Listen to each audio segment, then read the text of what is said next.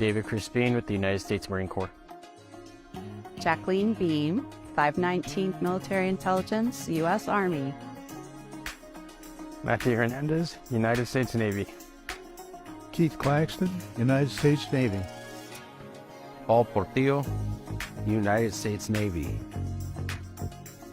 Robert Griego, U.S. Navy, Operations Specialist.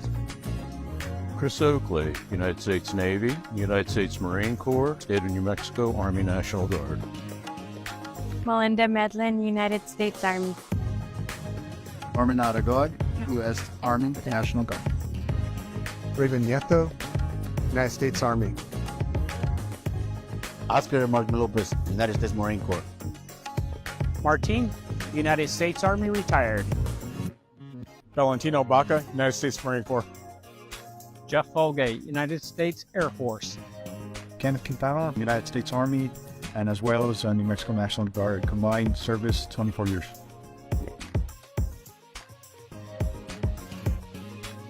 Santa Fe County is hiring. Every Tuesday, Public Works holds a rapid hire event at 102 Grant Avenue at 8:30 a.m. Also, the Correctional Facility holds a rapid hire event every Tuesday at 9 a.m.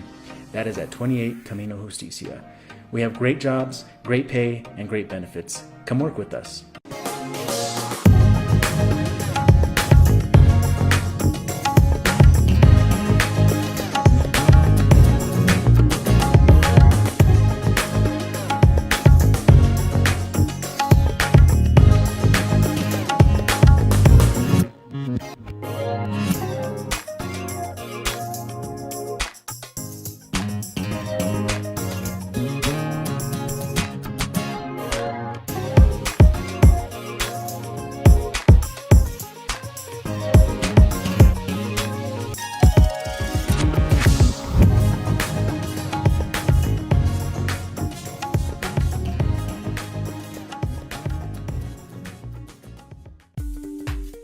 Why do you work for Santa Fe County? For my family. For your safety. For you. For my community. For the public. For the community. For the retirement. To serve my community. For my family. For the outdoors.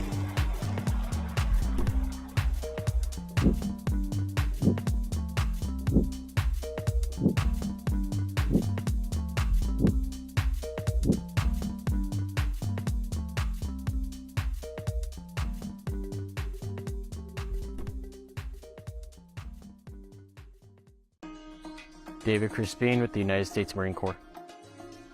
Jacqueline Beam, 519th Military Intelligence, U.S. Army. Matthew Hernandez, United States Navy. Keith Claxton, United States Navy. Paul Portillo, United States Navy. Robert Griego, U.S. Navy, Operations Specialist. Chris Oakley, United States Navy, United States Marine Corps, State of New Mexico Army National Guard. Melinda Medlin, United States Army. Norman Aragod, U.S. Army National Guard. Raven Nieto, United States Army. Oscar Martin Lopez, United States Marine Corps. Martin, United States Army, retired. Valentino Baca, United States Marine Corps. Jeff Folgate, United States Air Force. Kenneth Quintana, United States Army, and as well as New Mexico National Guard. Combined service, 24 years.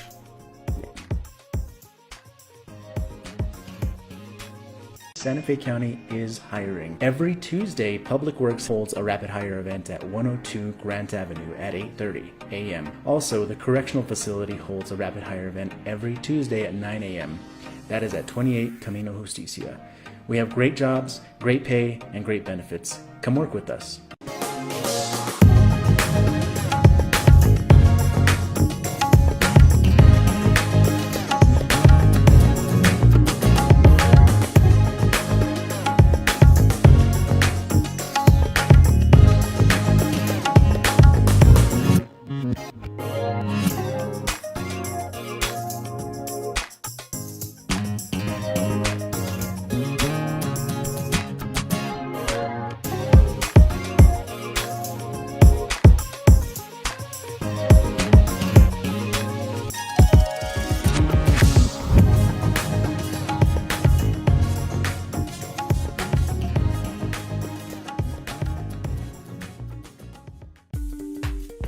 Why do you work for Santa Fe County?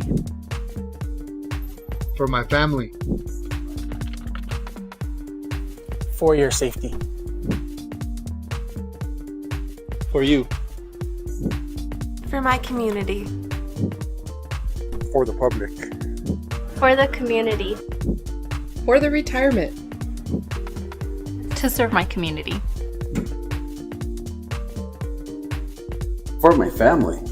For the outdoors.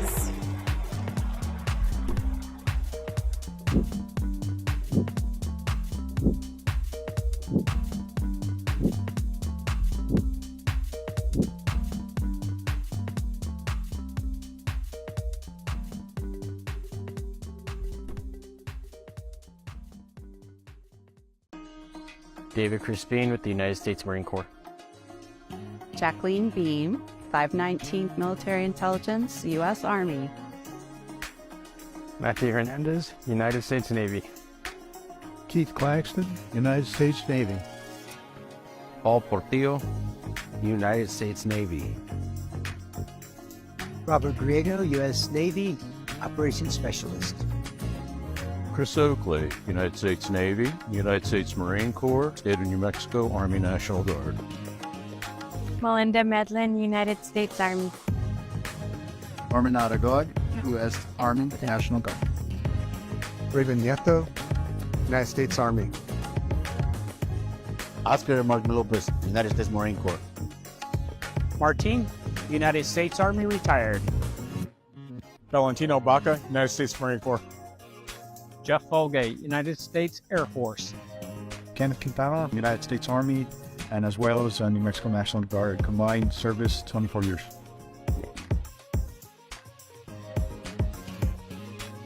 Santa Fe County is hiring. Every Tuesday, Public Works holds a rapid hire event at 102 Grant Avenue at 8:30 a.m. Also, the Correctional Facility holds a rapid hire event every Tuesday at 9 a.m.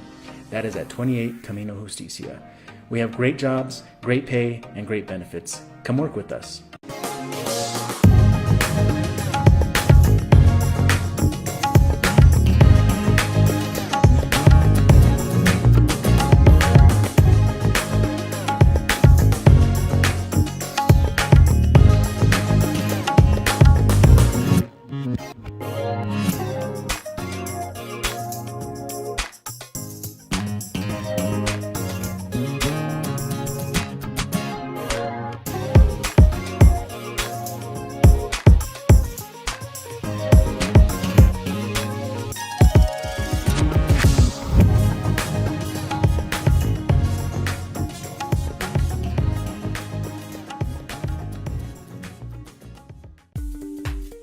Why do you work for Santa Fe County? For my family. For your safety. For you. For my community. For the public. For the community. For the retirement. To serve my community. For my family. For the outdoors.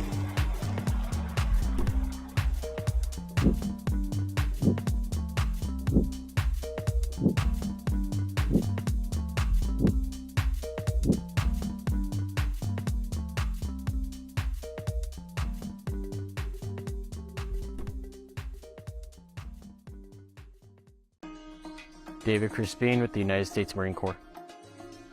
Jacqueline Beam, 519th Military Intelligence, U.S. Army.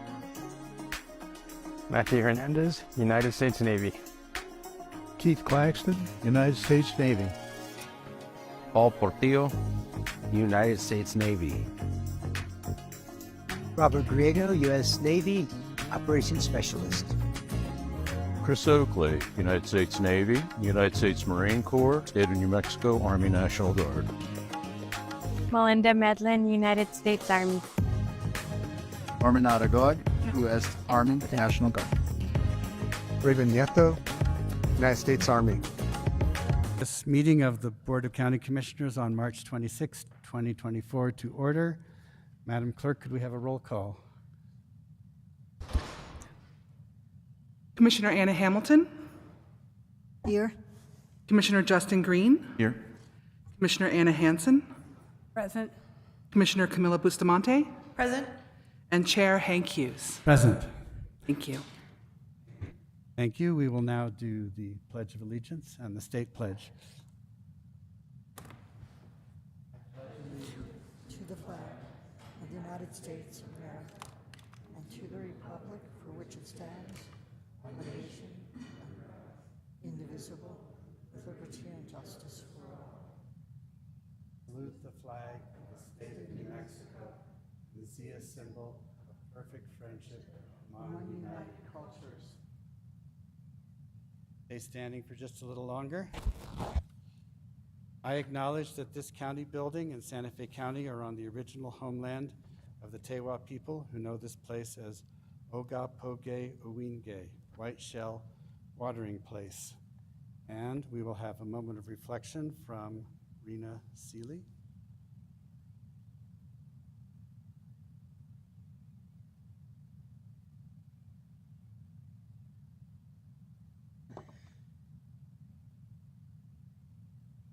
Let us take a moment to focus on the work ahead of us today.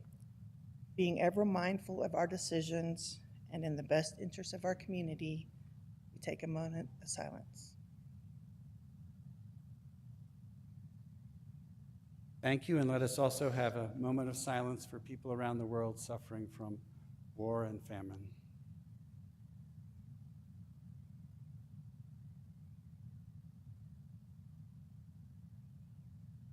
Please be seated.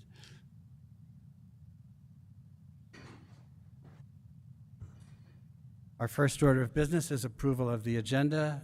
Manager Schaefer, are there changes to the agenda? Mr. Chair, Commissioners, there are no proposed changes to the amended agenda as presented. I would note that the initial agenda for today's meeting was posted last Tuesday, and the final amended agenda was posted on Friday at approximately 7:05 p.m., which is in excess of 72 hours as required by the Open Meetings Act, in excess of 72 hours before today's meeting.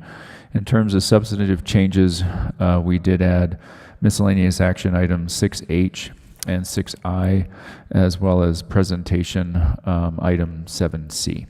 Thank you, Mr. Chair. Thank you. Are there any changes from the board? Nope, move to approve. Second. Okay, we have a motion from Commissioner Green, seconded by Commissioner Hansen. All in favor, say aye. Aye. Any opposed? Okay, we have the agenda approved. Next is years of service, retirements, and new hire recognitions. Manager Schaefer. Thank you, Mr. Chair and Commissioners. We have no retirements to announce at this meeting, but we did want to recognize several employees who are recognizing significant anniversaries or milestones with the county. Those recognizing their 5th year anniversary with the county are Frederick Trujillo in the Sheriff's Office, Ryan Kraut in the Fire Department. We have several employees who are marking their 10th year anniversary with the county. Those include Alexander Laughlin in the Fire Department, Jacob Merez, I believe, in the Fire Department, Christopher Weissa in our GIS division, and Jeff Espinoza in our IT division. So want to acknowledge the loyalty and continued service to the county of those employees. Pleased to announce that we had 20 new hires in the month of February. That brings our vacancy rate down to approximately 17% and change, which is about a 10% improvement over this time last year. So our new employees are as follows. In the Corrections Department, we have Brett Chile and Lucia Manacera. In the County Assessor's Department, Marcos Rodriguez. We have several new team members in the Land Use Department. Rosemary Masters, Armando Rodriguez, and Joseph Scala. In the legal department, Naomi Solomon has joined the team as our records program manager. In the public works department, Jason Romero.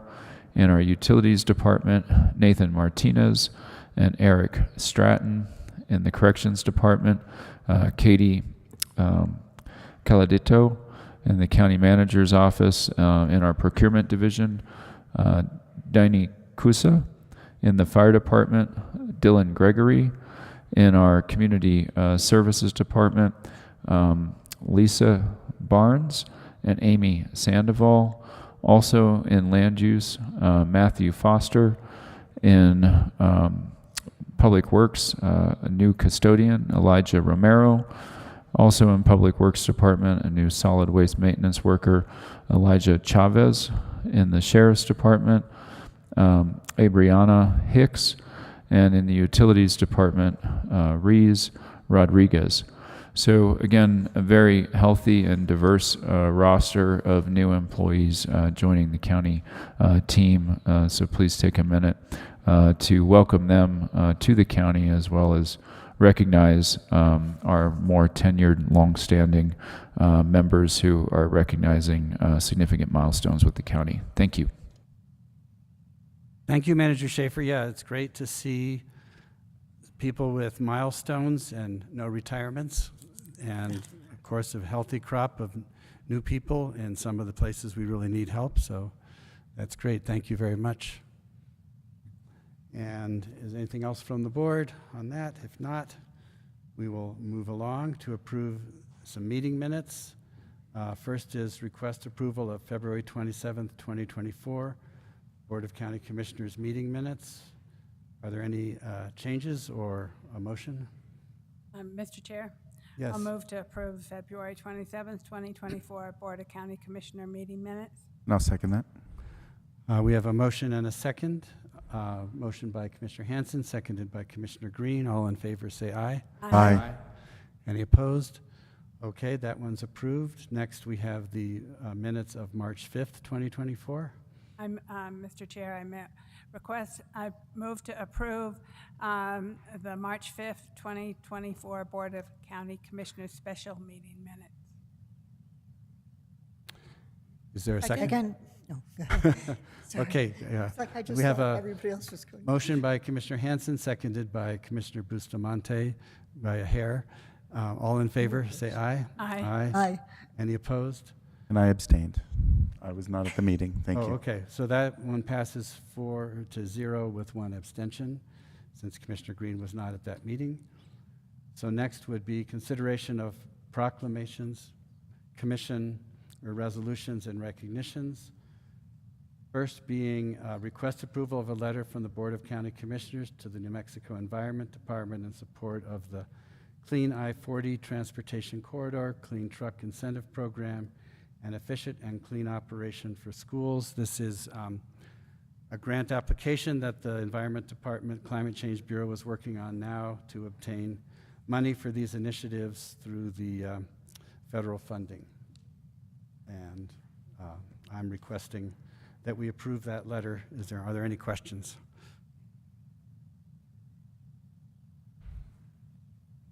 No, but I'm generally in support of this, and thank you for taking the lead on this.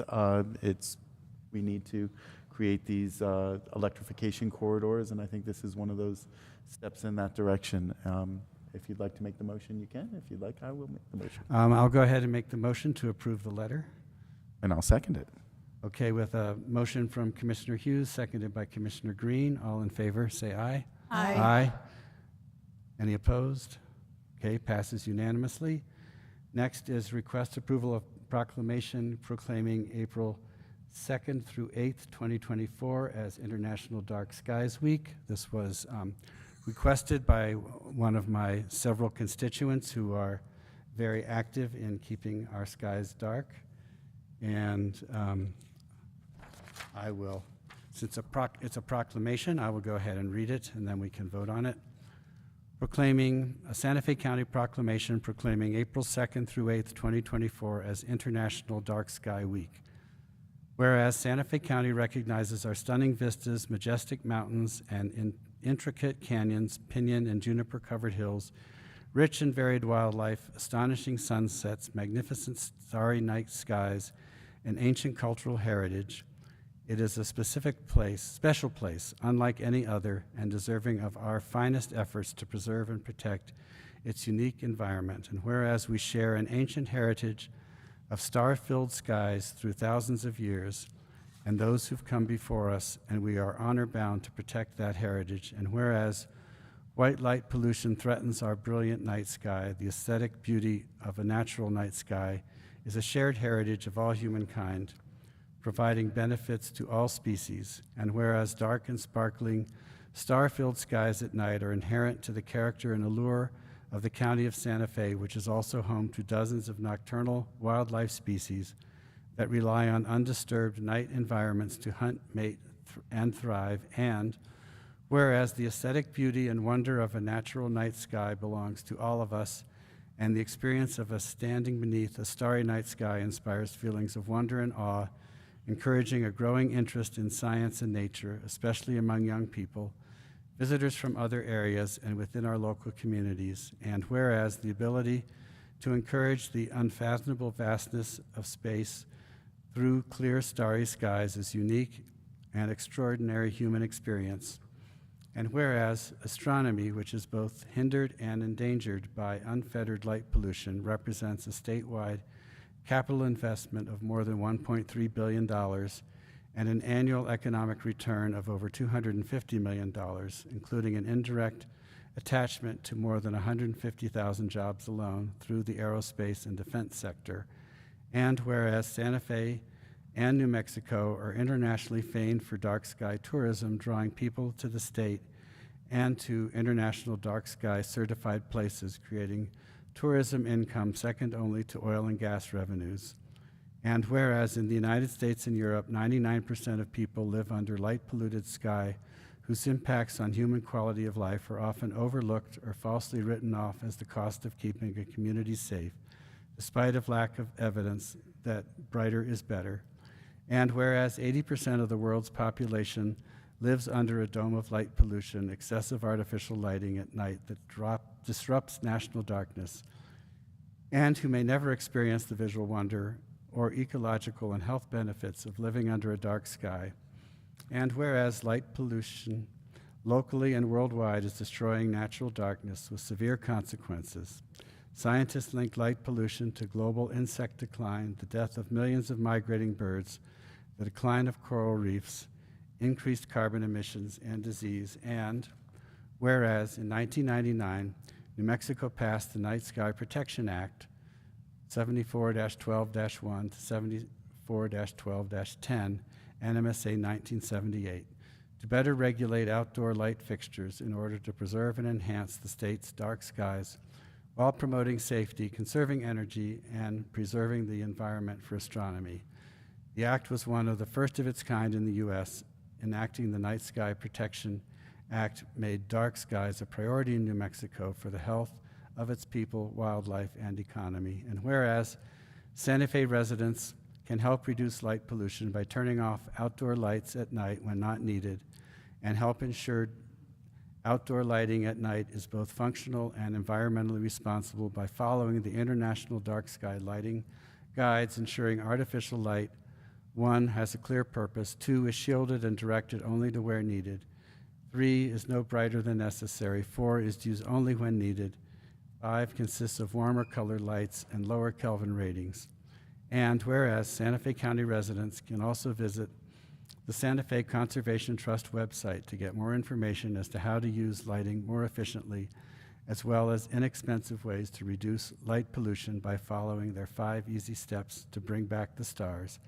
And whereas Santa Fe County acknowledges the importance of our dark skies and implements shielding, lumen count, and light spillover requirements as part of the Santa Fe County Sustainable Land Development Code, Ordinance Number 2016-9, and whereas the International Dark Sky Association, the global recognition authority on light pollution, has created International Dark Sky Week to raise awareness of light pollution and provide free education, resources, and solutions to the public to encourage and protect the enjoyment of dark skies and responsible outdoor lighting. Now, therefore, be it resolved that we, the Board of County Commissioners of Santa Fe County, do hereby proclaim April 2nd through 8th, 2024 as International Dark Skies Week. Thank you for letting me read the whole thing. Mr. Chair, Commissioner Hanson. I want to move to proclaim this so that we can then discuss. Okay, I'll second your motion to Okay, proclaim the week. I thank you so much for bringing this forward, Commissioner Hughes and Chair Hughes. I think it's really important for people to remember that we don't need all the light that is being projected out there, and that we have more dark skies, especially living in the city. I miss the fact that I can't see as many stars as I used to be able to see. And so I really appreciate this, and thank you so much. Yeah, thank you, Commissioner Hanson. I would note that even in El Dorado, where I've lived most of the last 30 years, I have noticed that the sky has gotten brighter, and it's harder for me to see the Milky Way than it used to be. Commissioner Green.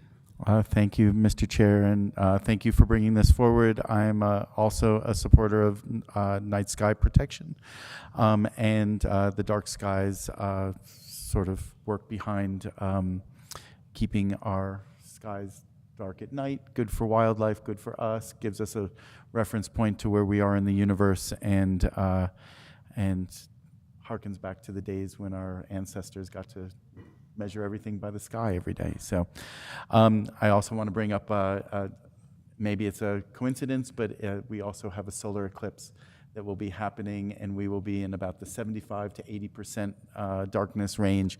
So we will have a couple minutes of extra dark skies in about 2 weeks from, a little less than 2 weeks from now.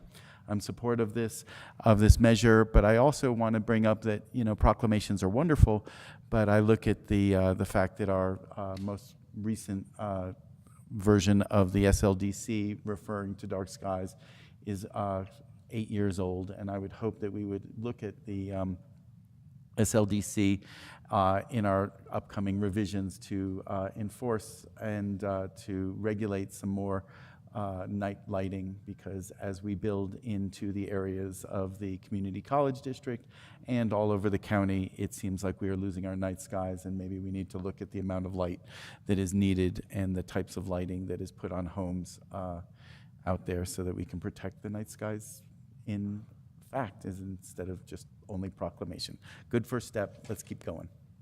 Thank you, Commissioner Green. Any other comments before we vote?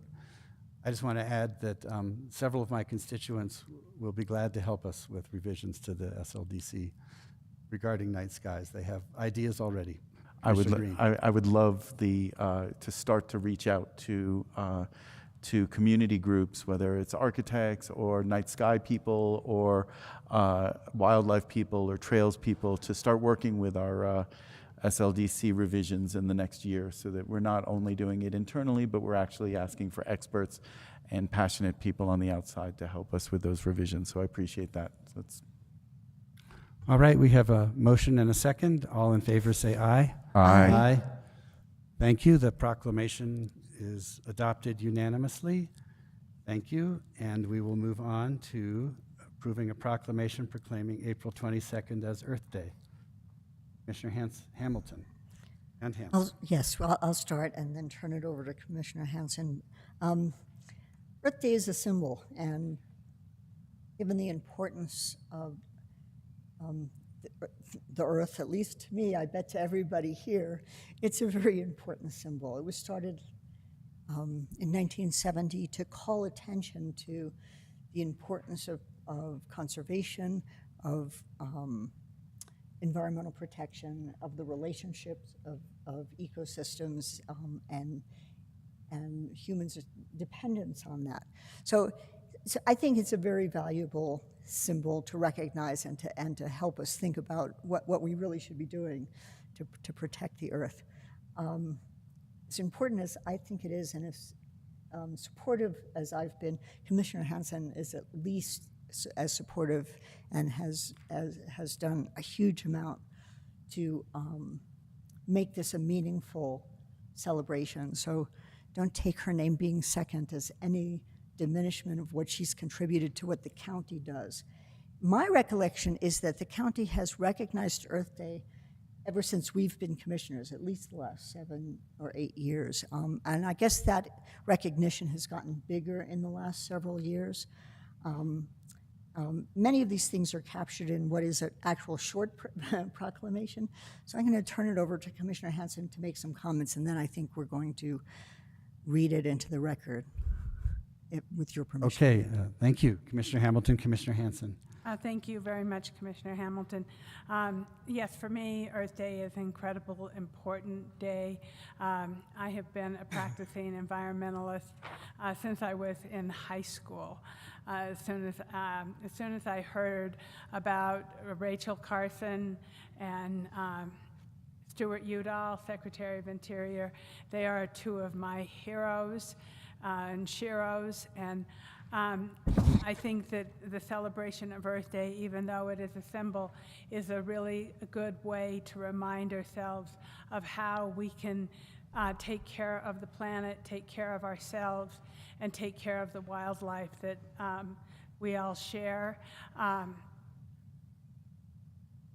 And it's important to make those efforts and mean them from your heart. And so with that, I'll turn it back over to Commissioner Hamilton to start the reading of the proclamation. Thank you, Commissioner. Whereas the first Earth Day was celebrated on April 22nd, 1970 in the United States and is commemorated annually to celebrate the beauty of our planet, recommit to actions that promote a healthy environment, and to maintain a peaceful, just, and sustainable world.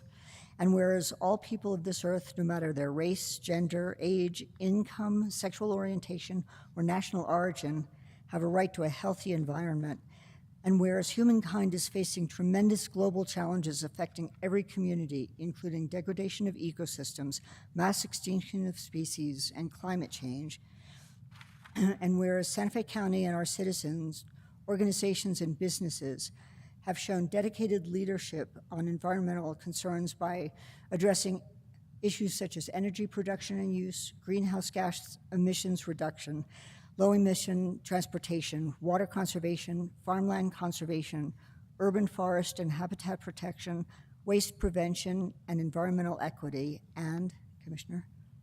Whereas successful Earth Day celebration events were held in 2021, 2022, and 2023, culminating in the planting of nearly 600 native and climate-appropriate perennial shrubs and trees, with participation by over 200 community members and staff. Whereas these efforts support climate action at numerous level locations throughout the county, and whereas the county's Earth Day team, led by Sustainability Manager Jacqueline Beam, is organizing Earth Day 2024 events with an emphasis on investing in stormwater capture, soil health, access to healthy green space, and community gathering space to increase habitat resiliency. Whereas the event will culminate with the installation of a climate-appropriate plants and green stormwater infrastructure at the Hondo Fire Station number 2 on Saturday, April 20th, 2024. And whereas we acknowledge that to meet the goals of Earth Day, to raise awareness, trigger positive action to protect our environment, and to help guide local decision-making, the board will provide leadership, employ the expertise and talent of our community, engage the hearts and minds of our citizens. Now, therefore, be it resolved that we, the Board of County Commissioners of Santa Fe County, do hereby proclaim the 22nd of April, 2024 as Earth Day. And I will make a motion to adopt, approve, and pass on this 26th day of March. Okay, we have a motion and a second. Other comments? I have a few. Thank you. I wanted to remind everybody that in 2020, we had started the pandemic, and we were also ready to celebrate Earth Day. And one of our own local heroines and heroes in this community, Sally Rogers, started Earth Day in Santa Fe in 1970. And so we recognized her at that time. We were still, by some miracle in March, still meeting, and we're able to have a meeting before the pandemic really took hold. And we didn't get to celebrate that year because of the pandemic, but I just wanted to bring her up again because she is such an important treasure to our community and for all the work that she has done in the environmental movement. She is the founder of Conservation Voters of New Mexico and has participated throughout many administrations, and most notably through the Richardson administration. So I just want to give her credit for all her hard work in reminding us how important it is to respect and love our Mother Earth. Thank you, Commissioner. Go ahead.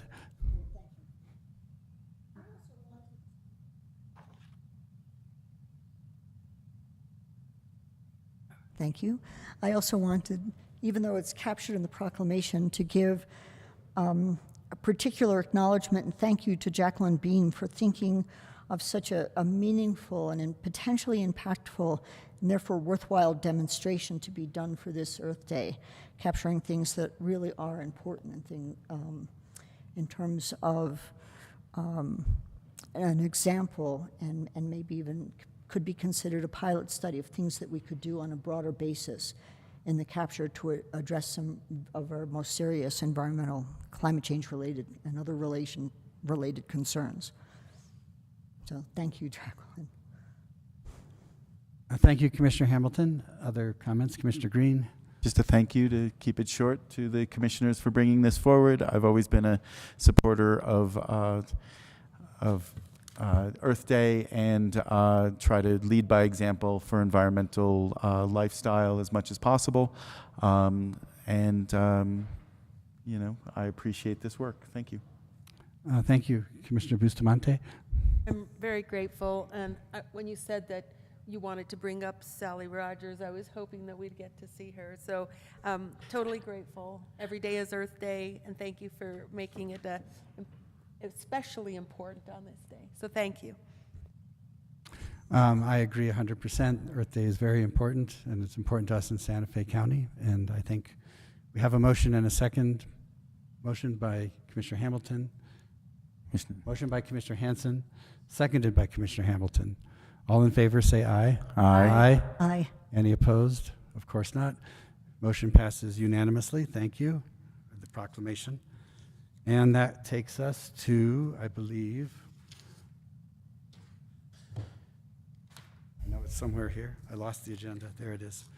Request to approve a letter from the Board of County Commissioners in support of the City of Santa Fe's grant application to the State of New Mexico's Tourism Department to fund a feasibility study for the development of a regional amphitheater in Santa Fe.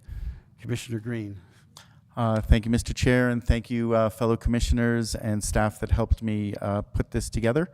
As you may have heard me speak about in the last year's strategic planning sessions, there has been preliminary work to organize some performing arts groups and civic leaders, such as the county and the city, to look at developing a replacement for the Paulo Soleri Amphitheater that was so near and dear to so many of us, but is no longer available or in any shape to operate. So to this end, the beginnings of a working group has started to discuss ways forward with this, and those are including members and leadership over at the Lenzik Performing Arts Facility and the Lenzik 360, as well as Randy Randall from the Tourism Department and Councilor Alma Castro from the City of Santa Fe, and myself. And we've met a number of times and have started to figure out how we could get a feasibility study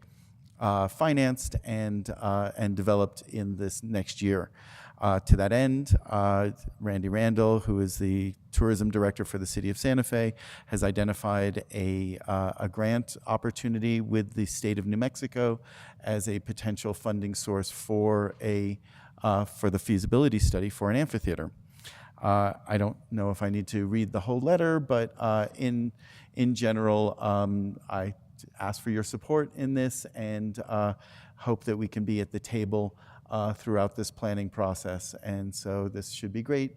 Part of the feasibility study will be figuring out how to finance it, what the size of it, location of it, all of the questions that sort of need to be answered in the process of finding out whether this is a good idea or not. To that, I stand for questions if you have any.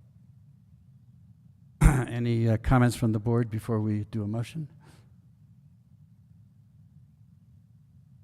You want to make the motion, Commissioner Green? Absolutely. Thank you very much. I make a motion requesting approval of a letter from the Board of County Commissioners in support of the City of Santa Fe's grant application to the State of New Mexico's Tourism Department to fund a feasibility study for the development of a regional amphitheater in Santa Fe. A second.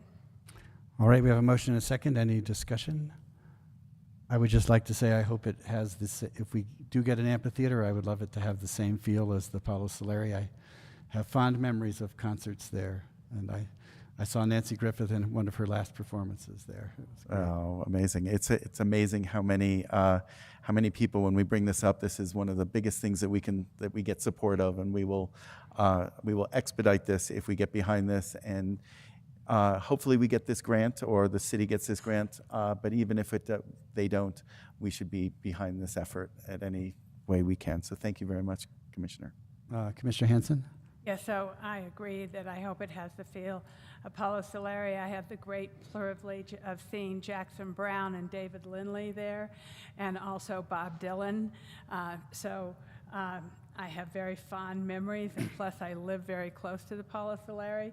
So I never really it never really bothered me, the music, because it was like over by 11.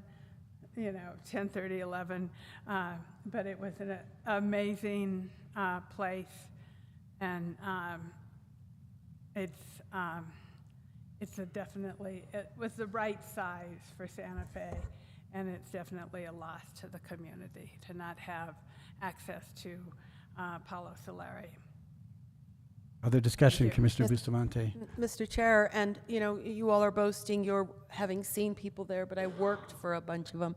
And I think that the opportunity with a place like this, I was at Yahtzee out of my undergraduate years. I worked for the International Association for Stage and Theater Employees, which only makes my resume seem even longer than it already was. But I did, and I got to do follow spot there. Now, that point isn't about boasting about who I worked for, but the opportunity like this and the jobs that it brings people, because I did work follow spot for the woman who sang Luca. I can't remember her name. Anyway, bottom line was Suzanne Vega. Suzanne Vega. I got to work follow spot. But the kind of thing that happened was for people who are working theater, when you're with the Yahtzee, if you have a grip experience or you've hang lamps or you're running cables, those are jobs for our local film and, frankly, stage and theater people. And it brings back a vibrance to a community that has been known for it. So when we lost Greer Garson Studios, or not, the studios as well, but Greer Garson Theater and Paulo Solari and all of these wonderful and outright magical things that made stage and theater beautiful to our region, this is a real opportunity to bring that heart of it back. So I'm grateful for this effort. I think something really good can happen, even from a workforce opportunity for people, not to mention those of us who will get to watch some really cool shows. So thank you. All right. Anything else? So we have a motion from Commissioner Green, seconded by Commissioner Hanson. All in favor, say aye. Aye. Any opposed? Motion passes unanimously. Thank you. Thank you. And that takes us to resolution, I believe, updating the purpose and activities of the Water Policy Advisory Committee. Commissioner Bustamante. Thank you, Mr. Chair. Grateful for the opportunity to have the time to make this change with the Water Policy Advisory Committee in the first year of my term on this commission, I asked about which policies we would be working on as a result of the Water Policy Advisory Committee, and only to learn that we hadn't had any policies come forth or recommendations. To me, policy advisory suggested there would be advice on which policies we should move forward on what I believe is the probably single most important issue in our, I would say in our whole state, and that's water. That being said, a lot of good work has been done by the existing committee, but the infrastructure wasn't such, and we hadn't had a policy since the days that our Commissioner Hamilton had been on there. So Commissioner Hamilton agreed to work with me on this. I want to actually acknowledge that though this shows my name and it was more an artifact of the timing, Commissioner Hamilton worked with me jointly on this, also did the first conversations and bringing the language together, making sure that the final language and all of the work was vetted, had a lot of input in this. So though it shows me as the sponsoring commissioner, I have to acknowledge that Commissioner Hamilton is a co-sponsor on this one. So I'm going to go ahead and read most of the letter for you because it is what seems to be somewhat of a big change, but really it keeps the strong bones that the WPAC already had. This resolution updates the purposes and activities of the Water Policy Advisory Committee, WPAC, to reorganize the membership and more clearly define the WPAC's duties and responsibilities, and it repeals and replaces Resolution 2019-95, which was already a replacement of a 2013 resolution. The Santa Fe County Water Policy Committee was established in 2013 to provide factual information to the Board of County Commissioners regarding water, wastewater, water management within the county and regionally. The proposed resolution seeks to repeal and replace 2019-95 and update the purpose of the WPAC to emphasize what WPAC shall be a working committee that augments county staff resources by bringing independent expertise, research, and effort to the assigned work. In addition, the resolution seeks to expand the WPAC's membership to include non-voting member representation from the Board of County Commissioners. So here on out, we will have someone from the BCC residing. This will become one of the regular standing committees that the board will have a presence on. This will be a non-voting position. The opportunity for that non-voting position is so that the issues can be vetted in advance, if you will. This won't have any, I won't say dictate, there won't be anything dictated from that position, but it'll be evident to those members of that committee what would be acceptable, what the board is needing to see, those issues that are alive and relevant at any given time to the BCC, and assure that the working members will move forward with those issues that are important to the BCC at that time. In other words, don't bring up things that aren't really going to pass muster with the BCC type of opportunity. Let's see, they will appoint Santa Fe County employees to provide additional administrative and substantive support to WPAC's work. This has always, or has recently been through the oversight or support through the utility, through our public works. When that position is gone, then there hadn't been support. So this assures not only that there'll be consistent support for those WPAC members who are volunteer members from the community, but it's going to assure that we have 3 entities who are working together from our county staff, one from sustainability, one from growth management, and one from land use. Wait, we had growth management, sustainability, and utility. So there are 3 entities now supporting the WPAC. There will be a short amount of time, I hope, that we will all work together to see how each of the internal organizations will work together to support the WPAC. This also, that particular change also brings up opportunity that Commissioner Hamilton identified. You know, what about when we have really cool things? And in the interest of bringing up, we just passed the resolution for Earth Day. Last year, we got to see these rain gardens, which I have to tell you, I have this gigantic hole in my yard waiting for things to grow around it. But when we've had all this water, that thing just catches the water and goes straight into my trees, which is so cool. And when we were pulling this together, Commissioner Hamilton said, well, what about opportunities for development that actually not punitive? Where's your rain barrel?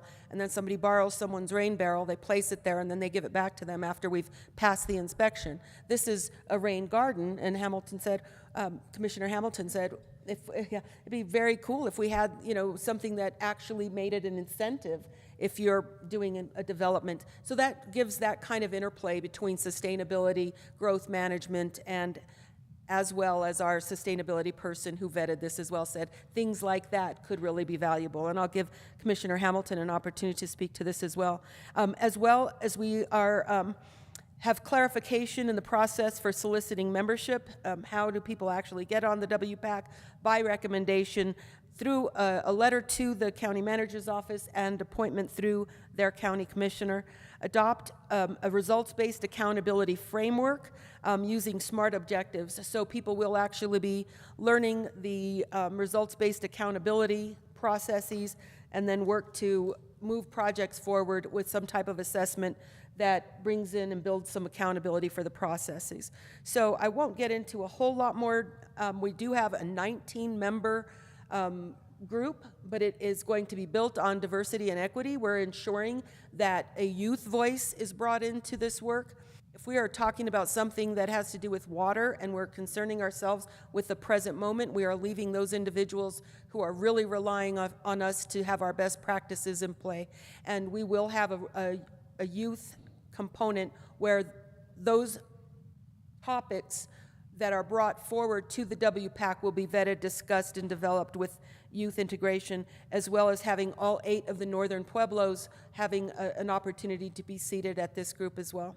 So with that 19 individual membership, it will have its opportunities for the appointment of the individuals will be rolling so that the quorum can actually be met by those who are already appointed and in place.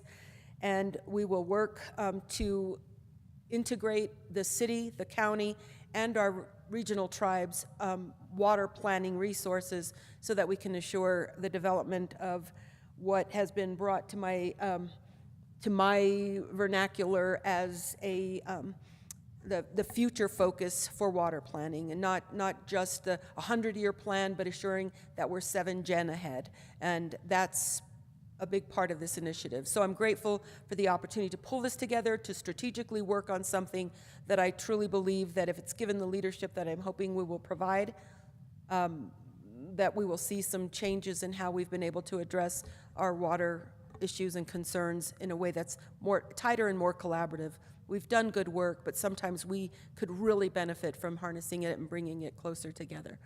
Commissioner Hamilton? Thank you, Commissioner Bustamante. Commissioner Hamilton? Thank you, Mr. Chair. Thank you. I actually am very grateful you pushed to think about this and bring it forward, because over the years I've found the WPAC to be a potentially very valuable committee, one that can consider facts and policies and do research that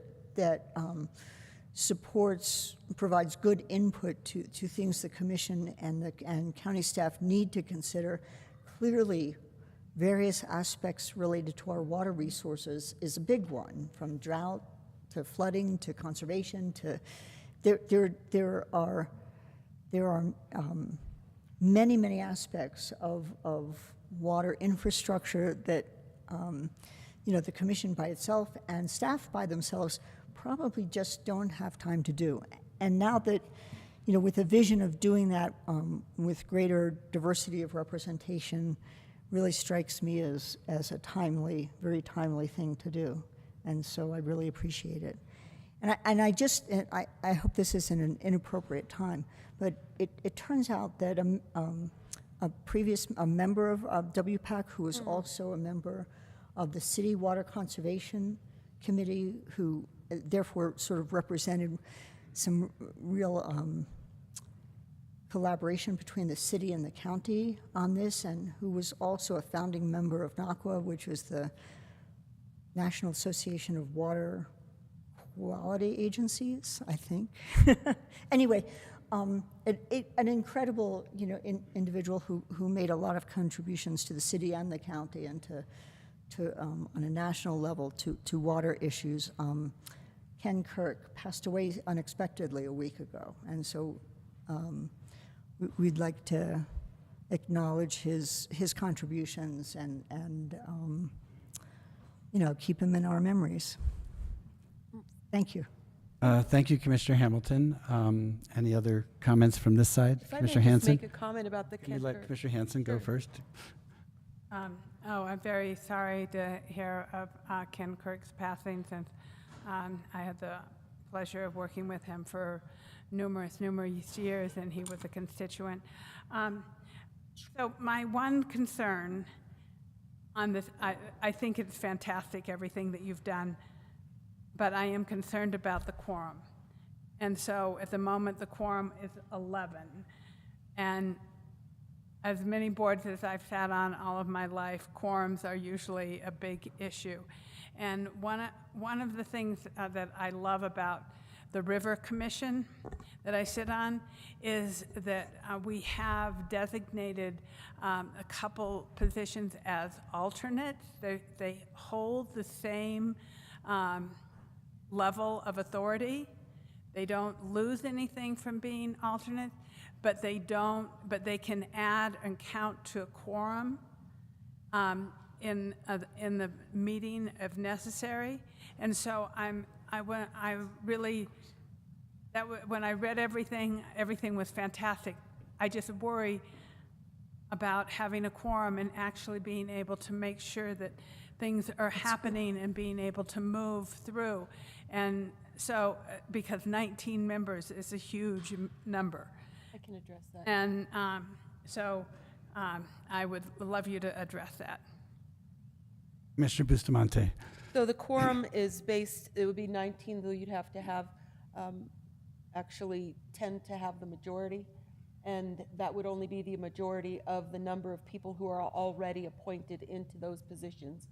So unless we had every position with an appointed individual who is committed to being on that, it would be, so right now, we haven't been able to have more than 7 people who are appointed into those positions. I am hoping that we would be able to have the majority, if not all. But it also then allows us to work with smaller working groups and get more committed attendance for their working groups. So it's not that we have to have the 10 and only 7 have been appointed. If we have 7 members, then the quorum is going to be significantly less.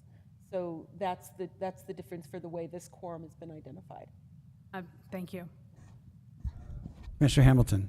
So just for clarity, is the wording such that it indicates that a quorum is a simple majority of existing members of filled positions? Mr. Chair, Commissioner Hamilton, so the wording does say that it is a majority of the voting members actually appointed by the board, so that would be appointed members, that would be the majority of the quorum. And appointed members, is that a way of saying bodies that fill positions? Yeah. Right, Okay. they're appointed by the board. So vacant positions don't count in estimate. Great, thanks. That's what I thought but Okay. And I think that was your concern, yeah.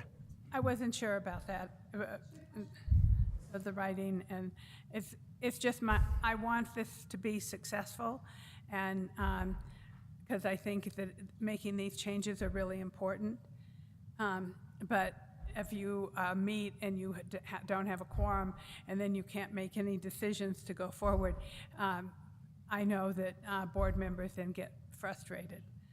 And so I appreciate that being addressed in that manner. Thank you. Thank you. And Commissioner Green? Thank you, Mr. Chair, and thank you to the commissioners to bring this forward. I think this is a timely and probably overdue look at WPAC's WPAC's agenda and work plan and organization. I appreciate Commissioner Hanson's idea of having a few other types of committee members that might be alternates or something like that, so that people can be make sure that they get to quorum.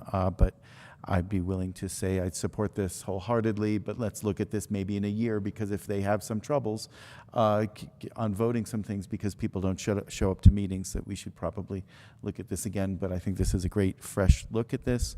I like having a commissioner on there because I think that we should sit on a board that we are passionate about, and that we can give an insight from where we think that the board is coming from, as well as be the person in the room that can translate what the WPAC is discussing, and get into the nuances of the discussion at the table there.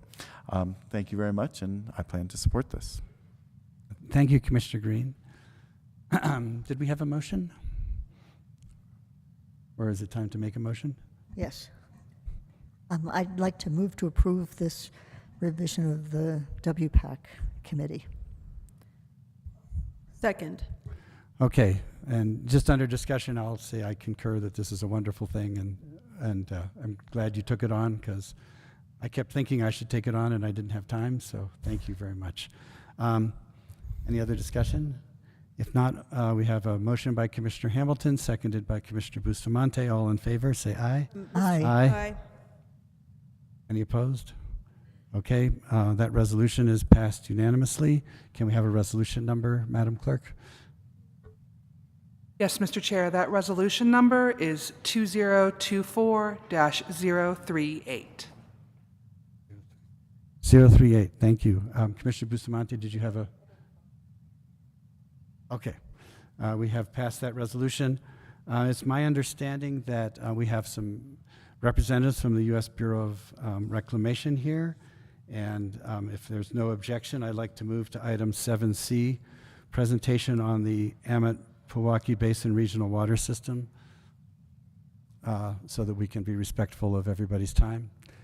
So if the people are ready for item 7C, come forward and let's hear about the Amit-Pewaukee Basin Water System project. Oh. Do we need a minute to get ready? Okay, well, while we're getting ready, maybe we can do the consent agenda. Mr. Chair, Yes. I will move to approve the consent agenda. Second. Any discussion on the consent agenda? Okay, we have a motion from Commissioner Hanson, seconded by Commissioner Bustamante. All in favor, say aye. Aye. Aye. Any opposed?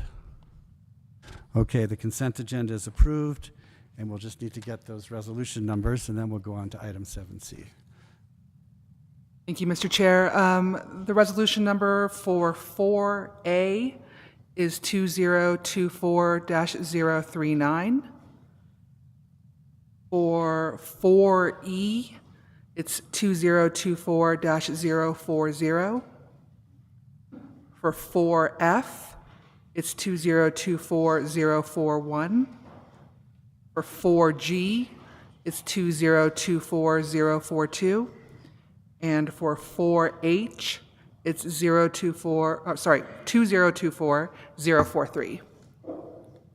Okay, thank you, Madam Clerk. And so let us now proceed to the presentation. It looks like you're almost ready. Let it go. Thank you, Commissioners, for the opportunity to bring you up to speed on the Amit settlement and most notably the Pewaukee Basin Regional Water System. We have not been here in a while to talk to you about it. It is a really good time. We're feeling some momentum building. We've resolved some key issues, so we're happy to come and share that good news with you all. It is still Amit, damn it. Some of you commissioners are around as we fought through some of the tough issues, so we appreciate the support from Santa Fe County as a settlement party. But we also have a large project to implement as part of the settlement. So, and a broad presentation. There were several agenda items that you asked us to update you on. So we'll hit all of those in our presentation. I'm apologize. I'm Jennifer Failer, the area manager of the Albuquerque Area Office of the Bureau of Reclamation. We're the agency that was asked to construct the Pojoaque Basin Regional Water System as part of the Amet settlement. This is Jennifer Walters. She's the project manager on the Pojoaque Basin Regional Water System. So I'll let Jennifer kick off. Do we have the slides? Oh, you have a It should be up packet? momentarily. I It apologize. should be up momentarily, so I could keep rambling on a little bit. Amet You're welcome was- to do magic tricks or something while we wait. Get some balls for Jennifer. She'll start juggling while I remind you all. This was a settlement for 4 pueblos in the county of Santa Fe in the Pojoaque Basin, an Indian water rights settlement. The most notable project within that settlement is the construction of a new regional water system that will serve all 4 pueblos and the county of Santa Fe. We started, so the settlement was enacted in 2010. We broke ground on the project. We had the limited construction, that was 2020. And we completed the limited construction while we were negotiating the amendment to the act, which brought in more federal funding, more state funding, and deferred some of the county work. And we're started full-scale construction in 2022, so that's what we're here to update you on. I think we could probably jump into it, reminding you. I'll just hit the agenda, Jennifer. What we were asked to present was go over the project, remind everybody what the project is, and we have some maps there. Give you a feel for the construction progress. Go over the overall schedule the project is, and you'll see with the map, we broke the project down into 3 phases. Phase 1 is it 55% of the total project or 45? It's 50. So phase 1 is more than half the project. It includes the intake and it includes the treatment plant. So when you hear 3 phases, they're not equally. So that's the one where we've ramped up to full construction on phase 2, and you'll hear as well all about we've ramped up on phase 1, full construction, but we'll break down phase 2 and the different contracting actions we envision there and talk a little bit about phase 3. We'll go through the funding, the project funding, and then the cost estimates on the project. Might be hearing there's a difference there. I'm sure the county is implementing construction projects like the rest of all of us are, and realizing the costs have gone up a little bit in the last 2 years for pipes and any type of construction and services. We're seeing we're calling it a less favorable bidding environment for large projects. There's a lot of federal money out in the system, and contractors are very busy, and they're able to kind of pick and choose the projects that they bid on, and they might be willing to throw a price out for a project, but it's not necessarily their lowest price because they know there's other work out there. In addition to this being a fairly expensive place, if you're mobilizing here to do work, it's difficult to find labor on these projects, and so contractors are busy. We're experiencing significant cost increases on the project, and we'll go through the details of that and what we plan to do about that. We were asked to talk about the operating agreement. We just have a little bit of information to share there. You might have some county folks that are on those teams negotiating that might be able to help fill you in on the status of the operating agreement. Easements, we'll go through how the easements were to be handled through the legislation, and then what's actually happening on the ground with the easements.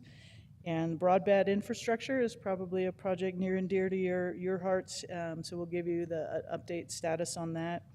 And then any kind of ongoing and coordination would be our last slide. And I am not seeing any slides pop up there. Do you have the PowerPoint, or do you need a thumb drive? Apologize for the delay. Daniel, we'll be able to get the slide presented. Yes, sir. Just one moment.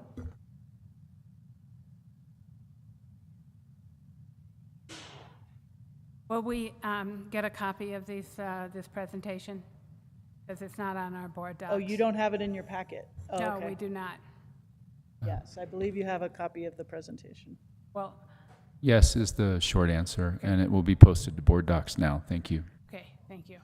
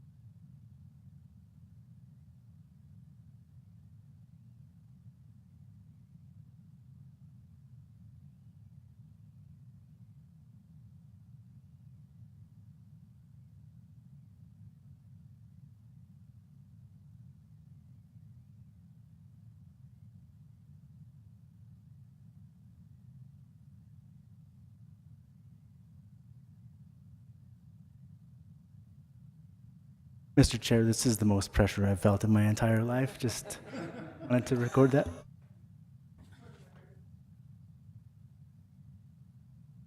No pressure. And any time in the next 5 minutes will be fine. Can we have a break? I mean, Well, should we take a little break? No. Mr. Chair, I'm about 30 seconds away from being there. Okay.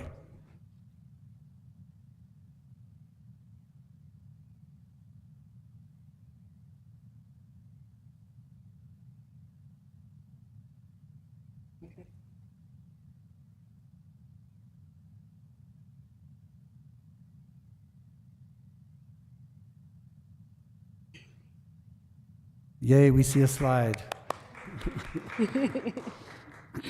All right. Well, thank you so much. Appreciate that. Great. Well, we did have it.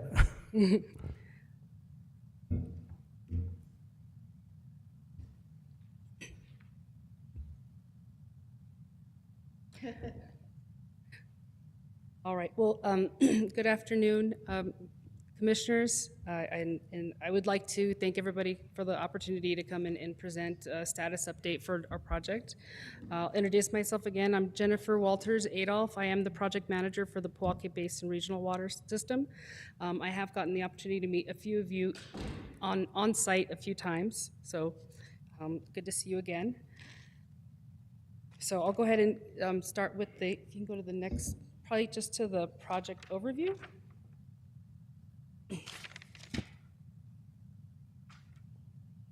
Oh, is it here? Okay. Oh, there you go. Perfect. Thank you. All right. So Jennifer's already gone over the agenda, and so I'm just going to jump into the project overview. She also gave just a little bit of the history about the settlement as well. So the whole project is actually broken up into 3 phases. Phase 1 is it's depicted on this as the blue lines. It starts in San Ildefonso at the river intake. That's where we're pulling water from the river, and then it goes from there through a transmission line to a water treatment plant that is located at New Mexico 502 and El Rancho. And that's where that water is treated, and then it goes down to the system. Phase 2 is the orange lines. We have Phase 2, Phase 1, which is the Nambe section. And we have Phase 2, Stage 2, which is the longer portion that goes from Pojoaque South, all the way down to Bishop's Lodge area. Just to give you an idea of the size of this project, this water system includes 7 new water tanks. It's going to connect 15 existing tanks. All of the transmission and distribution lines, if you add them all together, it's probably about 150 miles of new pipe. We have 6 pump stations, and when all said and done, we'll get possibly about 7 miles of new power lines as well. So I'll go ahead and jump into the construction updates with photos. So this is Phase 1 progress. We're starting at the water intake facility. Again, this is right off of, right by the Rio Grande and by the bridge leading up to Los Alamos. We have completed 2 of the collector wells. We have collector well 1 and 3 fully completed. They are, and this is a picture of one of the collector wells here. You'll get a better idea of their scale and size in the next coming pictures. So we have those completed. We also have the mechanical electrical building complete. We did start the raw water line at the wells, and that raw water line stops just short of State 502 so that we can pick up and finish it going towards the water treatment plant. There are some steel construction that still needs to be done within the collector wells. That the steel grates will hold all of the components, the pumps, the controls, and everything needed for that the pumping process. The remaining work in this area, there's not too much left.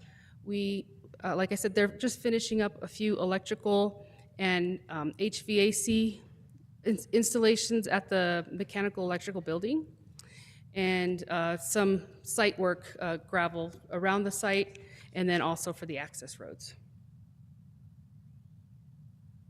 So here's an updated picture of the mechanical electrical building. The one on the left is it's the inside of the building. This was constructed with those tanks included inside the building. We actually poured that foundation and placed those tanks prior to the outside of the building being built around it. So that there's also, it was, let me see. I think there's, so just again, they are finishing up the mechanical electrical building. They did also install the safety fence around that building as well. This is one of the collector wells. You can see that there are people working inside the collector wells there.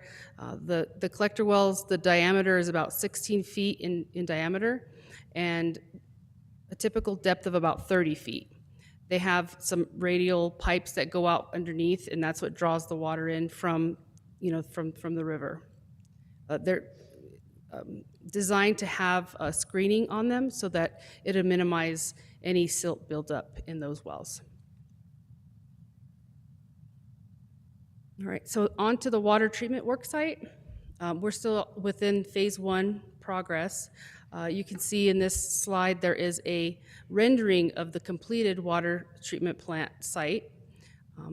But to date, we have done the site work for the construction. That took quite a bit of time. We had to actually build a retaining wall to hold back that hillside just to make additional room for that, the treatment plant.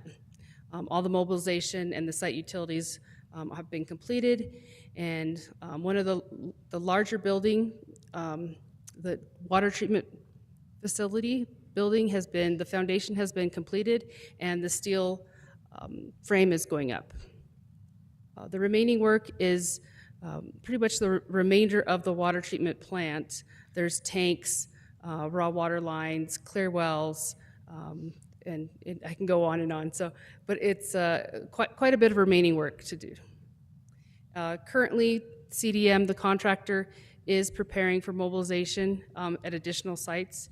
It looks like the next coming sites would include Pojoaque Industrial Park, tank and pump station, and also include El Rancho tank. So those are, based on what CDM has supplied for their schedule, it seems like those are the next sites to be mobilized. All right, so this is a ongoing construction overview of the water treatment plant site. You can see this picture was actually taken in September, so a lot of work has happened since this photo. But you can see all of the piping, the conduit that's actually going to be buried underneath that foundation. The next slide will just show you a little bit more of the components. As I had mentioned, this site is located in the corner of New Mexico 502 and El Rancho, with the plant being on the west side of El Rancho Road. We have the raw water coming in from the right side and going into some raw water holding tanks, going through the water treatment process, and then being stored on the other side in some the treated water tanks, finally being pumped into the distribution system after that.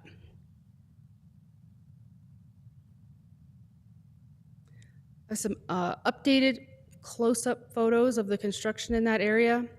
This is one of the photos. It includes the solids thickening tank. These tanks are quite large. I believe undergrade, it goes down an additional 10 feet. So there's quite a bit of concrete work that was done on site. And this picture was taken from above, so it's actually somebody is standing on the retaining wall and looking down. So those tanks there on the left side, those will hold the treated water prior to it being pumped into the distribution system. And this is the water treatment process building. So the steel frame is going up. That is currently where we are in the process of the water treatment plant. Majority of the work is just right now just focused on the water treatment building. And there's lots of conduit in the ground to tie all of these components and systems together so that they work seamlessly. So as far as the schedule for phase one, so the design was completed in 2019. Jennifer had mentioned that we did start limited construction in May of 2020, which is not the best time to start construction, but we wanted to make sure that we did keep this project on track to be finished within the substantial completion date of June 2028. So currently we just walked through what the balance or what the construction that we have going on right now. Remainder is we called it the balance of construction, and that's due to when we just started the plant, we had the intake, we called that a limited construction. And then as we received additional funding, we had little packages of additional construction. We wanted to make sure that we locked the contract in for the remainder of the work. And the estimated completion date of the project, or phase one, and this includes all of the sites, would be in the fall of 27.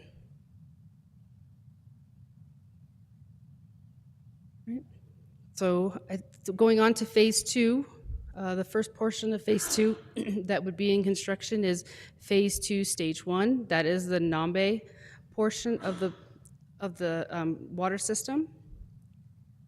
So that design is completed. As far as the status of that, it is in acquisitions right now.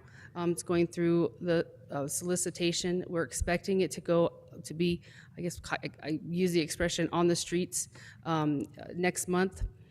We are experiencing some low contractor interest. I think Jennifer had mentioned that as well.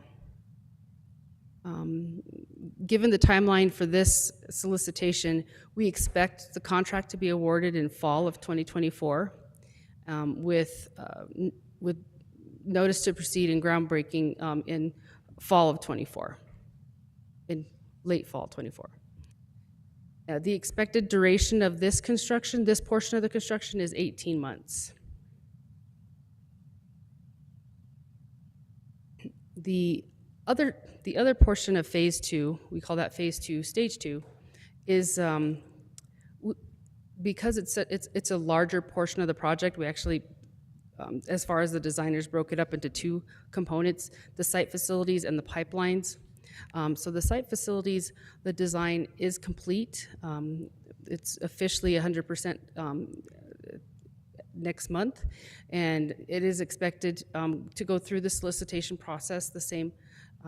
It's a design bid build, so expected groundbreaking date would be April of 25. And the construction duration of that is approximately 18 to 24 months.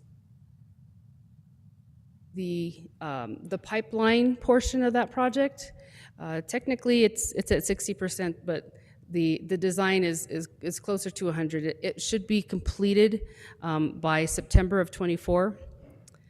Again, the same process, going through solicitation, expecting that to be on bid and work start in fall of 25. And that portion as well, the duration is expected to be 18 to 24 months. All right, phase three.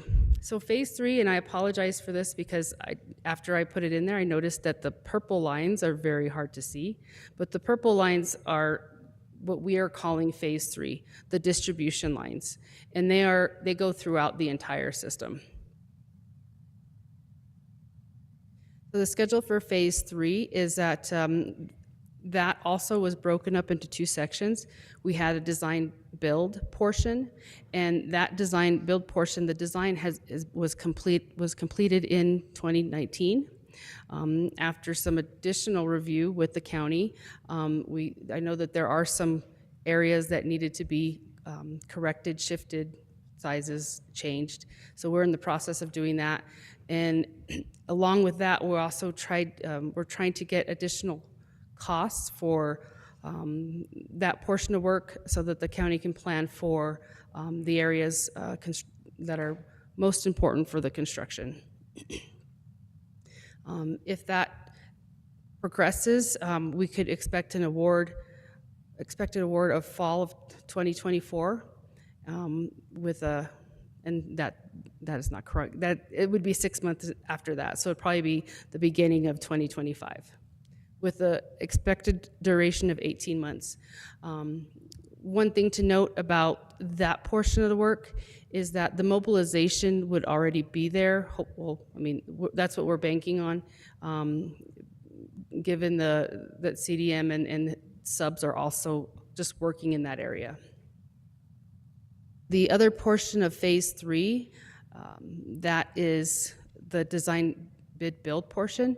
It's currently at 30%, and it is on hold pending the indexing resolution, and Jennifer will speak to that. And this is just a summary of everything that I've gone over to this point, going through phase 1, where the design build is, gives you an update on the status and the estimated time of construction. All right, so now I'll go ahead and hand it over to Jennifer for the funding. The other Jennifer.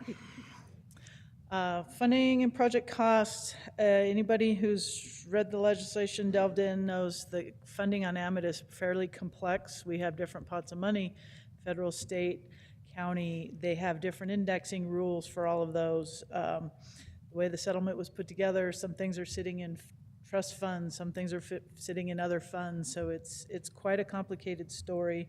But I think we've done a good job of putting that into a few slides to hit home with what we're talking about. What are the costs? What's the funding look like? And what do the project costs look like?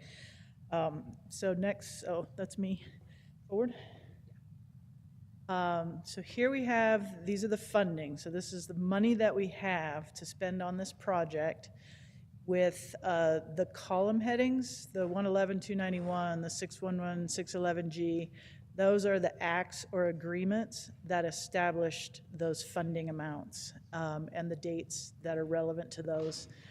The rows, federal, state, county, are self-explanatory. So starting with the 111-299, that's public law, 111-291. Talked about $106 million federal dollars, 45.5 from the state, and 7.4 from the county. So we had $159 million was the original cost estimate for this settlement. This part of the settlement. We pretty quickly realized that wasn't enough as we started through the design, and fortunately the original act had a clause in there, the 611G, that's where that comes from, is in the original act, said if there's not enough money, sit down and figure it out. So we did that in 2019. That was codified in legislation, that agreement. That added $137 million in federal funds. The state went up to $100 million, no longer subject to indexing, and the county went to $14.4 million, but largely the county had deferred, and that's the first subtitle, deferred about $24 million in construction that they will do, you will do, after our project is complete, as the need and the need for the water system, there's growth in the county. That will be completed at a future date. So that was kind of the deal that we all struck in 2019. The last column is just taking the 611G amounts from 2018 and indexing them forward to 2023. So that's kind of how that money grows over time. That's a good example of that. So the federal $276.8 million has grown to $404.9 million through the indexing process. The other bullets, and of that $522.3 million, we've expended $123 million to date, about 24% of the project budget. And the big ticket items are kind of front-loaded with the intake and the treatment plant. So we're kind of comfortable with that level of spending where we are in the project. But to give you an example of the cost escalation through contracting, the current bid environment, as Jennifer mentioned, that starting in 2022 was probably one of the worst times to start a $500 million project in construction. But again, the 2018 dollars, the phase one construction was estimated to be $135.5 million. Indexing that 2018 cost to 2023 dollars would have grown by that 40 million to 172. But the actual costs, and we did a lot of due diligence on this actual cost to bring those costs down as much as we could. We are convinced that that is the real cost of what it costs to do that work today in today's environment is $356.7 million. So quite a cost bet there. It's basically doubled the actual cost through bids versus what an estimate would have been back in 2019 when we were negotiating that agreement. So now to put that into context, what happened on phase one, we've had to figure out what does that mean for the whole project. So putting that into context, we're going back to all the cost estimates on the project. So we're going from that last slide, which was actual bids, telling us how much money we had, but what the bids and contract awards look like. 2 slides ago, I was presenting the funding. So those are all the sources of funding that we can use to construct this project. What this table are the best estimates of the cost of the full project. And there's a lot of engineering judgment in these because you're projecting out cost about into 2026 and 2027 and how much would phase 3 costs be. So 2015, the feasibility study cost estimate was $320 million in 2015 dollars. Again, referring to that major milestone in this project, 2018, the cost estimate for the full construction was $406.3 million.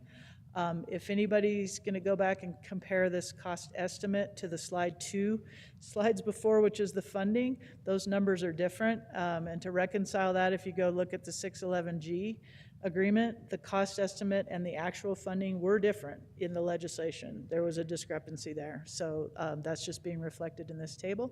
So $406 million was the total cost estimate back in 2018. Again, just indexing that out. If the indexing worked, which is it should, indexing is just taking inflation and applying it to your project. And it's the actual inflation, like what actually happened out there. If the indexing had worked, today's cost estimate should be $515.8 million, but we're not. We are estimating it at $766.5 million. And that's, again, engineers' discretion, following reclamations, cost estimating, policies and things. So we're projecting about a $250 million discrepancy in the funding that we have available and what we think it's actually going to cost to build all the phases.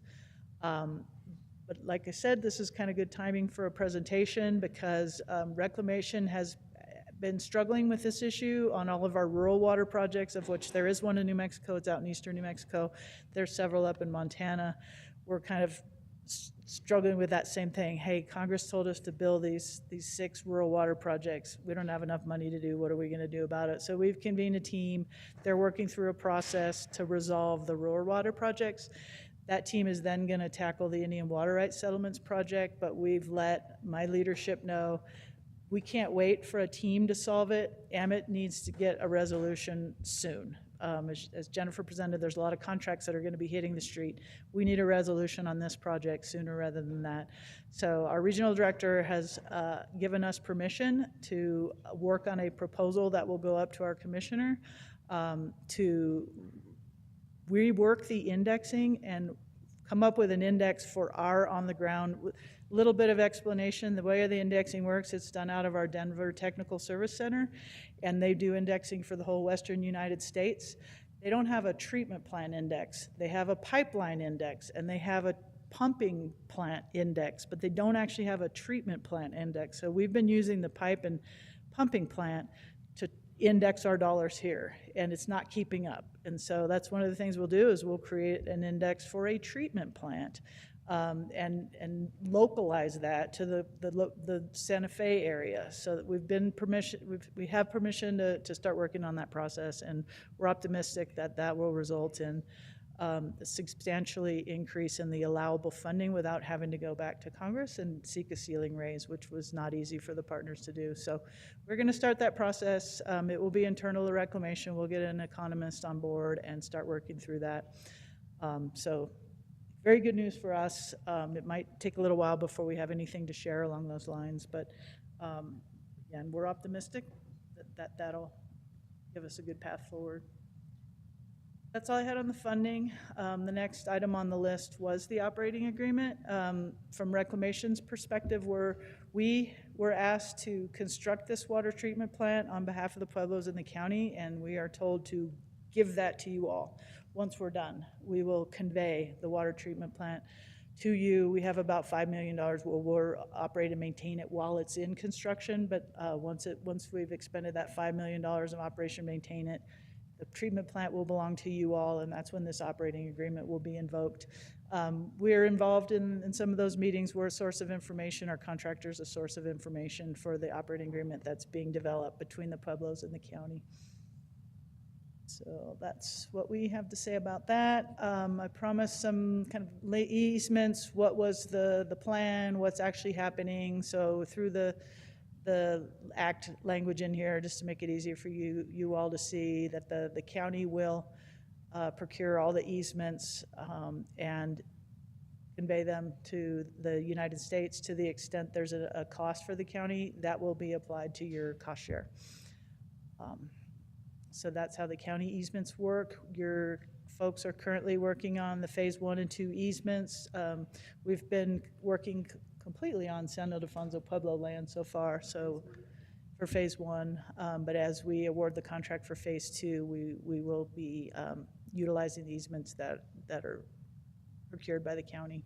No known issues at this time with any of the counties. We've done some coordination. They're well aware of our needs, and we're not foreseeing any issues there. On the Pueblo side, the act said in exchange for the funding that the United States is paying for the Pueblo share of these treatment plants, and in exchange for that, the Pueblos will grant easements and right-of-way if necessary for the construction of the water system.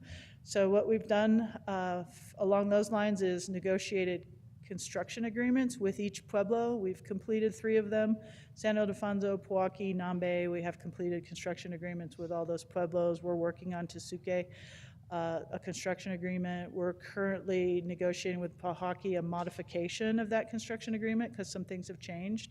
So they were meant to be sort of living documents, but they do spell out the actual easements and where all the planned work is occurring. So that's how that is formalized, is through construction agreements and our construction corridors.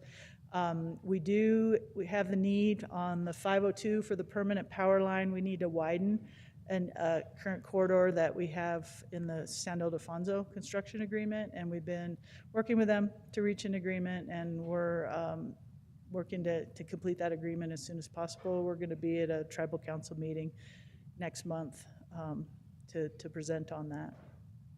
So that's the status of the easements.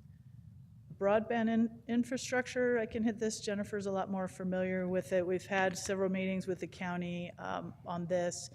Understand, you don't want to pave a road and then come back and put a sewer line in and tear up a brand new paved road. The coordination, we understand the need for that, and we'll do what we can to accommodate that and combine as much as we can for cost savings.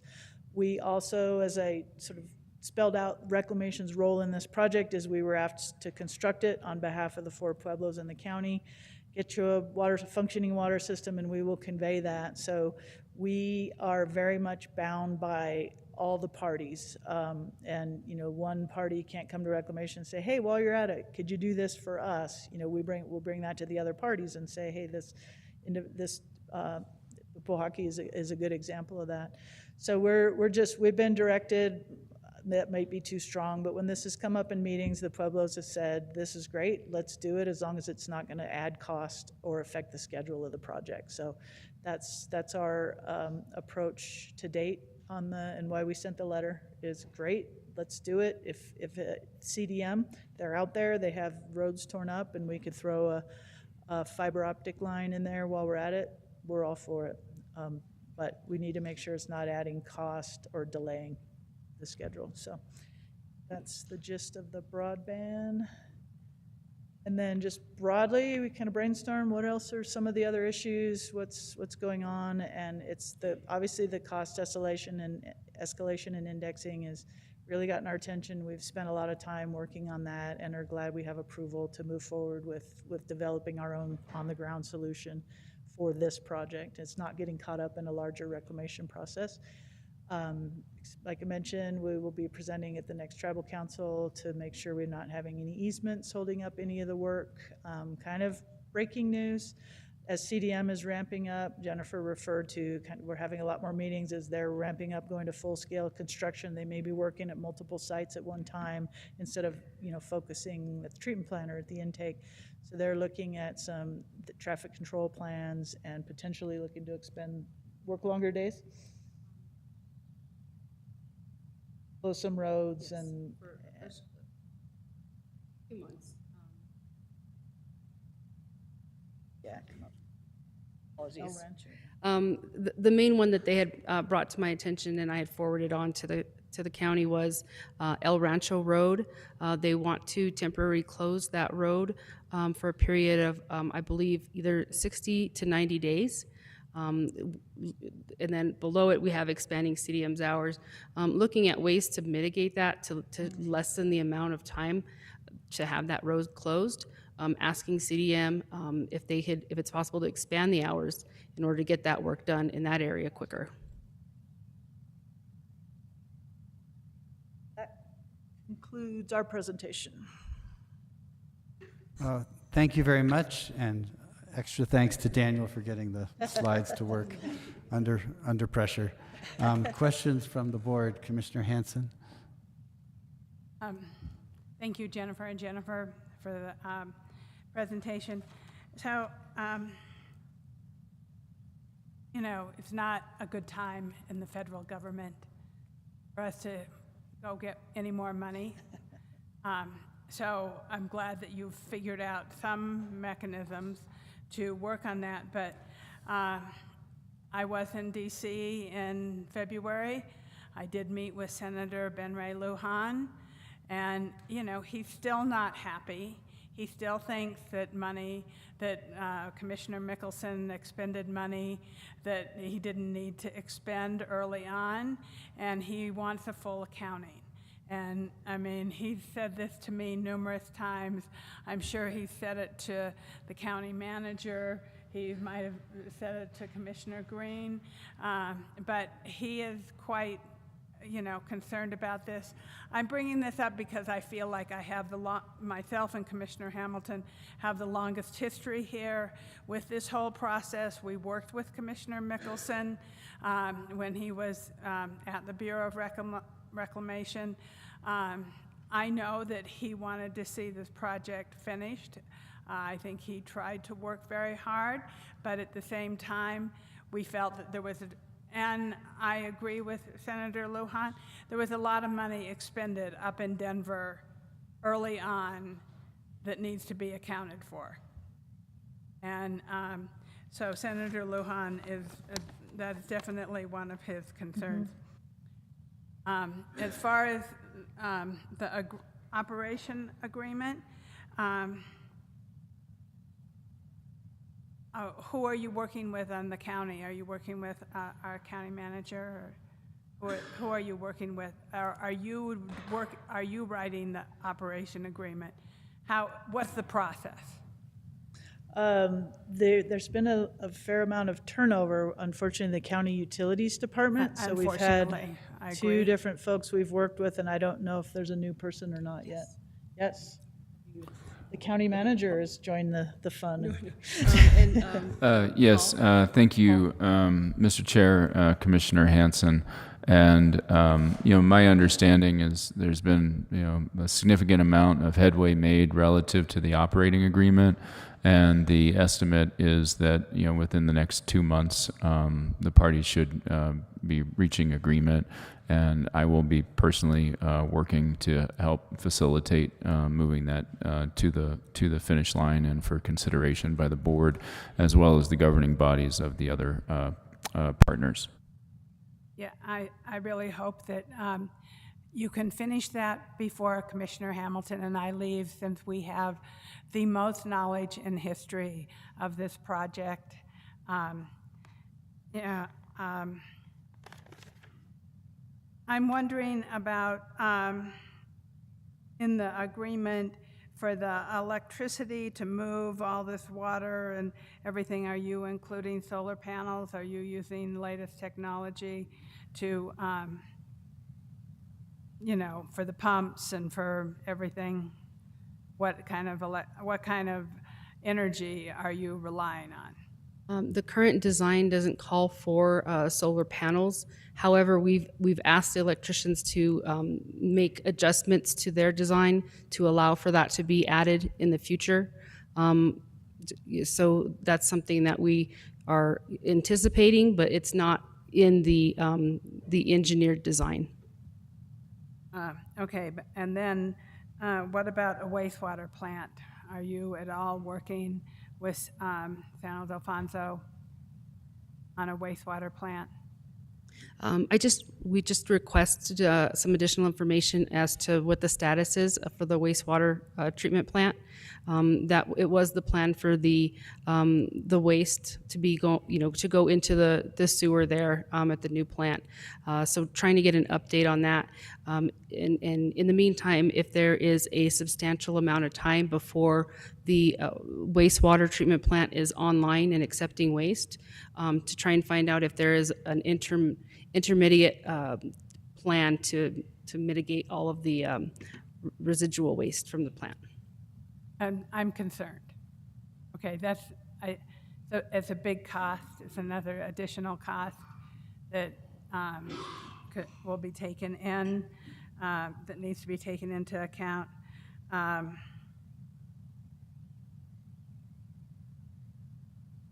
So back to the so when you think the operating agreement will be done in the next 2, 3, 4 months?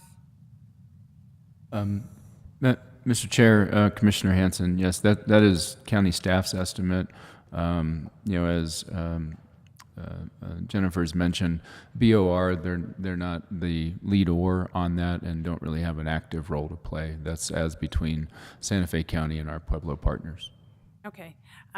For now, thank you, Mr. Chair. Okay, thank you. Other questions?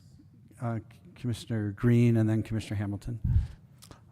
Thank you, Mr. Chair. Thank you, Jennifer's. I appreciate this update, and I hope to have this again maybe in 6 months, but maybe it's only a year.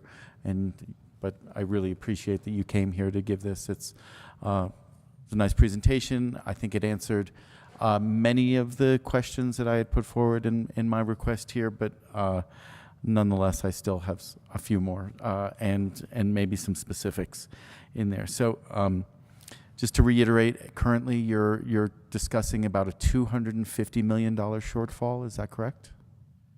Correct. And some of this can be reattributed to indexing if we create a new indexing profile. And so that mostly falls on the feds and the county, but does not fall on the state, correct? In terms of the funding partners? That is correct. County funding is indexed as well. We'll have to sit down and talk to the county about what we're finding so we don't come up with a final solution and blindside you all with what that looks like. So we'll bring you in the inside when we get a little further down the road. Okay, and so the federal index would match the county's index. So if we were, I think I saw $17 million and it is 50% more, so that works out to be 24 million, 25 million. But the feds would have the same 50% increment. The indexing would treat us all equally. I don't want to get out ahead of my regional director or commissioner, but I will do my best to advocate that the federal government takes a harder hit than the county when we come up with our proposal. Thank you. Please advocate on our behalf. Okay, and then in terms of a timeline, you know, I get it. COVID, you know, delayed a bunch of stuff, and now maybe we can catch up and make up for some lost time. But where are we in terms of, if we're talking about $250 million, it's a hard number and a hard number. Where are we with a hard date and a hard date? We first thought that this would be completed in 2026, I think I remember.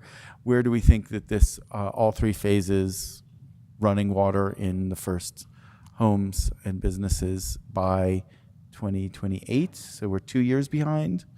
The 611G agreement gave us an additional 2 years. No, it was 2024 to 2026, 2026 to 2024 to 2028. So we were originally on the hook to complete it this year. We got 4 additional years in the 611G agreement. So 2028 is our required completion timeline. As for delivering water to homes, there could be some flexibility there because we'll have a functioning treatment plant in 2026. But yes, 2028 is the plan to complete construction. So you're still within your 4-year window, Yes. not looking at needing any additional time Correct. beyond there? We've gobbled up any contingency that we might have had in there. Sure. We need to keep the pedal to the metal, but yes, we believe we can complete the whole project by 2028. Okay, that's good. In terms of, you know, we've got some climate change and some disaster preparedness that we need to do, and robustness and resiliency of this. Are we building this to withstand floods, and are we looking at some critical junctures where it crosses arroyos or it's in floodplains?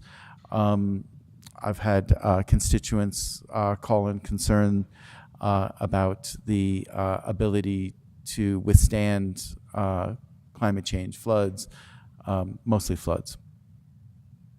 I could, while Jennifer's thinking about the full answer, the infrastructure that's down along the Rio Grande is designed to be submerged. We had originally designed it to be above the, whatever, 500-year, 100-year floodplain, but the Pueblo didn't want to look at all that ugly riprap, and so it's all buried now.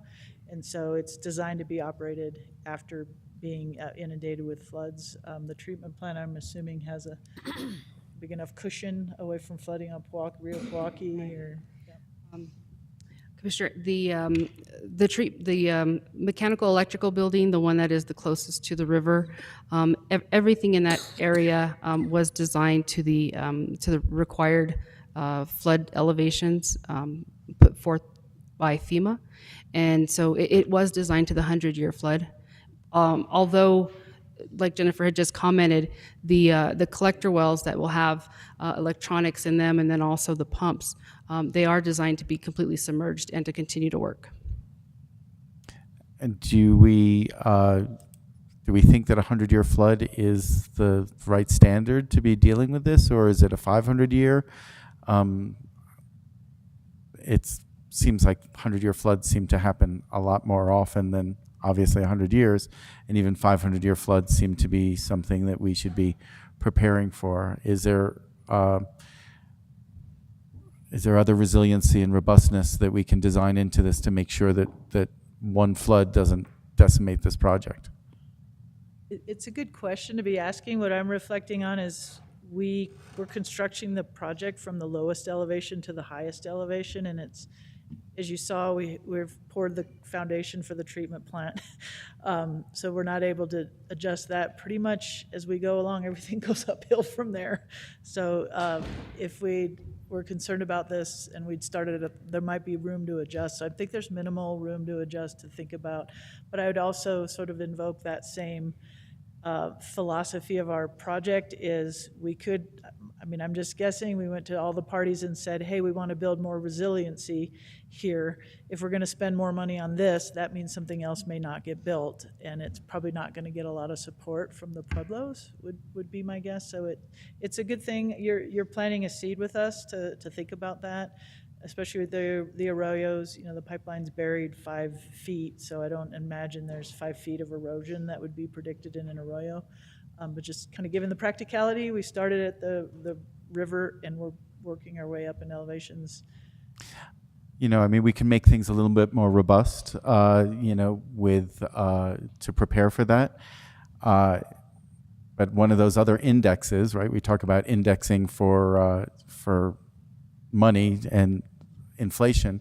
We should be indexing for climate change, right? And so since we first started talking about the designs of this 10 years ago, 8 years ago, our tolerance and our expectations about climate change impacts, flooding mostly, are definitely changed. And I would hope that we look at some of those critical junctures, right? If something is a facility that is meant to be or has the ability to be submerged, that's great, right? So that's a impact that is meant to be mitigated. The other areas that may not have mitigation designs into it right now, I think we should look at those because it's a reality and an awareness that we're dealing with much more acutely right now.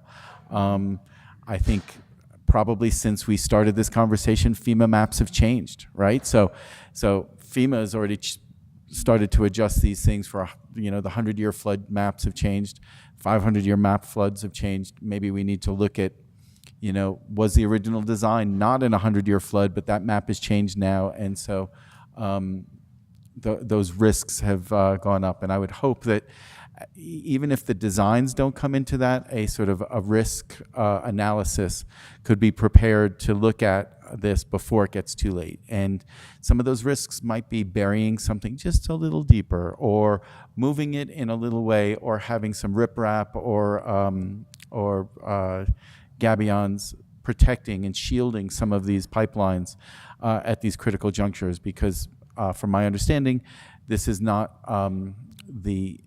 there's not so much upstream or downstream capacity if something goes offline. So if a pipeline is broken because of a flood, we may need to, so anyway, we need to make this more robust, and I hope we index for climate change as much as we index for inflation.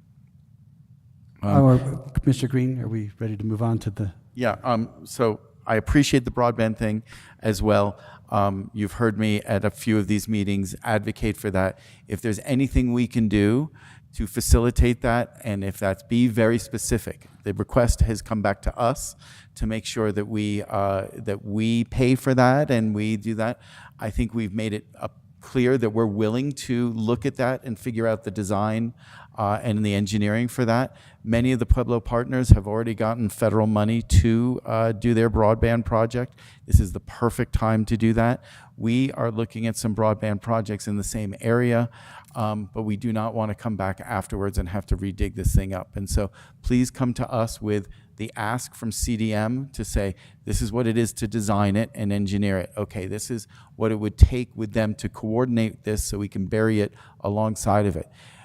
I don't want to come back and say, we asked for this for a year, right? I mean, it took us 6 months to get a letter to you, and it took you 6 months to get a letter back. So we're a year down the line from this first request from me saying, hey, can we please coordinate broadband alongside of this? There's a network of partners already in this it's a simultaneous agreement, and we should use that partnership. And I think that Sanai has already talked about burying their lines alongside this. So they've gotten the message. Now we need to get a design that can allow for that alongside of that. Lastly, with fire suppression, I know that we're talking about downsizing some of these lines. I want to make sure that at some of these locations that the ability of this project to provide some fire suppression doesn't get degraded as well, because in my district and Commissioner Hamilton's and probably all of our districts, getting insurance is now becoming a big issue. And so fire suppression is a way that homeowners can start to have at least some way of getting insurance. And so if downgrading a pipe from an 8-inch to a 6-inch or from a 6-inch to a 4-inch does degrade the ability to put a hydrant or hydrants along this, I hope that we don't give up one benefit just to keep the water fresh in the pipes. We can flush the pipes and potentially find a way to maintain fire suppression as well. I mean, those are more comments, and I don't know if you have some insight into the fire suppression If issue. I could just, for the fire suppression, it's a robust system for fire suppression. I wanted to hit on just for the record, the ask that Reclamation work with CDM on the broadband project. We've been directed by our partners to not expend any money on this. So if it's asking CDM to give you a call to coordinate with the county, we can do that. If it's writing a letter, if it's tasking them with anything that would cost project manager time, we've been directed not to expend Milwaukee Basin Regional Water System funding on that. Just So wanted to be I would clear hope, on that. and I don't know if this is some sort of coordination with us here or with management or with us to give a sort of scope and ask, right? So it's not money from the project, but it's money that we can't do it without going to you. So if there's an ask, hey, it'll cost us $10,000, please, whatever the number is, please put that number to us so that we can knowingly say yes, no, maybe, and go forward. But this sort of don't put money for it when we've at least offered to look at this. We're there to pay for this at a certain threshold. So let's give us the ask, right? To do this will cost this, and then we can make the decision whether it comes out of our pocket. I know that the Pueblos don't necessarily want to pay for this, but they're also building their own project right now, so it's foolish for them not to contribute to this. And if they have a number that doesn't seem too bad, I bet you we could convince them to add to this as not a part of the project per se, but it is a parallel to this. And the excuses of, oh, we don't want to put more money into this, I get it. But it also, it's going to be pound foolish at the end of this if we miss this opportunity. Agreed. Thank you, Commissioner Green. Commissioner Hamilton, and then Commissioner Bustamante. Thank you. Just a comment about it. I think Commissioner Green brought up a good point about designing for climate change. FEMA there has been a lot of analysis done to show what revised floodplain maps and data should be. FEMA is notoriously slow at actually adopting them. If I'm not mistaken, they're not adopted. So having designed to the old 100-year floodplain, and this has been a problem in other projects, so I might be somewhat wrong.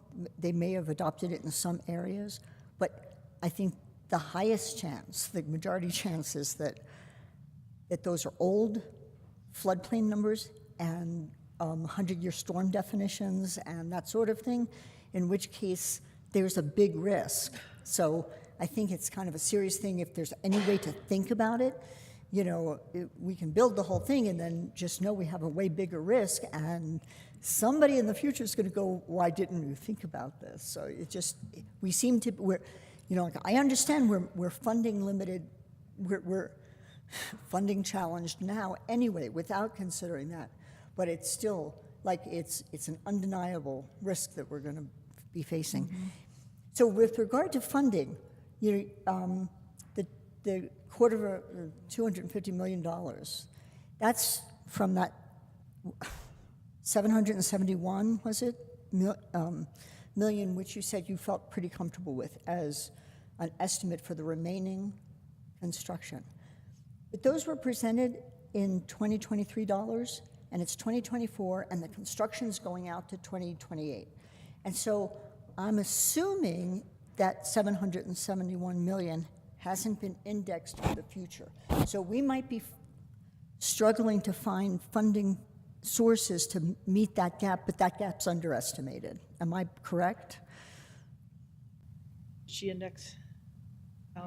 Well, let me just say, we did things like doubled the 2018 estimate because the treatment plant doubled. So like I said, there's engineering judgment. It's not a scientific, but I suspect it wasn't Jennifer Iyer who paired those. We looked them over, but I suspect that we factored in increased costs in the future into that. It was 766, I think. Okay, so it looks like it's not included, and I think it would be useful.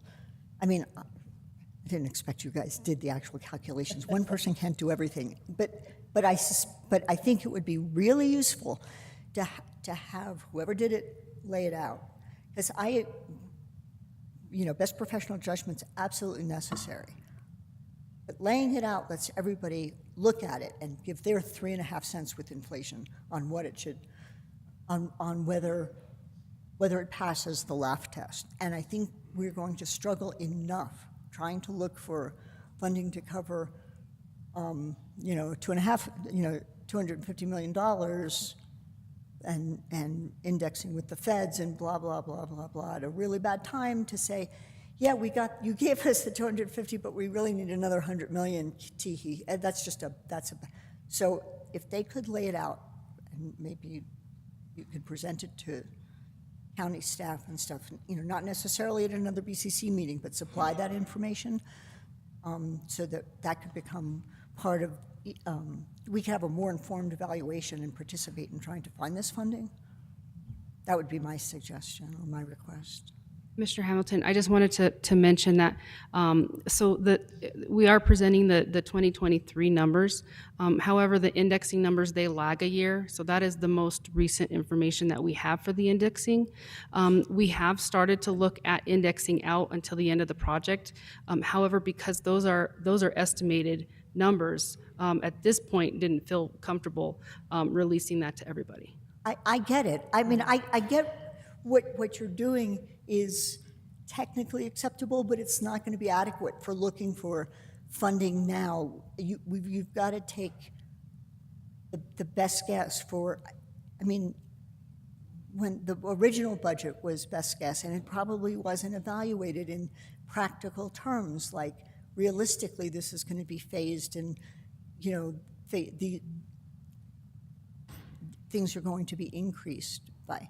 And it doesn't matter. If BOR doesn't have an official indexing, it's basic economics to be able to project with, so somebody can do that, guaranteed.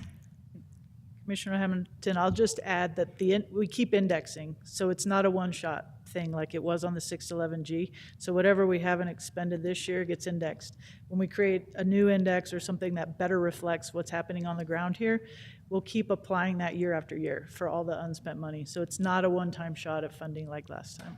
Okay, that makes sense. But as presented, I have this feeling like 250 is a soft number. And I'm trying to find where I think this soft places are that might be improved. Thank you. And thanks for the presentation and keeping us updated. Really appreciate it. Thank you, Mr. Chair. Thank you, Commissioner Hamilton. Commissioner Bustamante. Thank you for the presentation. Quick question. So on top of all this, and it's not necessarily, unless you have a quick answer, I'm concerned about the aesthetics. Everything else is pretty comprehensive that has been discussed. The aesthetics of those facilities that are close to byways and are in public view are right now just a little bit of an eyesore, and I'm wondering what the plan is to address that.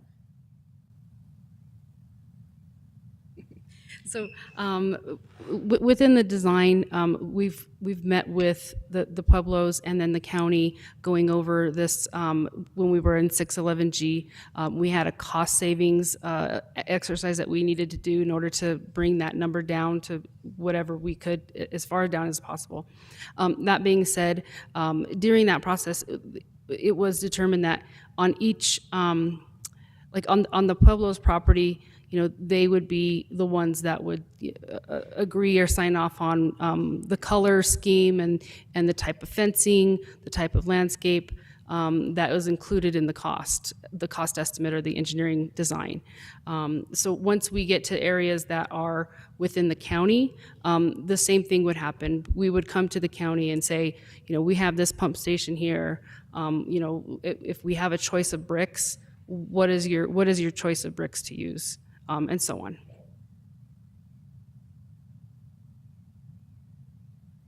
Is that it, Commissioner Bustamante?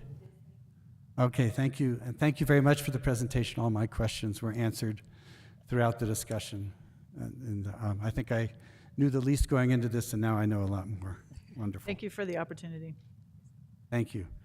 Let's go back then to item 5, which we have nothing under appointments and reappointments, and then item 6A, which is request authorization to apply for a FEMA staffing and adequate fire response grant. Chief Black.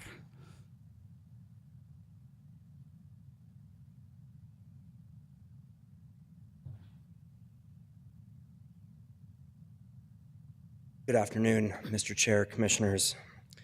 I'm here before you this afternoon seeking your approval to apply for the FEMA SAFER grant to increase the number of regional firefighters and EMTs within the county. FEMA has several grants to assist local fire departments, one of which is the Staffing for Adequate Fire and Emergency Response Grant, or SAFER grant.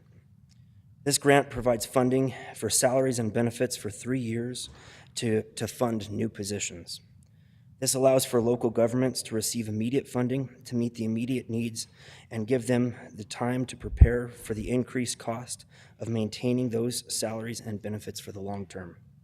The fire department anticipates needing both additional volunteers and regional staff to meet the future demands of emergency response within the county. Thus, we would like to take this opportunity to apply for the SAFER grant to add 2 additional full-time firefighter EMTs to each shift for a total of 6 new positions. The FEMA SAFER grant is a time-sensitive grant, which opened mid-March and closes on April 12th. This brings me to seek your approval, 1, to apply for the SAFER grant, as well as 2, to approve the county manager to sign all grant applications and agreements. With that, I stand for any questions. Do we have any questions from the board? Madam Chair, I move to approve. We have a I'll second, Second. but I'll have a question.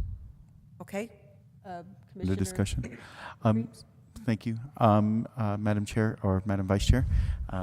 The question I have is, so this is a grant to fund for the first year of these hires? Madam Vice Chair Bustamante, Commissioner Green, this is a grant to fund for 3 full years. 3 full years, and then, but after that, this would be an increase in capacity, but these would be FTEs that would be part of the ongoing budget 3 years out. That is correct, yes, sir. Okay. That's great. Thank you. Chief Black, I have a question. So we have the grant funding to start and to get this. Will we be able to absorb these positions when the grant funding's gone? Madam Vice Chair, that would be what we would work with the county manager's office and finance to ensure that we secure future funding to allocate to keep those positions in place. Okay, thank you. We have a motion. We have a motion by Commissioner Hanson, a second by Commissioner Green. All in favor?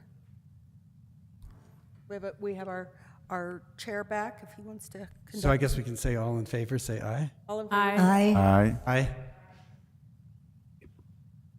Any opposed? No? Okay, motion carries. Thank you, Chief Black. And that will take us to item 6B.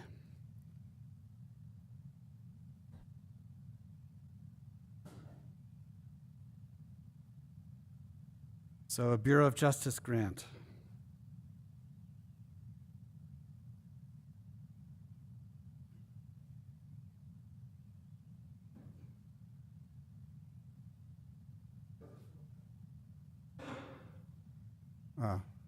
Mark Buscelli, go ahead.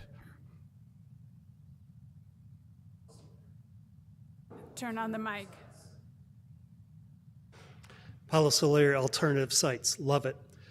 Saw Neville Brothers, David Burns from Talking Heads, and Gypsy Kings. How's that for filming time? You're identifying yourself as being just as old as the rest of us. That's true. Oh, yeah.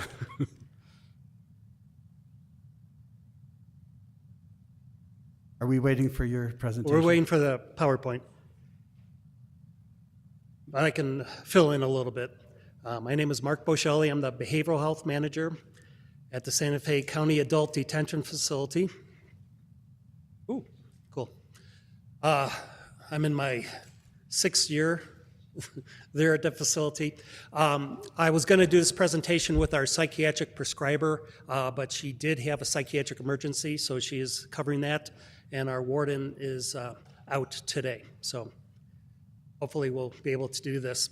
So the whole goal is to ask for permission to apply for the next phase of a Bureau of Justice Assistance grant.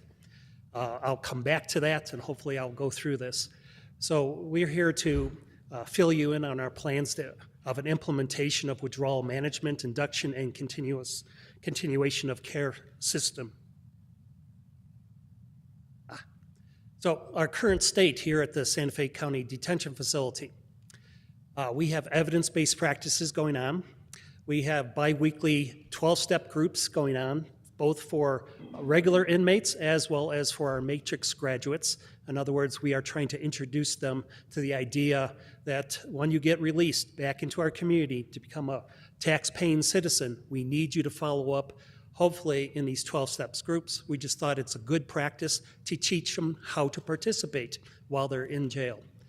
We've added participants or potential participants for medications of opiate use disorders into our weekly already established interdisciplinary team meeting. We have a full-fledged opiate overdose reduction program. What that is a didactic video presentation given to inmates. After that, we put a 2-dose rescue Narcan kit in their possessions upon release. The idea is to hopefully infiltrate into those family systems, because we know the person who's using those medications or abusing fentanyl, such substances, is not the one who's going to administer the Narcan to save their lives, but their family members are going to be the ones administering that. We currently have an evidence-based practice of a matrix program. This is a 30-day program. It's an intensive outpatient program. This is facilitated by our licensed clinicians. We have 6 licensed clinicians, plus a clinical internship program where we're training people up to participate and learn how to treat our individuals, as well as hopefully over time recruit them to become full-fledged members and county employees as licensed clinicians. This is a modified therapeutic community. In other words, it's done in a pod. There are certain set rules. It's a condensed program. It is to be nice to each other, to learn those practices. So even though it's a separate pod and this is taught twice daily for an hour and a half, it's a rigid program. Any graduate will tell you they've never gone through such a participation before. But we follow cognitive behavioral treatment curriculum. These is for offenders with substance abuse disorders. So this was originally designed in the 1980s in Los Angeles for methamphetamine addicts. So we're giving the correct treatment to the issue. This engages individuals with substance abuse disorders in treatment and helps them achieve abstinence from substances. In addition, this is where we first introduce our current MAT, our medication for assisted treatment. We currently introduce them to naltrexone, which is a non-opiate based MAT program. Starts orally and then moves into a 30-day injection, which is called Vivitrol. So we start with one of our MAT programs right there in this matrix program. Upon graduation from the matrix program, the individuals have other options. But here's our current yearly 6-year matrix stats. We've done 15 rounds. 2 weeks ago, we did our 16th round. This has been going on since May 2018, so it's a pretty robust study. We've had 121 males graduate out of 133. We have basically a 75% graduation rate. We've had 32 graduates who have reoffended or relapsed. They come back into our facility. So currently we have a 26.4% recidivism rate, which is basically compared to non-treatment at all, which is basically 90% recidivism rate coming into the Santa Fe detention facility. Similarly, we've had a females 5 rounds matrix program since March 2019. That's a smaller percentage of individuals at our facility. We've had 25 females graduate out of 45 who were accepted. That's a 51% graduation rate. 8 graduates of the program have reoffended, so we have a 35% recidivism rate for that. What we did notice as we drilled down into our stats, we're kind of wondering, is there a difference between a time element? And in 2023, our stats show that 36 males participated in this program, 31 graduated, and 5 graduates reoffended. What we've learned over time is this prescription wears off over time. So pretty good stats after 1 year, but then it starts diluting out. And so we're trying to figure out what we can do about this. So as the graduates from the Matrix program, we're basically ready to go back into a regular population. This is a voluntary program to go into. You don't get court ordered. You can't be court ordered. Basically, the graduates of this program asked the warden during the town hall meeting, we don't want to go back to populations. So as a result, 2 years ago, we formulated a reentry pod, and this was dedicated to the Matrix graduates. So this is the next contingency management reward. You've graduated, you've participated in this, you don't want to go back into populations, okay, we'll give you more programming. During this pod, we have evidence-based practices going on. Once again, this was formulated by the warden. He asked me to make sure everything that we're doing is evidence-based, so we can prove this beyond a doubt what we are going to get as results. So we do a seeking safety group in that. That's a SAMHSA approved. It's a trauma-informed treatment. These are for individuals who have experienced emotional, physical, and sexual abuse. Most of our people who are abusing substances have that type of history. In addition, we have an anger management group, which is once again a SAMHSA evidence-based program. We find out that people who keep on recidivizing, coming back into our facility, have difficulties with the law, with their loved ones, going back into society. So we want to teach them how to appropriately emote and some skills with that. And additionally to that, we have a Circle of Security classroom going on. This is a parenting class. This has been approved by CYFD. The idea is it's an 8-week parenting program, step-by-step process for therapy groups. We're focusing on problematic parent-child interactions. What we've learned over time and through many years of doing this type of practice is that individuals who are abusing substances do much better when they're reunited with their family system, with their children, with their loved ones. So once again, we are trying to do everything to decrease relapse. So next, the individuals from the reentry pod said, hey, we're going to go back into society, come back into Santa Fe County, but we have a difficulty. We're homeless. We have no home. We're going to go back to the Arroyos and we're going to use substances again. So off of that, we worked in partnership with the Community Service Department, and the Community Service Department came up with funds to fund the Rise House, which is a reintegrating into society equally. It's a transitional housing for inmates transitioning from jail to the community. This is funded by the Community Service Department. Currently, there's one home, and they're in the process of opening up a second home. This is run through contract with the LifeLink Incorporated. Next, we had these individuals saying, hey, okay, we have housing. We've gone through the Matrix program. We've gone through the reentry program. We now have housing. We need jobs because we know what we're going to do for money, and it's not going to be jobs. So we have come up with the READY project, and this is rehabilitation, emotional support, access to resources, dynamic employment opportunities, yearning for sustainable life. That's a big acronym, but the idea is to train and assist inmate graduates upon community release, assist these clients with daily living needs, such as getting their licenses, getting their IDs, getting back into society as a norm, access to health care, housing, healthy food, transportations, obtaining a GED, and other social supports. Incorporated in this is a brand new program, is the Santa Fe County Internship Employment Pilot Program.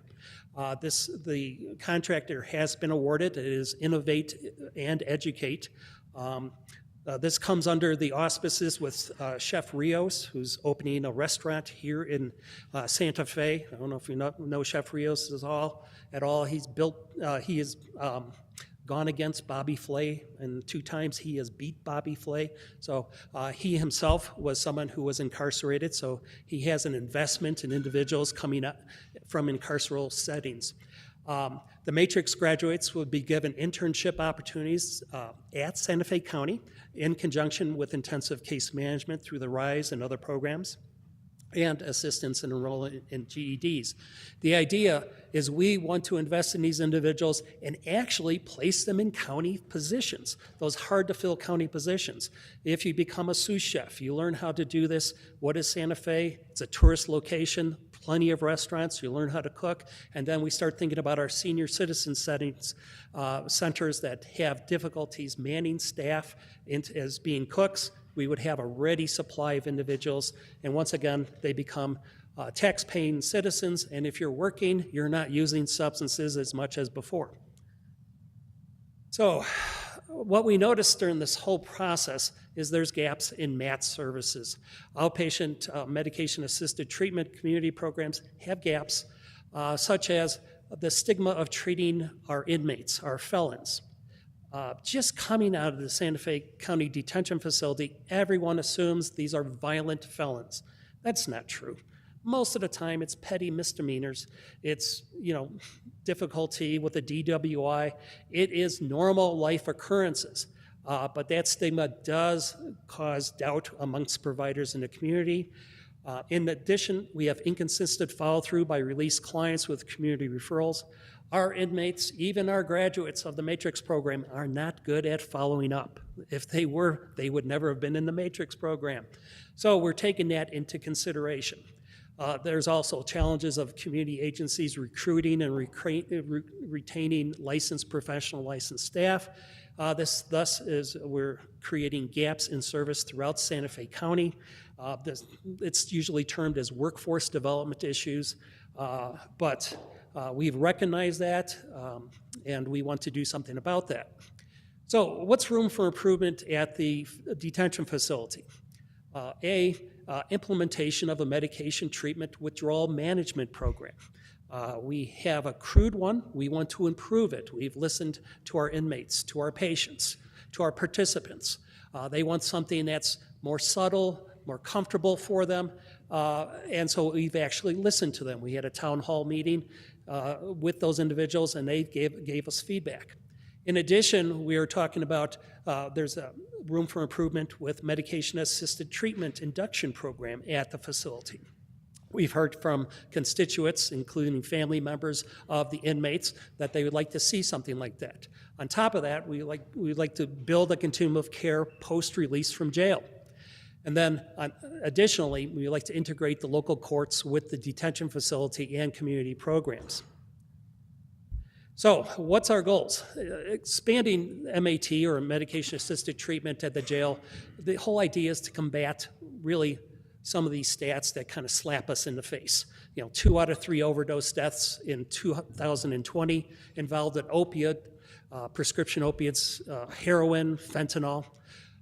In 2020 in New Mexico, methamphetamine involved death rate was 2.8 times the rate of 2015. In 2020, 801 individuals died due to overdose, 1 death basically every 11 hours. In 2020, 86% of the overdose deaths involved benzodiazepines such as Xanax, Valium, and fentanyl. And then in 2020, the New Mexico fentanyl overdose death rate was 7 times greater than in 2016. This is the state of New Mexico. Now we're going to slim it down to actually the Santa Fe County Detention Facility.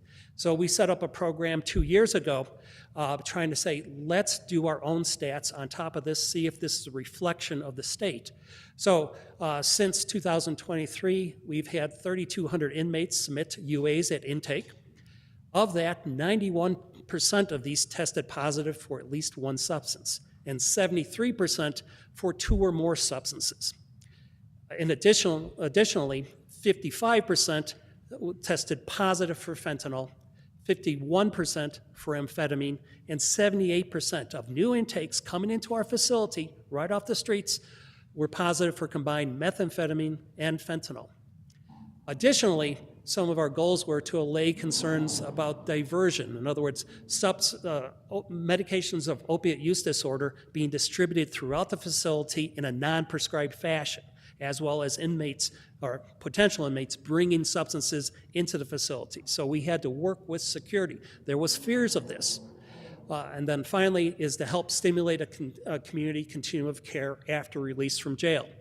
We believe that if we don't set that up, if we don't push for that to be part of our community, these individuals are going to relapse, end up back in our facility again. So what were our challenges? Mark, I was wondering if you could skip ahead to what you're going to ask us to vote on, because we have a really long meeting ahead of us. Really? We talked all about water. I know. Okay. I know I'm taking it out on you, but I'm just... Yes, Chair. Here's one of our concerns. 64% of our detainees are released within 96 hours of booking. In other words, within 4 days, they come and go, no treatment, no nothing. There's no linkage. We want to do something about that. And this is what we're asking. So we did a Building Bridges grant in 2023. We applied for the first Building Bridges grant. We were awarded it. Only 10 agencies were selected from around the nation. The examples is Los Angeles County, one of the largest jails in the country, was selected, St. Louis, and then little old us, Santa Fe County. But they thought we had some promise. We traveled to Washington in March. We traveled to Washington last year. These coaches were assigned. We learned all the stats from the Bureau of Justice Assistance, from SAMHSA, from the Drug Enforcement Agency. We had monthly Zoom coaching meetings. They came out and visited us at the beginning of this month. We went back to Washington and presented our challenges, our accomplishments, and goals for expansion. So what we've learned is Santa Fe County can expand withdrawal and MAT services to our inmates in agreement with the county administration, security, medical, behavioral health, and the Santa Fe County Community Service Department. We went from a detox center concept to an overarching strategy of implementation of withdrawal management, induction, and continuum of care. So what we're asking is to be able to apply for this $250,000 grant. It's a 14-month grant. It has to be submitted by April 8th. To be able to apply for this, you first had to do the first step of the Building Bridges grant. We have accomplished that. This funding is available for 2 different categories: implementing access to MAT, as well as linkage to care. So what's our proposed ideas to do with this? We want to fund 1 FTE of a peer support worker with a lived experience, a certified peer support worker. We want to be able to supply salary to 2 of our nurses who would be administering and giving out this medication for opiate use disorder, as well as we would want to pay for these medications, such as which we're going to talk about. And then finally, our future costs that we anticipate is construction and renovation of a new medical wing and withdrawal management medication-assisted pods. So it gives you some idea. Currently, we do Vivitrol. We do Naltrexone. We want to expand out to Subzolve, which is a once-time daily medication. It's a buprenorphine medication. In other words, it has synthetic opioids and naloxone, the Narcan, built into it, but only has to give out 1 time per day. And then if someone meets the criteria of coming into our facility, they are set up on a MAT program, a legitimate MAT program in our community. We have proof of that, and their UAs only show that medication or a prescribed medication. We would continue their medication for assisted treatment, but we change it to a Sublocade, which is an injection form, into the abdomen section for 30 days. Therefore, there is no ability to divert that medication throughout the facility. So these are just the key MAT staff. How's that, Chair? Thank you. Thank you. And I hope you realize I love your program, and I hope to hear more about it when we take the tour of the jail in a couple weeks. Any questions from the board? Commissioner Hanson. Thank you, Mark. I, too, appreciate your program. Yesterday, I was called by a lobbyist who was speaking about the Miami-Dade model. Are you familiar with that? I am somewhat familiar, yes. Anyhow, they have a training in June, and I think it would be a great thing for you to look into, and I will forward this email to you. I would be honored to go travel to Miami for their training program. They want me to go, but you know. I'll do a Zoom meeting, okay. Yeah, there's one in a storied program in Houston also. I met with the psychiatrist who came from the Houston program, which was very similar to the Miami program.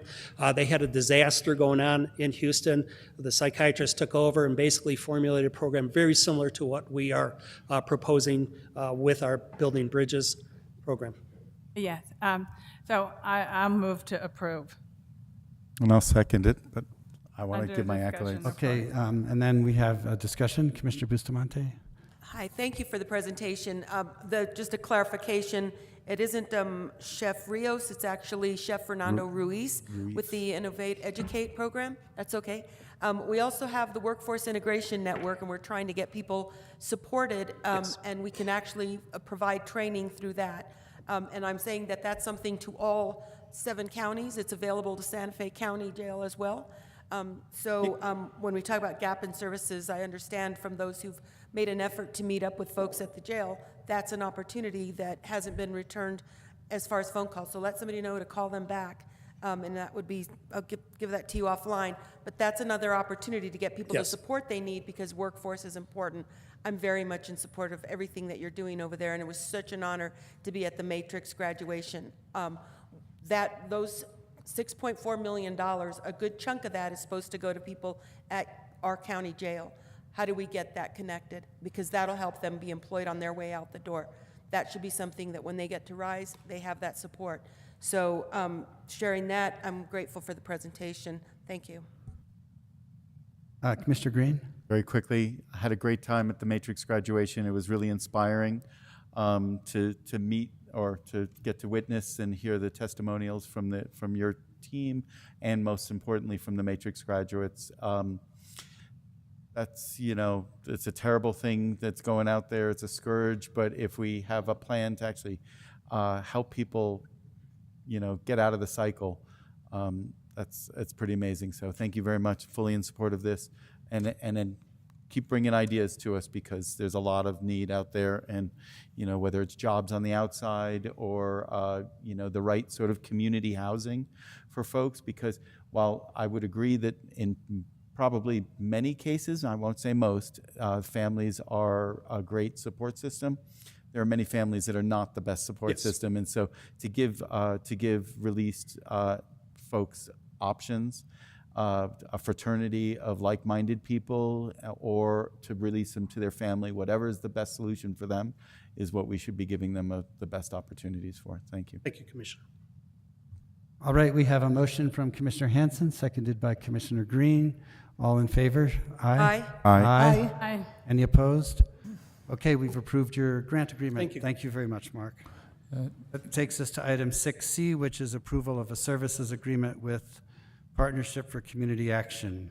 And Mr. Chair, as we transition, I do just want to emphasize one thing that Mark mentioned throughout his presentation, is that this really is, collaboration at work between the Adult Detention Facility and the Community Services Department. And I want to acknowledge that because it's instrumental to our continued innovation and hope for success in this area. So thanks to CSD. Even though Mark was leading the presentation, I did want to acknowledge that ongoing collaboration. Thank you. okay, very good. And that is a perfect segue to Jennifer Romero from the Community Service Department. Go ahead. Thank you, Mr. Chair, Commissioners. Santa Fe County received a junior bill allocation sponsored by Representative Andrea Romero and Representative Angelica Rubio in the amount of $375,000 to support New Mexico eviction prevention and diversion in fiscal year 24. The intent to procure professional services with NMEPD is to provide direct legal representation and flexible funds in addition to navigation to prevent eviction for individuals who are low income. Of the total $375,000 available, $255,000 will be allocated for rental assistance, and $120,000 will be allocated for direct legal representation. New Mexico Eviction Prevention and Diversion was founded in 2021 in direct response to the increase of evictions due to the COVID-19 pandemic. Nationally, data shows that low-income tenants often lack legal representation. NMEPD recognized that many tenants were not aware of a court hearing and had been scheduled, and their absence often resulted in eviction. Appearing to the initial court hearing is critical, and NMEPD is proactive in identifying and contacting these individuals to provide pertinent information, guidance, and representation. The addition of direct legal representation services for individuals at risk of eviction will add a valuable resource we do not yet have available in our Connect network. Housing instability is a concern for many of our Santa Fe County residents, and providing a resource to mitigate eviction will be well utilized. We request the approval of this procurement with NMEPD. And with me today is Winter Torres, Director of NMEPD. And we stand for questions. Welcome. Are there questions from the board? Commissioner Green. Thank you, Mr. Chair. Thank you, Jennifer. We need to do what we can to help people that are underserved and understand their rights, and to protect them from illegal evictions, and to make sure that they're living in the proper, adequate housing. One question is, this is end of March, right? I mean, did this just take 9 months to get from DFA to us, and this is hurry up, spend it now? Mr. Chair, Commissioners, the funding did not find us here at Santa Fe County till around December, and New Mexico Eviction Prevention Diversion didn't know that it was here either. So we were trying to find a quick mechanism to get the funds out, and we thought Connect would be a good way of doing that. Okay, wonderful. And then we are both familiar working on the issues up in the Espanola Valley where substandard housing was out there. The remaining families that are up in the Vista del Rio are living in substandard housing, right? And so evictions are less of an issue, but getting the current landlords to perform the right remediation on these homes, would some of this legal assistance go towards that? Is there a way to use that to make sure that landlords that are not maintaining their homes might get a little letter of warning or worse?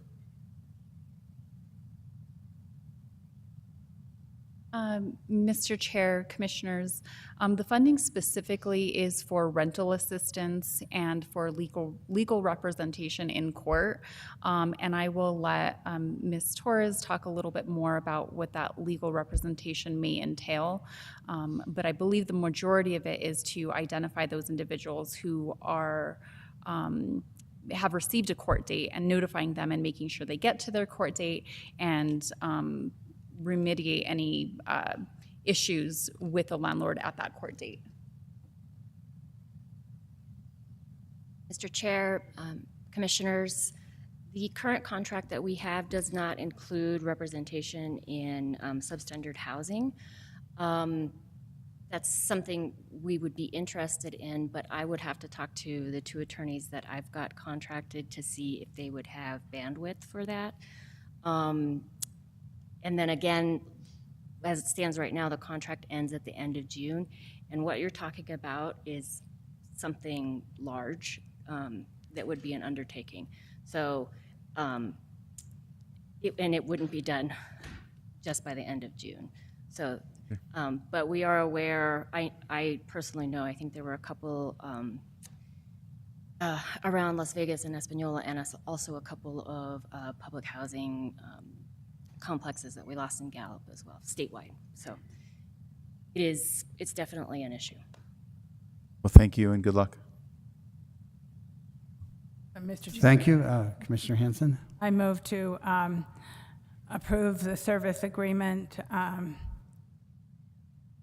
with Partnership for Community Action doing business as New Mexico Eviction Prevention and Diversion Program to provide navigation and direct legal representation service to uninsured and underinsured low-income residents of Santa Fe County for a total sum of $375,000.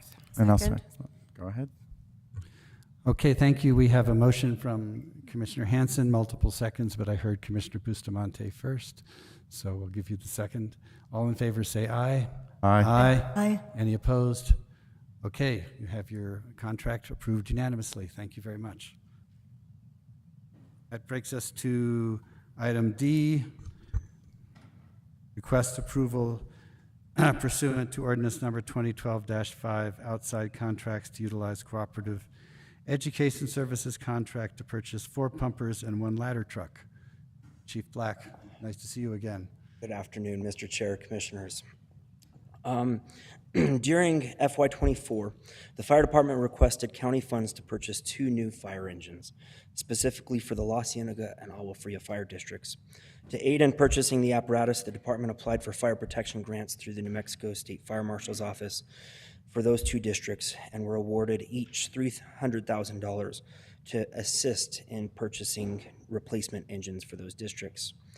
Currently, for a custom-built engine, prices have recently increased to approximately $1 million per truck and a build time of 2 to 4 years. During our research, we came across an option to purchase 4 new engines that are already built and have already been priced at the build price at that time. Additionally, an opportunity arose to purchase an aerial ladder that is nearing completion as well. These 5 trucks are constructed or are in the build process and have seen less price increases and are not subject to extended build or delivery times. As the department pursues our county strategic plan, specifically our public safety strategy 1.2.2, which is to ensure the continued and optimal performance of current fire department equipment and apparatus, we seek to capitalize on this opportunity to allow the department to move forward and purchase these engines to head off any future price increases and delayed build times. The replacement engines that the apparatus that we will be replacing, we will be moving our first out apparatus, which have a average year of build was 2011, which NFPA recommends first out apparatus be replaced between 10 and 15 years. So these engines will be replacing engines that are anywhere from, or right around, or approaching the 15-year mark. Those engines will be moved to second out engines, and we will look to transfer or surplus our current second out engines to neighboring departments that are in need. That's a process that's outlined through the New Mexico State Fire Marshal's Office. It's a transfer so that we can ensure and provide maintenance records and pump tests so that we know that those neighboring departments in need are getting apparatus that can currently meet their needs. So with that, I stand for any questions. Any questions? Mr. Green. Okay, thank you. I don't know, okay, go ahead. Thank you very much. I really appreciate that this is a proactive move to find equipment in a time of shortage when sometimes these lead times are so long that we're like, you know, my term will be up and I still have 3 years to go. So this is great to get these things into action.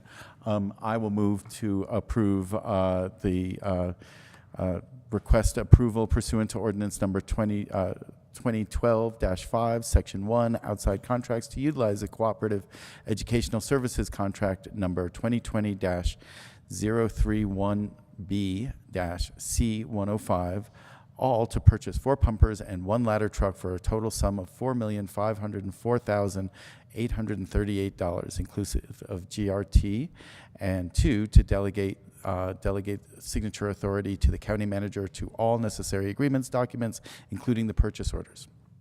And I'll second. And Go under ahead, discussion. Commissioner Hamilton. Thank you. I was actually going to say something very similar. Great, for planning.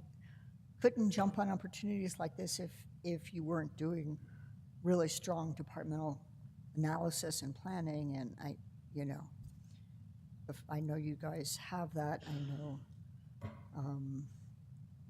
the Deputy County Manager Bernardino really supports strong analyses. The county manager supports data-driven analyses and using information, and I think this is something that you're able to do because that information is available. Great job. Thank you. Thank you, Commissioner Hamilton. Any further discussion? We have a motion by Commissioner Green, seconded by Commissioner Hamilton. All in favor say aye. Aye. Aye. Aye.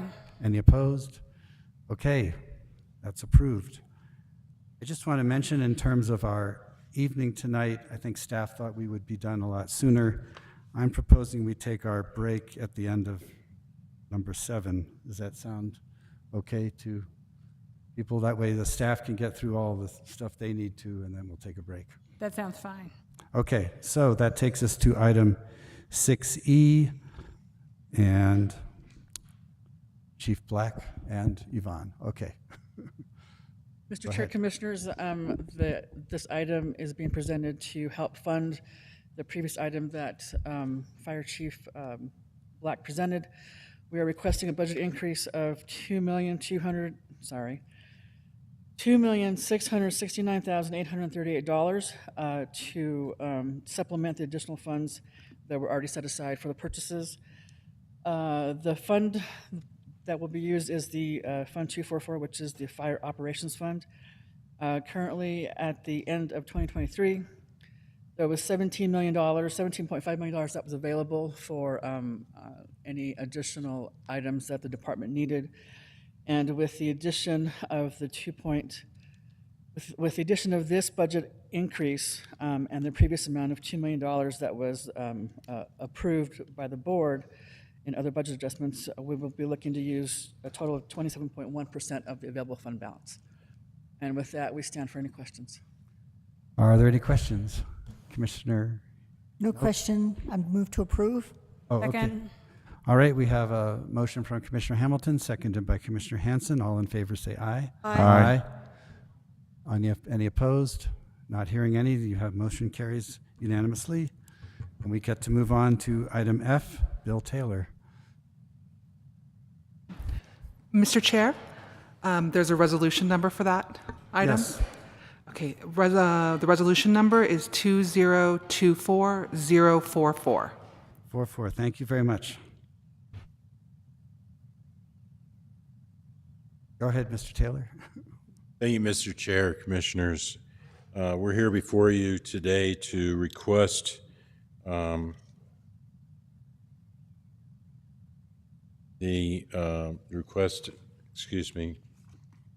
specifically authorization by the board to publish title and general summary of the subject ordinance that we're presenting before you. We have identified certain restrictions, limitations in County Ordinance 2012-5 with regards to using outside contracts in Section 1 and also Section 2, periodic rebidding. Those two provisions in this new ordinance, would repeal those two sections of the ordinance with regards to coming before the board for any use of outside contracts with the amount greater than $250,000. This does not eliminate the requirement to come before the board for any procurement or purchase of a contract for more than $250,000. That will still be coming before the board for approval. But this creates sort of busy work for the division as far as requiring a written determination for each case. The procurement code currently allows central purchasing offices to utilize outside contracts. They are usually competed for best price and really basically at a better value because they're done with larger procurement units. The second section is related to multiple term contracts. The procurement code also allows that we can do multi-term contracts. Professional services can only be for a total 4-year term, and non-professional can be up to 10 years. However, our contracts contain provisions in them that allow the county to terminate for convenience, or there's also the non-appropriations or appropriation clauses in our contracts. So this just creates more of a streamline for the division purchasing, and with that, I'll stand for any questions. Thank you very much. Any questions? Mr. Chair, I move to authorize to publish title and general summary of an ordinance amending ordinance number 2012-5 to repeal the restriction on the procurement of outside contracts by competitive bid and to repeal the requirement that multi-term contracts procure through competitive procurement beginning with a term of 1 year. Second. Okay, we have a motion from Commissioner Hanson, seconded by Commissioner Hamilton, with a close third by Commissioner Green. All in favor say aye. Aye. Thank you very much. Okay.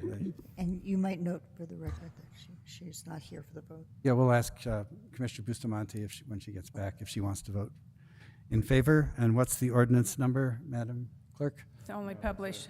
Oh, we don't get a number till we vote on it for Yeah. real. Okay. So that takes us on to item G, a resolution naming the unnamed portion of the Northeast-Southeast Connector Road Project. Kurt Temple.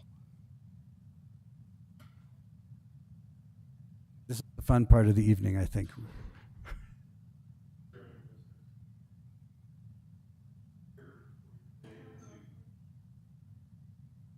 Oh, there you go. Okay, thanks. I'm here before you today to ask about a road name for the southeast portion of the Northeast-Southeast Connector Road. We've been presented you with 3 names to pick from to name the road out there on the Southeast Connector. The other road names will not change that are being affected with the addition of the road. We've had many names. This has been going on for about 4 years. There's been many names vetted. They've been through GIS. They've been through the RECC. And these are basically the 3 names that we've come up with that are approved by the GIS and rural addressing for selection for that Southeast Corridor name.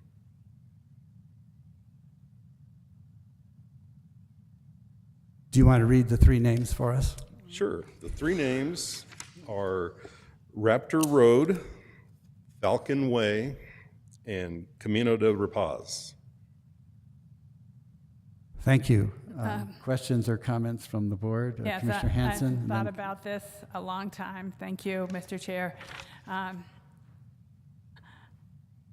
mean, we have Rabbit Road and we have Dinosaur. So those are the 2. We have some really interesting names in Oshara Village. I named them all. I'll take credit for it. I'm not wild about any of these, but if I had to be, I've had to accept one of them, I would probably go with Falcon Way. I don't know, I wonder if the other commissioners have ideas. I like Falcon Way as well. And go ahead, Commissioner Green. Thank you, Mr. Chair.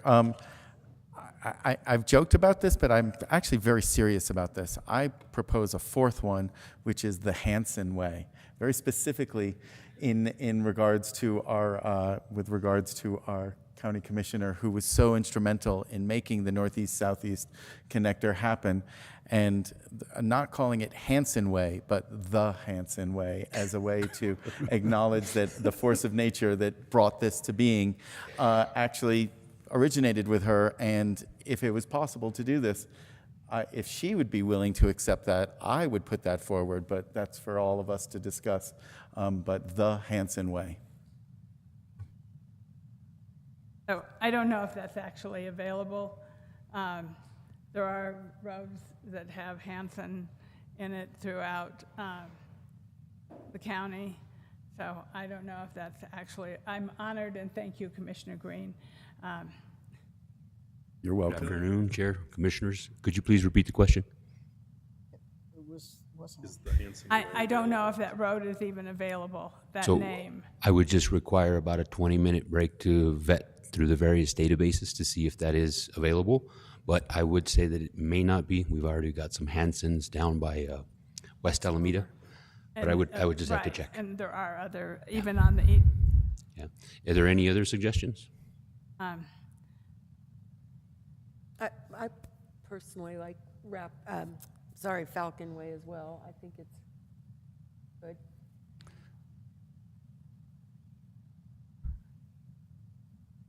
Is that a motion? Mr. Chair, I'd like to motion that we accept the term Falcon Way. do we have a second? Do we have, I'll second Falcon Way. Were we For going to further wait to discussion. have it checked out, or did you want to just defer because of the questions? I'll defer. Yeah. I would This have is your liked to have chance. had some This is your more. chance. You'll never have a road named after you again. Maybe. You might not. Oh, we can name something after Commissioner Hanson, I'm sure. Personally, I'd rather have a building, but. Well, we'll get there too, but. If Okay, you're going to next. talk about it. The next building we build. So, I mean, I'm good with Falcon Way, you know. It does go along with Rabbit and Dinosaur, and I get that, you know, I really wanted to actually call Alexis, who owned this piece of land a long time ago, because there was some history with Oshara and native tribal people out there, although I don't remember us ever finding any actual ruins out there at all. I mean, there is one archaeological site, but it's not a ruin, so to speak. Mr. Chair, Commissioners, one thing I would note is what we typically like to do with road naming is similar to that, is look for things that were historic or thematic to the area. So when the suggestions came to us, we had decided on some of the things that were birds of prey, so raptor or falcon.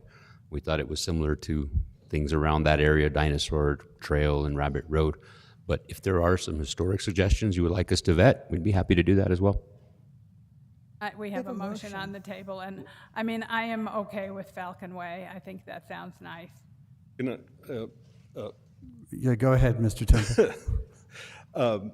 I just wanted to say that Ms. Gerard did approve Falcon Way. That was one of her suggestions also, because of the birds of prey that are out there, and she was very good with that one. Okay, that's good to hear.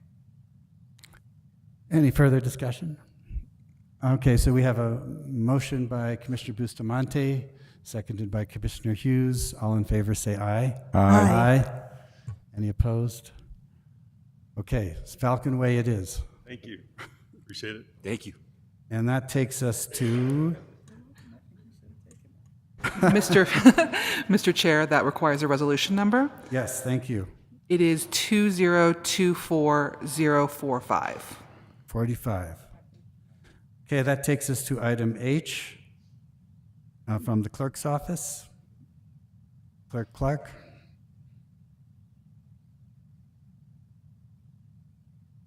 Hello, good afternoon, Commissioners.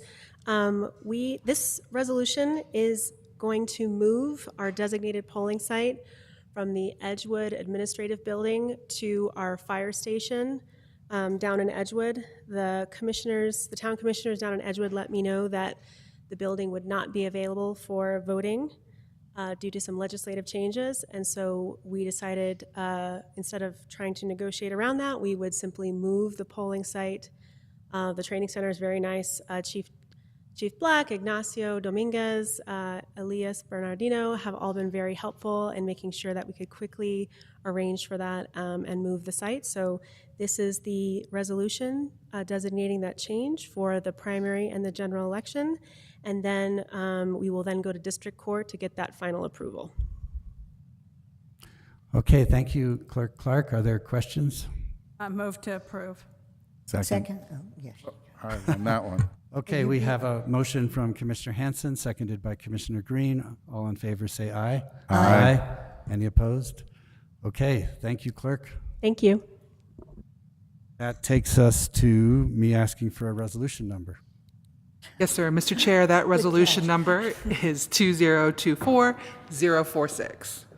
Okay, thank you. And then our last item under number 6 is 6I. And for that, we have Jordan Barella. Thank you. Thank you, Mr. Chair. Commissioners, here today to present a resolution for potential approval, and that is a resolution requesting authorization for the county manager to execute all grant agreements, contracts, purchase orders, and necessary forms related to the public housing upgrades project for Camino de Jacobo, Santa Cruz, and the Via Vista housing sites that could potentially be funded through housing initiative grants issued by the state of New Mexico, and subsequent to that, authorizing the utilization of outside contracts to procure services for those projects. As part of the 2024 capital outlay bill, the county had proposed 3 projects related to public housing upgrades. Those projects were for all 3 of our housing sites, Camino de Jacobo, Via Vista, and Santa Cruz, with an estimated funding gap of about $7 million. In total, through the capital outlay bill, we received about $575,000 in state capital outlay, which left a significant funding gap. Subsequent to that, in about late February, staff were contacted by the governor's office, who indicated that there was $2 million available in discretionary funding for affordable housing that could potentially be appropriated for our various housing projects.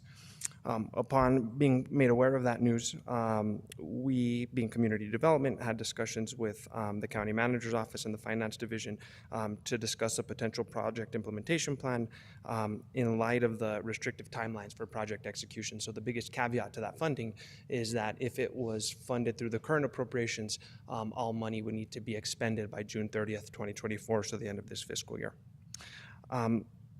Staff determined, based off our review, that approximately 22 residential structures could obtain new roofs and new stucco within that time frame and budget constraints.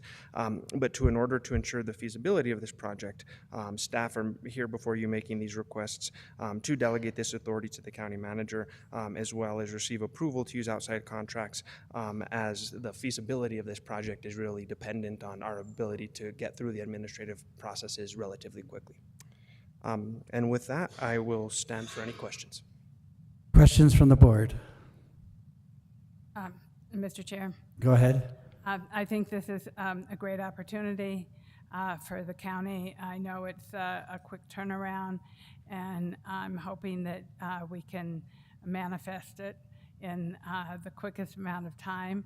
So good luck, Jordan, and good luck, County Manager, getting this done. And so I will move the resolution requesting authorization for the County Manager to execute all grants, contracts, purchase order, and necessary forms related to public housing upgrades for Camino Jacobo, Santa Cruz, and Via Vista housing sites funded through the Housing Initiative grant issued by the state of New Mexico, and authorizing the utilization of outside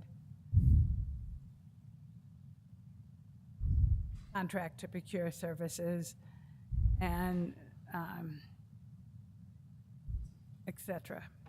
Second. Okay, we have a motion by Commissioner Hanson, seconded by Commissioner Bustamante and Commissioner Green.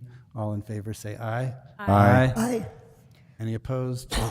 Okay, you have your permission, and as they said, good luck. Let's get this done quickly, and hopefully we can actually do it. Thank you.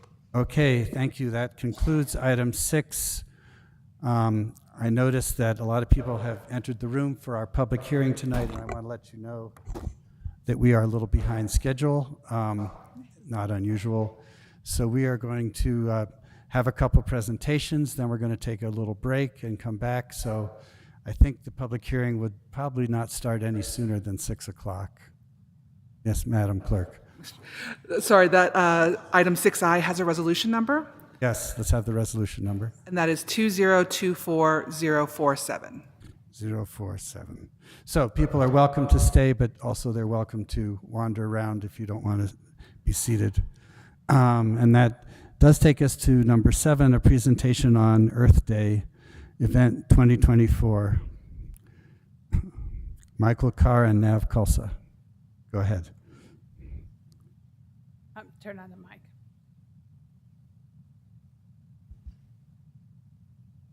Good evening, Mr. Chair, Commissioners. I do have a PowerPoint presentation as well.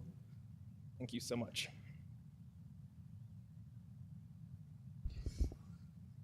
My name is Michael Carr. I'm a sustainability specialist with the Community Development Department, and I'll allow Nav to introduce herself. Nav Casa, volunteer coordinator at the Community Development. Thank you for the opportunity to present today. We have a brief presentation, I promise, on the upcoming Earth Day event for Santa Fe County. The purpose of the Santa Fe County Earth Day events is to engage county staff and the community in implementing sustainable practices to preserve natural resources for current and future generations. We appreciate the support that we have received from the Board of County Commissioners, county staff, and community partners on these events over the years. The county has held successful Earth Day events over the last several years. In 2021, the county worked with the Public Works Department and the Santa Fe Watershed Association to carry out a series of community planting events throughout the county. These included plantings at the Pojoaque Recreational Center, along the Santa Fe River, Arroyo Hondo Fire Station No. 1, Edgewood Senior Center, and the Max Cole Community Center. In 2022, in collaboration with the Public Works Department, the Housing Authority, a contractor, and community groups, the county carried out additional plantings at the Santa Cruz Public Housing Development, Camino de Jacobo Public Housing Development, Edgewood Senior Center, Arroyo Hondo Southern Trailhead, and the Boys and Girls Club in Via Vista. And last year, in 2023, sustainability staff in collaboration with the Santa Fe County Open Space, Parks and Trails Division, Public Works Department, County Commissioner Liaisons, Master Gardeners, and a contractor installed an amazing rain garden at the Santa Fe County Fairgrounds. These events have proved successful in meeting our goals and resulted in involving approximately 230 community members, in addition to numerous county staff in these Earth Day activities. These efforts have also culminated in the planting of almost 600 perennial plants, trees, and shrubs. This year, we're planning to host our Earth Day celebration at the Santa Fe County Arroyo Hondo Fire Station No. 2, just off Seton Village Road. The fire station is a notable community landmark and gathering space, hosting an annual 4th of July celebration, typically attended by over 100 community members. The fire station sits downslope from Seton Village Road and produces stormwater runoff that flows over the parking area and around the building into the adjacent arroyo. We plan on installing green stormwater infrastructure at this site to support some of the stormwater capture and retention, as well as provide additional habitat for birds, pollinators, and other wildlife. The location is also beneficial to exhibiting to the public how these systems work in supporting countywide water-wise landscaping practices. Before I move on to some specifics about the event, I just wanted to briefly cover why these stormwater management features are so important. Runoff can wash pollutants such as pet waste, motor oil, and trash into waterways as it moves over impervious structures. Runoff is considered a significant threat to water quality in the United States by the EPA. However, properly managed runoff can serve as an important water source in Santa Fe County's dry climate. To protect waterways, Santa Fe County is required to manage pollution from runoff under its National Pollution Discharge Elimination System Small Municipal Separate Storm Sewer Systems Permit, much more conveniently known as the MS4 permit. Under this permit, the county must maintain a stormwater management program and report annually on that program. So traditionally, gray infrastructure like pipes, curbs, gutters, and storm drains were designed to move stormwater off of the landscape, where green stormwater infrastructure, on the other hand, serves to treat and infiltrate runoff in place. The two photos on the right are showing two rain gardens in Santa Fe, one off Aspen Drive and one downtown. These gardens are both harvesting the runoff from nearby paved areas, a parking lot, and then East Alameda, to allow the water to infiltrate into the soil, which supports trees and other vegetation growing. Pictured here is a specific example of a green stormwater infrastructure feature called a Zuni Bowl. This will be a feature included in this year's Earth Day celebration and illustrates how potential water runoff can be slowed and captured on a landscape. Instead of moving over the landscape, a Zuni Bowl slows draining water and provides areas along its downslope path to pour into plunge pools and dams. The stone dams and pools provide areas for that water to kind of get captured and infiltrate down in the soil more slowly, where it would otherwise wash downstream with sediments, pollutants, and other materials. Pictured here, the Earth Day rain garden we plan to install is located in the red circle, which is right next to an outdoor kind of canopy pavilion and parking area. This garden will harvest water runoff from that parking area and help increase some water infiltration along an area that has been having some erosion just off the path. The site is currently dominated by pinyon and juniper trees and some Chamiza shrubs, also known as rubber rabbit brush. And the incorporation of this feature will provide additional water resources to that existing flora, which is being preserved during the installation of this feature. As the parking lot drainage is currently eroding that slope, hosted by the plants, it's expected that the installation of this GSI feature will prevent some long-term damage to those surrounding trees. This graphic illustrates the initial rain garden design for the Arroyo Hondo Fire Station Earth Day event. The asphalt parking area is located in the bottom right of the picture in gray, with the pavilion, canopy, and picnic tables located in the top right in white, that white rectangle. And the existing pinyon and juniper trees are represented by those large green kind of canopy symbols for the tops of the leaves on those trees. The Azuni Bowl and water capture feature is located in the bottom center. It's that little snake of blue trailing down into a half circle, almost full circle of gray. And that is where the water is going to be draining off the asphalt, going through those trees down slope, and hopefully infiltrating down into the landscape to prevent any future runoff and erosion cuts through that landscape.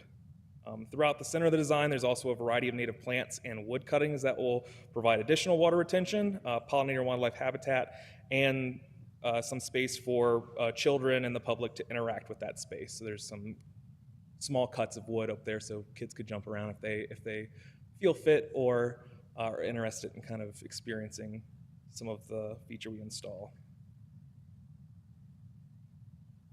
So as we approach Earth Day, work will commence to prepare the space for the final plantings on April 20th. Excavation installation of the water capture feature will be completed with the final plantings involving the community, including those of the board who are able to attend. The event will also host tabling from community organizations and some educational activities.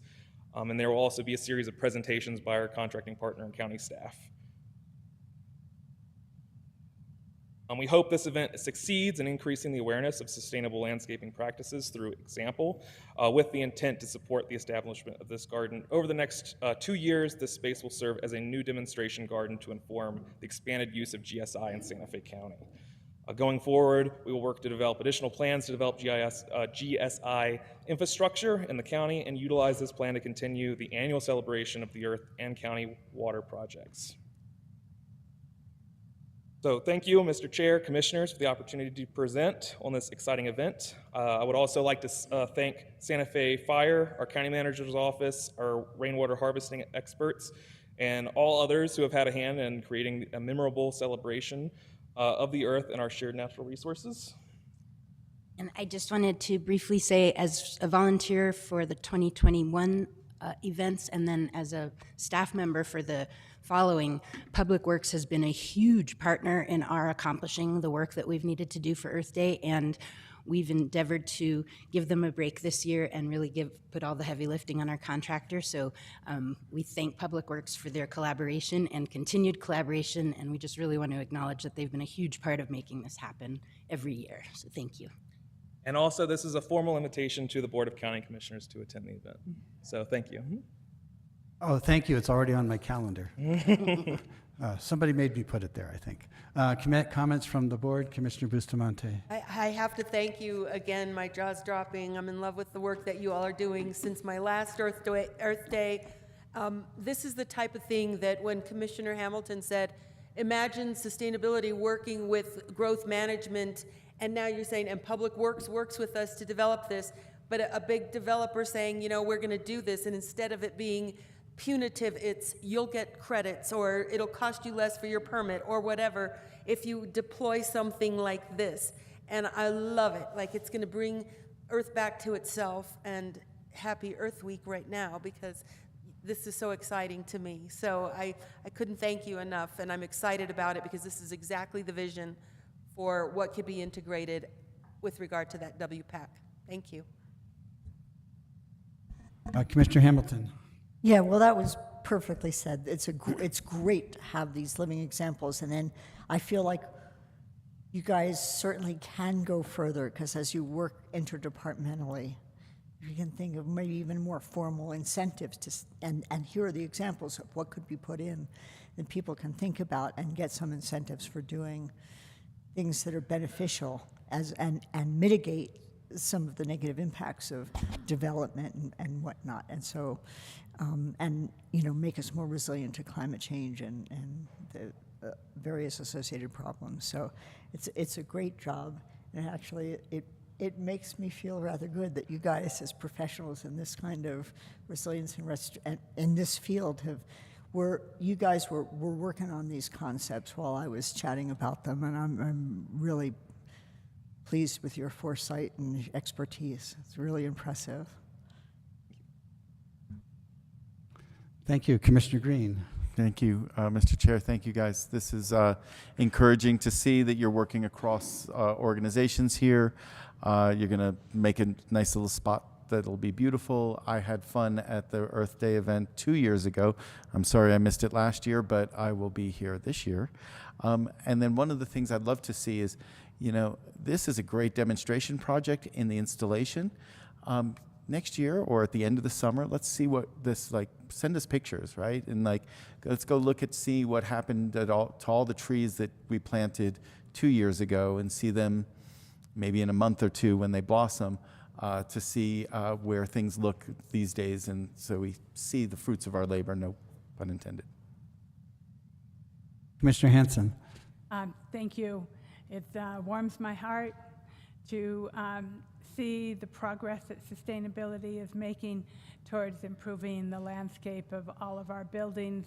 I think it's really important to put things into action, and this is an example of putting things into action. So thank you very much, and thank you for joining the county.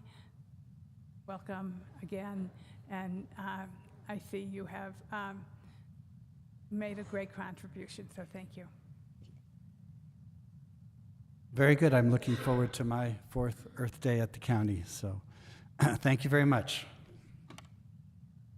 And that takes us to our next presentation on the public art plan for 100 Catron Lobby.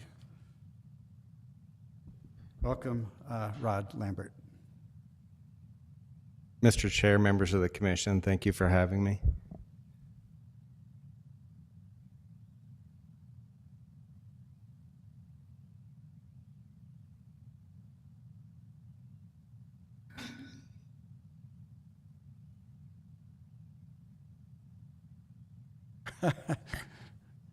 Yeah, Daniel, you're doing a great job. Thank you. We've had a lot of slideshows today. And there we go. There we go. I'm here to present about the public art plan for the 100 Catron building. As you know, it was completed in 2019, and it's a 2-story, 60,000 square foot office space that houses a large portion of our staff that are mostly public facing. And there's currently a dearth of public art in the space. However, there was a resolution 2015-39 that accommodated a $100,000 budget for the creation and installation of public art in the building. The original resolution had a lot of stipulations in it, whereas. So it was, I kind of boiled it down to drawing historic links between Santa Fe County and Mexico, emphasizing fresco art as an artistic media, stating the importance of arts and culture to the region, and also informing the public of the significance of the 3 trails, the Camino Real, the Old Spanish Trail, and Santa Fe Trail. So as an FYI, national trends in public art are kind of discouraging the installation of permanent pieces on walls like murals. They're often costly to maintain and or repair. The maintenance is difficult and costly, and it often cannot be removed if there's a need for a repair or a renovation. We've got currently 2 situations in Public Works, one at the Abaddon Lopez Center and then the other at a fire station on Agua Fria. So we're currently photographing the one you see there for Jerry West, and we're getting it printed on a large canvas so that we can maintain the image after the demolition happens. So in order to prevent that, it's best to have artwork that's flexible and that can be moved. So then how are we able to incorporate the spirit of the original resolution and following these best practices? And the answer is, I'm approaching it from a 2-pronged approach. One is to display 3 maps created by an artist, and each will represent one of the trails. And then as a result, once that's completed, we can have artists who are informed by those artworks to be able to create proposals to create a hanging piece that will hang ideally in that light well in the lobby above the staircase. Omar Gonzo is the artist that we've selected to do the maps. He's a local artist. He grew up in Mexico, actually on the Camino Real, which was a really interesting twist of fate. He's an annual participant in the contemporary Spanish market, and he uses a fresco on panel method, which is essentially plaster on panel. So it's very specific to his practice, and so that makes it easier for us to be able to remove it, move it, or other maintenance concerns that may happen. So Omar is going to receive $8,500 for 3 maps total. I was there a couple of weeks ago getting an update from him, so this is kind of an example of one of them. So you can see it's the plaster, and he's got a color kind of paint over that, and he's drawn out the general map. Each map's going to be different. They're going to be located there. That would be kind of an example of where the center one would be on the stairwell. Each are going to be accompanied by didactic educational information about each of the maps and their history and their contributions to the community, both cultural but also physical. I think there's a lot of economic impacts that happen from a result of all those trails. Each map will be distinct, and they're going to be approximately 30 by 25, and they'll be mounted to the wall with security locks. So there's some more examples of the progress. You can kind of see each one has its own flavor. It's going to have its own kind of color and aesthetic as well. So they'll all be differentiated, but they'll all be a family. They'll be cousins, not brothers. The second one will be informed by the 3 maps. So once we get those 3 maps up, then I can start kind of doing a search for artists who are interested in producing the mobile artwork. That'll be the substantial part of the budget. So we hope to get 3 artists to, we'll review proposals, select 3 to present design maquettes, and then they'll have a second round of review, and they'll receive $1,500 for their submissions, and then the selected artist will receive approximately $80,000, depending upon the cost for installation and others. That's kind of a shot of the gallery. The intent of the process is to kind of respond to Omar's message that he creates with the 3 maps, and then give a visual 3-dimensional translation of the literal maps into an abstracted sculpture for the public to enjoy. And it'll also match the design aesthetic of the building, including the finishes and colors. Other possible opportunities in the future for this building would be that area there at Katrin and Griffin Streets. I think there's an opportunity to put a sculpture there, whether it be on loan or if we find a budget to buy something. Also, those planters there, they were developed architecturally to prevent anyone from hitting their heads on the stairwell, and they're kind of like sitting there empty. So it's a possibility that we could get some funding and have an artist do either 2 artists do each planter, or do 1 artist that does both. So, any questions? Any questions? Commissioner Bustamante. Mr. Chair, I'm wondering how can we, and you've gone a lot of way, and I think it's beautiful. I think it's beautiful. And I'm thinking about those who lived here, who migrated on the trails up and down the Bajada, through both northern. So we had both those who were nomadic tribes and then the residential, but there were, even between the Kitasan or the Kiris and the Tewa and Towa, that there were trails, and I don't know, I don't see them reflected here, or way, and I'm saying in that migration, as well as something that just sort of depicts maybe the stagnant lives that were there as these trails came in. You know, something that shows a dynamic, an opportunity to reflect on the time parcels of this, of as cultures used the lands, and even from when I think of animal pathways and these migration areas for different animals, and then the human species and the migrations, and, you know, to integrate sort of a bigger picture instead of just the good old-fashioned colonial, these three things came in and now we're a tricultural, it's not real, like it's not real. And I think art has an opportunity to do that, right? So I'm wondering, I'm saying it so that we can think and come into some kind of reflective way of acknowledging that which was here before us, those who were here before, and how that migration was, and then the continuous integration of it all. There's something beautiful there. Yes, Mr. Chair, Commissioner Bustamante, you read my mind. I've already actually been in discussion with a mobile artist to kind of see what she would expect or what she would want from a proposal, and we can incorporate all of that into the proposal, which is my intention, because her initial thing that struck her was, again, the animal trails and how do we abstract that and tell a more robust part of the story. So that would be, I think, inherent in the call, so thank you for bringing it up. Thank you, sincerely. Are there other questions or comments, Commissioner Green? Thank you, Mr. Chair. Thank you for the presentation here. It's a nice building. It'll be nicer, so good job. The comments I have is a little related to Commissioner Bustamante. I love the story of the three trails, but it also is a human artifact amongst with a colonial bent to it. Having some respect for those that came before us, and including the nature, right, indigenous and the nature that was destroyed by us being here, sadly.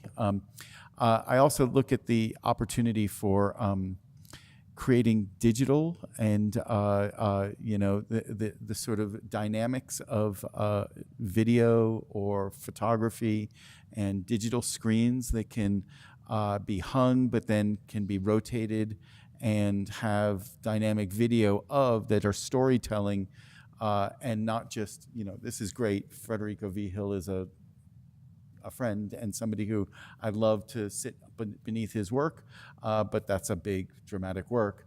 And having something that might be a little more dynamic and be a rotational piece that has the ability to say, here's a theme. We want to talk about the three trails. We want to talk about the animals, and we want to talk about these things. But that photographers and video producers and also animators even, right, can go in and produce something that it changes and it has a different ongoing life beyond that. Also then for the corner spot on Catron and Grant, I think it is. Griffin, sorry. We have a probate judge here who does weddings. I've always thought that space should be a wedding garden. That especially to be able to just call out and say, if you're going to go get married at the courthouse steps, or as it used to be, or at the county steps, that could be a place that was a beautiful spot in a garden, thematically made for vows and renewing vows or doing it the first time. So anyway, thank you. Mr. Chair, Commissioner Green, thank you for that. My intent and the approach of the process for this was to make sure I accommodated the mention of the three maps and their inclusion in the artwork, but I also simultaneously did not want them to dominate the way this was going to be interpreted or translated. And since the resolution was so old and things have changed, I wanted to have the emphasis be on the larger piece and it being able to be the one that has the more larger impact and has a larger discussion. And when I was at the city in the Arts and Culture Department there, we also had it was a Story Maps program where we hired artists to develop digital content that then were accessed by QR codes, which could be a complete educational opportunity that overlays this at some point in the future. So thank you for that suggestion. Commissioner Hanson. Thank you, Rob, so much. This is like something that we have been talking about for such a long time, and since we built that building, it's so important to have art in it. I think whatever can hang there in the middle will be fantastic. I hope that these maps have some more color and aspects to them, and also I know that it was Councilor Miguel Chavez, or Commissioner Miguel Chavez, who is also an artist and cared very much about these issues, like myself, who was also an artist. And you know, so that I hope that they have some representation, like these beautiful frescoes that we sit under, that they have some color and some intricacies into them. But I know how important, you know, the El Camino Real is a completely historic trail that was a path at some point, and it took us from Mexico to Owingeh. So I'm excited and I'm happy to see something happening, because I really wanted something to happen there for a long time. And I think that having art and having some kind of hanging in the middle will be really enchanting to the building. And I thank you for coming to Santa Fe County and joining us. And I thank Brian for seeing your talent and using it so that we could have this happen here, because you are in Public Works, and this might not be exactly, we can stretch the boundaries of Public Works, so I'm always good with stretching the boundaries of the silos that we get ourselves into. So thank you and congratulations. And thank you, Brian, for allowing this to be part of Public Works and recognizing that, and also Manager Schaefer for his recognition of how much we all care about art in our beautiful city of artists. Thank you. Thank you, Mr. Lambert. This is exciting, and I look forward to seeing it. And I think you've gotten plenty of comments from the other commissioners to fiddle with. Oh, and Mr. Chair, members of the commission, if any of you are interested in maybe serving on the selection committee for the larger piece, once we get down the road, let me know, and we can. I'm interested. You have at least one volunteer. Thank you very much. We're going to take about a 20-minute break now. We've been sitting here since 1 o'clock, but we'll be back around 10 of 6. We'll do a quick finish up of 8, 9, and 10, and then we'll move into the public hearing. Go into executive now, or? We don't have an executive session Was it- tonight. We're oh. just taking a break.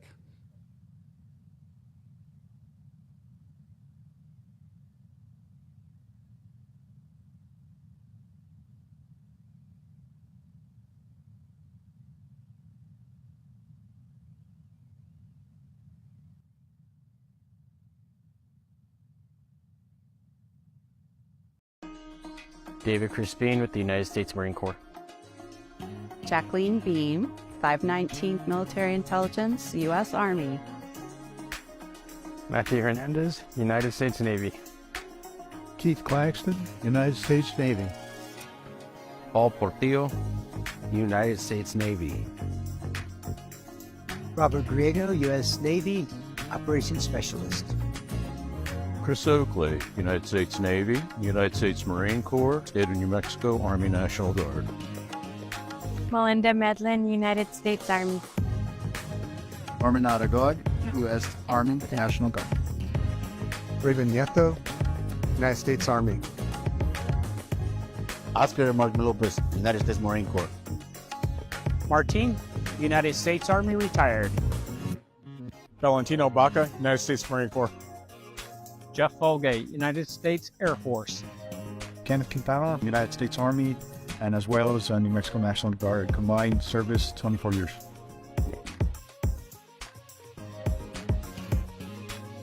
Santa Fe County is hiring. Every Tuesday, Public Works holds a rapid hire event at 102 Grant Avenue at 8:30 a.m. Also, the correctional facility holds a rapid hire event every Tuesday at 9 a.m.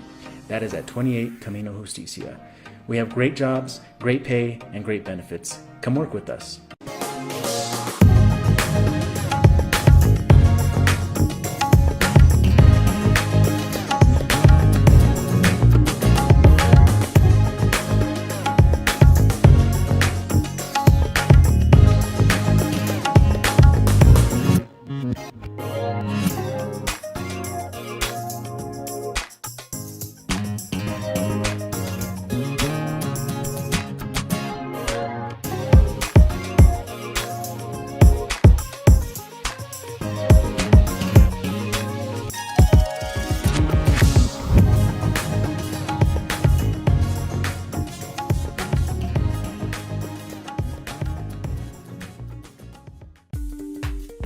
Why do you work for Santa Fe County? For my family. For your safety. For you. For my community. For the public. For the community. For the retirement. To serve my community. For my family. For the outdoors.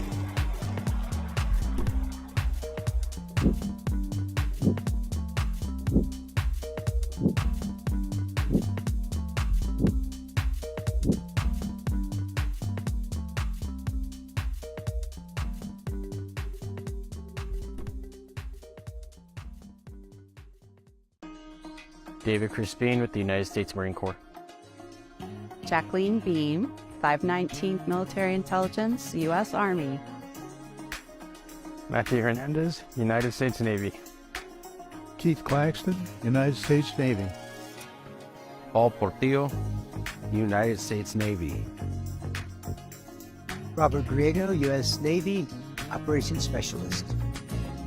Chris Oakley, United States Navy, United States Marine Corps, State of New Mexico Army National Guard.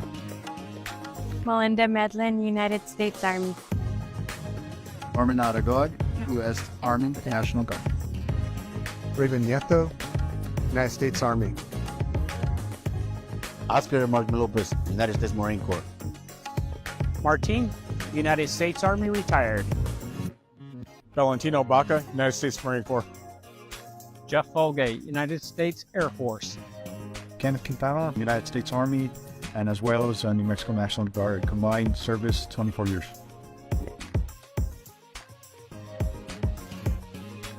Santa Fe County is hiring. Every Tuesday, Public Works holds a rapid hire event at 102 Grant Avenue at 8:30 a.m. Also, the correctional facility holds a rapid hire event every Tuesday at 9 a.m. That is at 28 Camino Justicia. We have great jobs, great pay, and great benefits. Come work with us.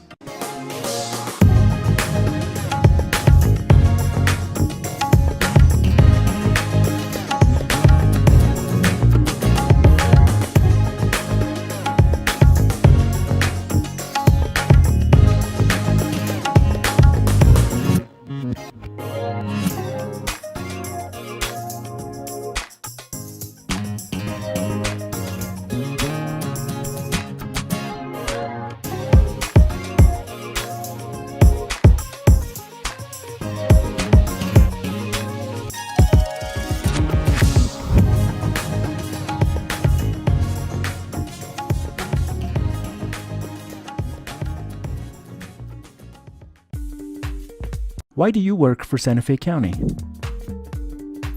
For my family. For your safety. For you. For my community. For the public. For the community. For the retirement. To serve my community. For my family. For the outdoors.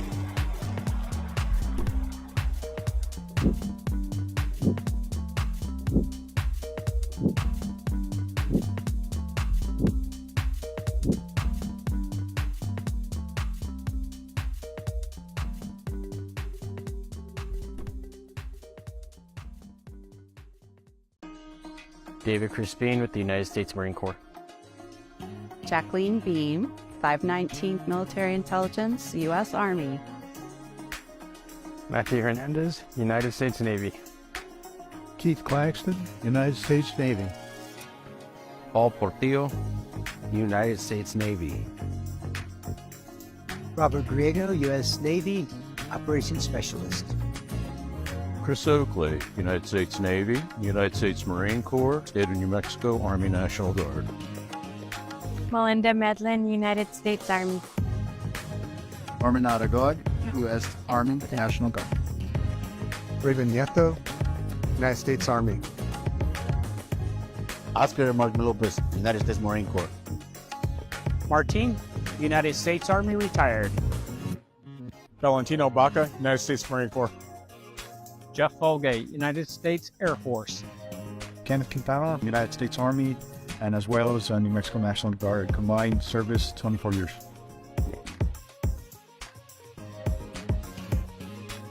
Santa Fe County is hiring. Every Tuesday, Public Works holds a rapid hire event at 102 Grant Avenue at 8:30 a.m. Also, the correctional facility holds a rapid hire event every Tuesday at 9 a.m. That is at 28 Camino Justicia. We have great jobs, great pay, and great benefits. Come work with us.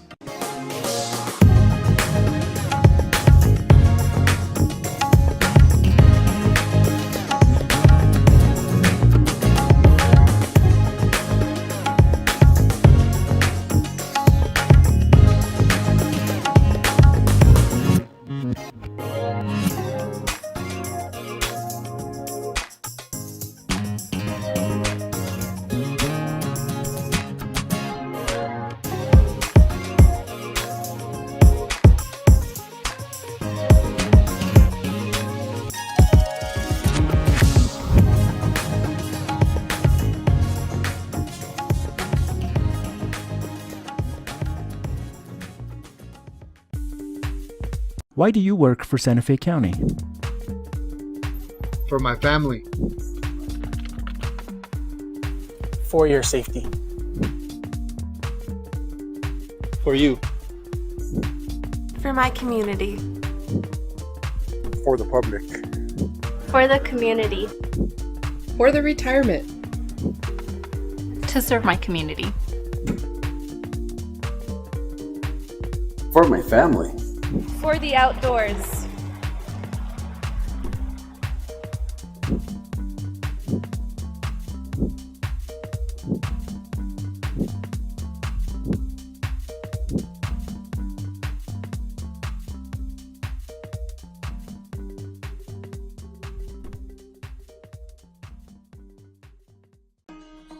David Crispin with the United States Marine Corps.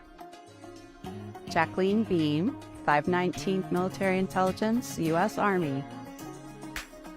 Matthew Hernandez, United States Navy. Keith Claxton, United States Navy. Paul Portillo, United States Navy. Robert Griego, U.S. Navy, Operations Specialist. Chris Oakley, United States Navy, United States Marine Corps, State of New Mexico Army National Guard. Melinda Medlin, United States Army. Norman Aragod, U.S. Army National Guard. Raven Nieto, United States Army. Oscar Mark Lopez, United States Marine Corps. Martin, United States Army, retired. Valentino Baca, United States Marine Corps. Jeff Folgate, United States Air Force. Kenneth Quintana, United States Army, and as well as New Mexico National Guard. Combined service 24 years.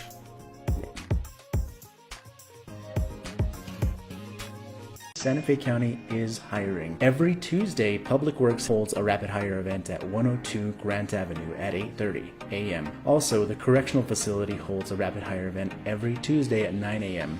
That is at 28 Camino Justicia. We have great jobs, great pay, and great benefits. Come work with us.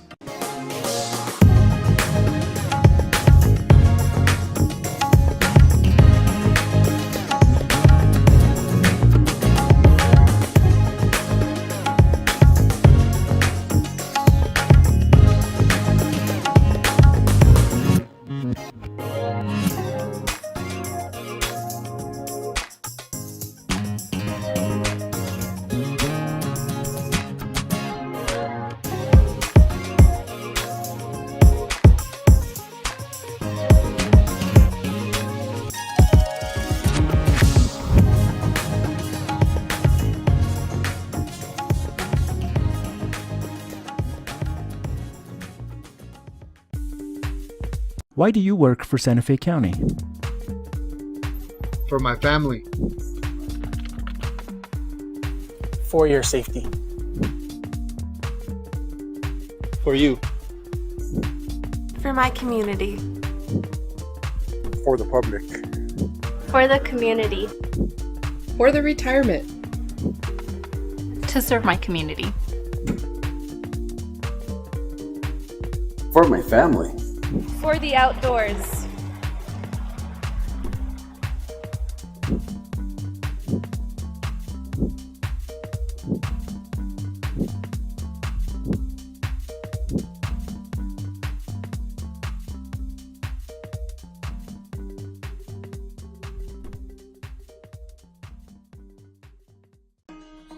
David Crispin with the United States Marine Corps. Jacqueline Beam, 519th Military Intelligence, U.S. Army. Matthew Hernandez, United States Navy. Keith Claxton, United States Navy.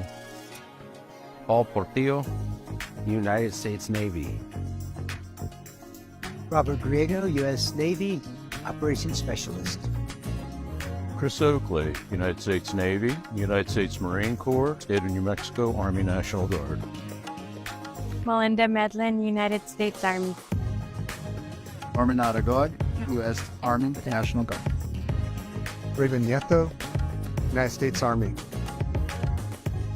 Oscar Mark Lopez, United States Marine Corps. Martin, United States Army, retired. Valentino Baca, United States Marine Corps. Jeff Folgate, United States Air Force. Kenneth Quintana, United States Army, and as well as New Mexico National Guard. Combined service 24 years.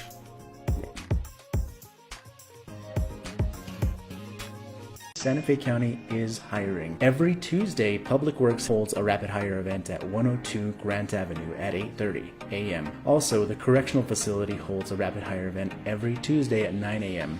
That is at 28 Camino Justicia. We have great jobs, great pay, and great benefits. Come work with us.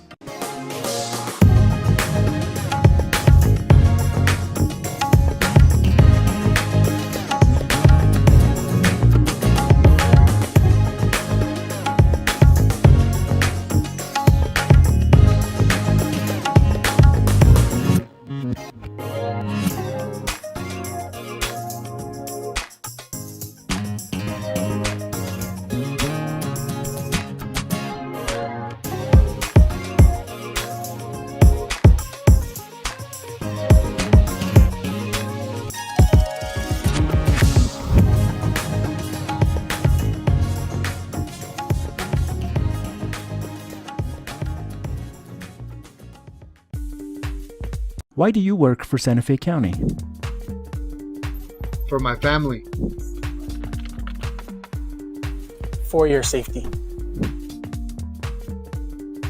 For you. For my community. For the public. For the community. For the retirement. To serve my community. For my family. For the outdoors.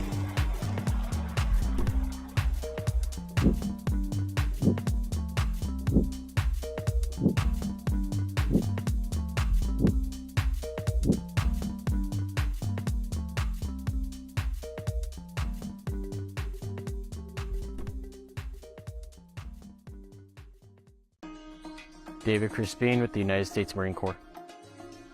Jacqueline Beam, 519th Military Intelligence, U.S. Army. Matthew Hernandez, United States Navy. Keith Claxton, United States Navy. Paul Portillo, United States Navy. Robert Griego, U.S. Navy, Operations Specialist. Chris Oakley, United States Navy, United States Marine Corps, State of New Mexico Army National Guard. Melinda Medlin, United States Army. Norman Aragod, U.S. Army National Guard. Raven Nieto, United States Army. Oscar Mark Lopez, United States Marine Corps. Martin, United States Army, retired. Valentino Baca, United States Marine Corps. Jeff Folgate, United States Air Force. Kenneth Quintana, United States Army, and as well as New Mexico National Guard. Combined service 24 years.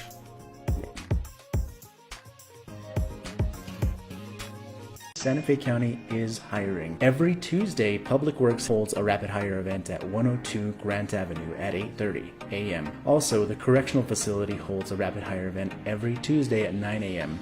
That is at 28 Camino Justicia. We have great jobs, great pay, and great benefits. Come work with us.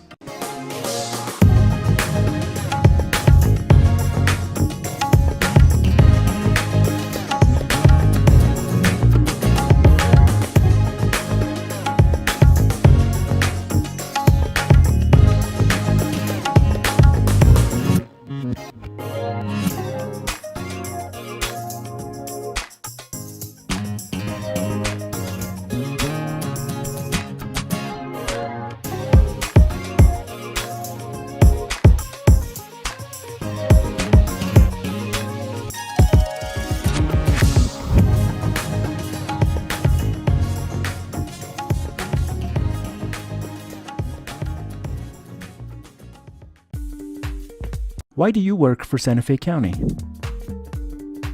For my family. For your safety. For you.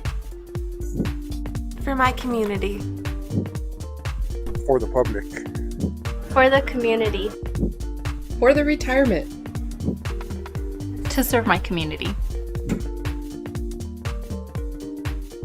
For my family. For the outdoors.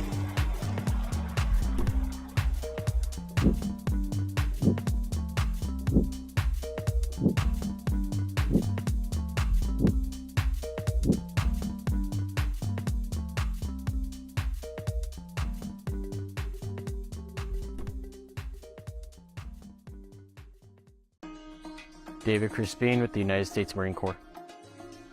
Jacqueline Beam, 519th Military Intelligence, U.S. Army. Matthew Hernandez, United States Navy. Keith Claxton, United States Navy. Paul Portillo, United States Navy. Robert Griego, U.S. Navy, Operations Specialist.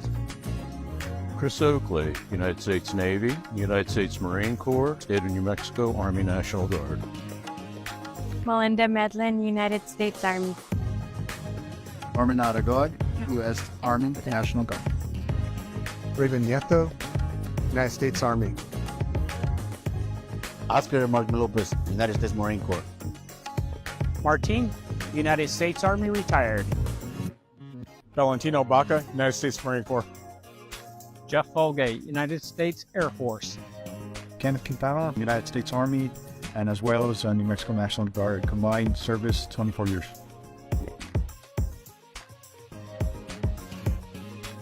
Santa Fe County is hiring. Every Tuesday, Public Works holds a rapid hire event at 102 Grant Avenue at 8:30 a.m. Also, the correctional facility holds a rapid hire event every Tuesday at 9 a.m. That is at 28 Camino Justicia. We have great jobs, great pay, and great benefits. Come work with us.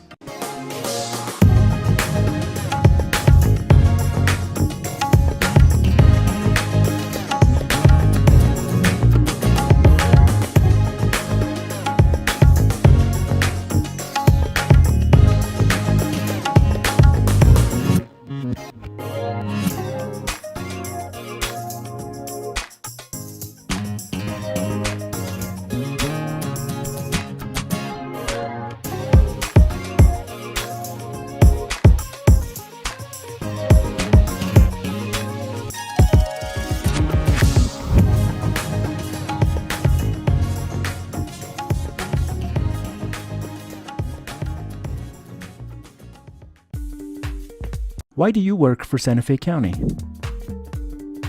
For my family. For your safety. For you. For my community. For the public. For the community. For the retirement. To serve my community. For my family. For the outdoors.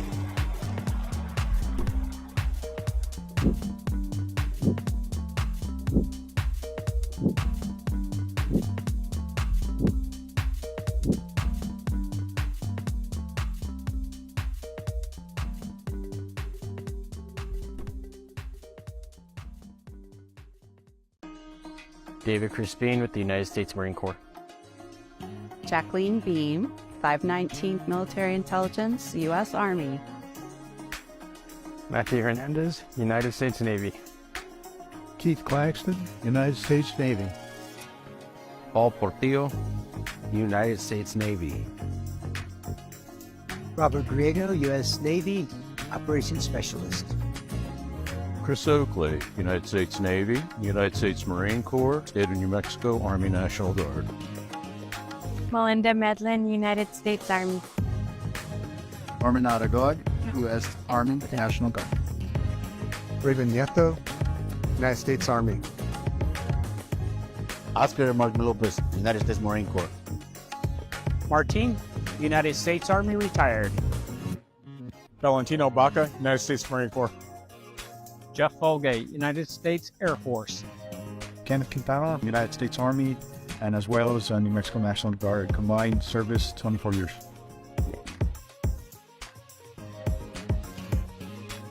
Santa Fe County is hiring. Every Tuesday, Public Works holds a rapid hire event at 102 Grant Avenue at 8:30 a.m. Also, the correctional facility holds a rapid hire event every Tuesday at 9 a.m.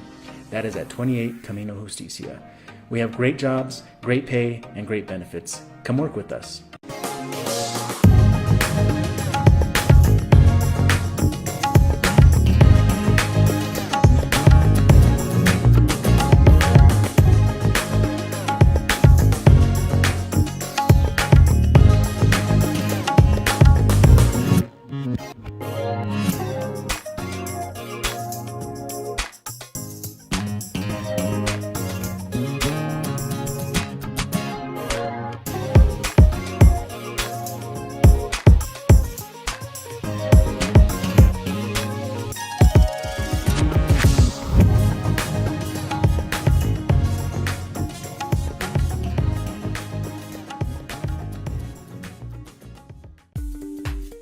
Why do you work for Santa Fe County? For my family. For your safety. For you. For my community. For the public. For the community. For the retirement. To serve my community. For my family. For the outdoors.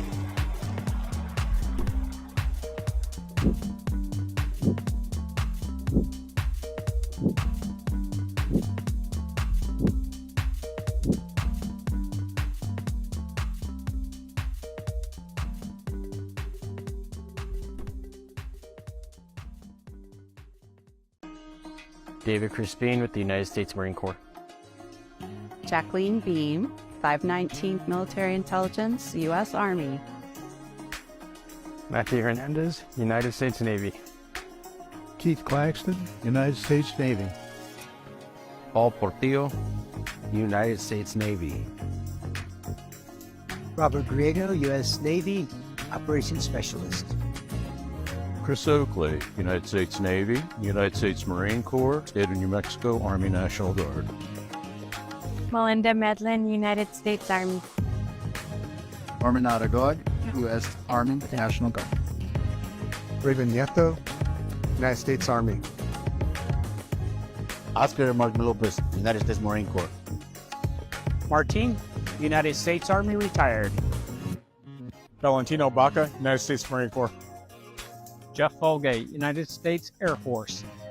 Kenneth Quintana, United States Army, and as well as New Mexico National Guard. Combined service 24 years.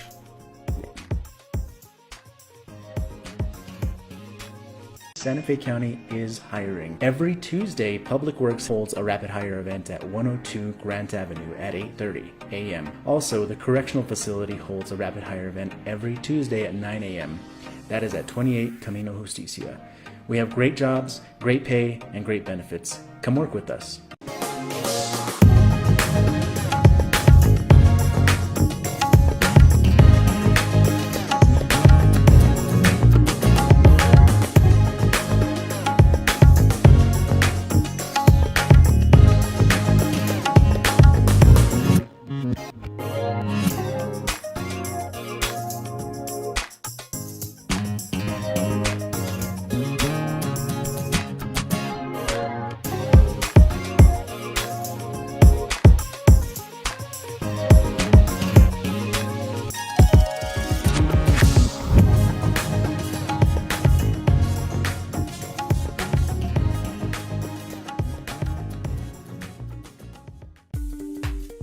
Why do you work for Santa Fe County?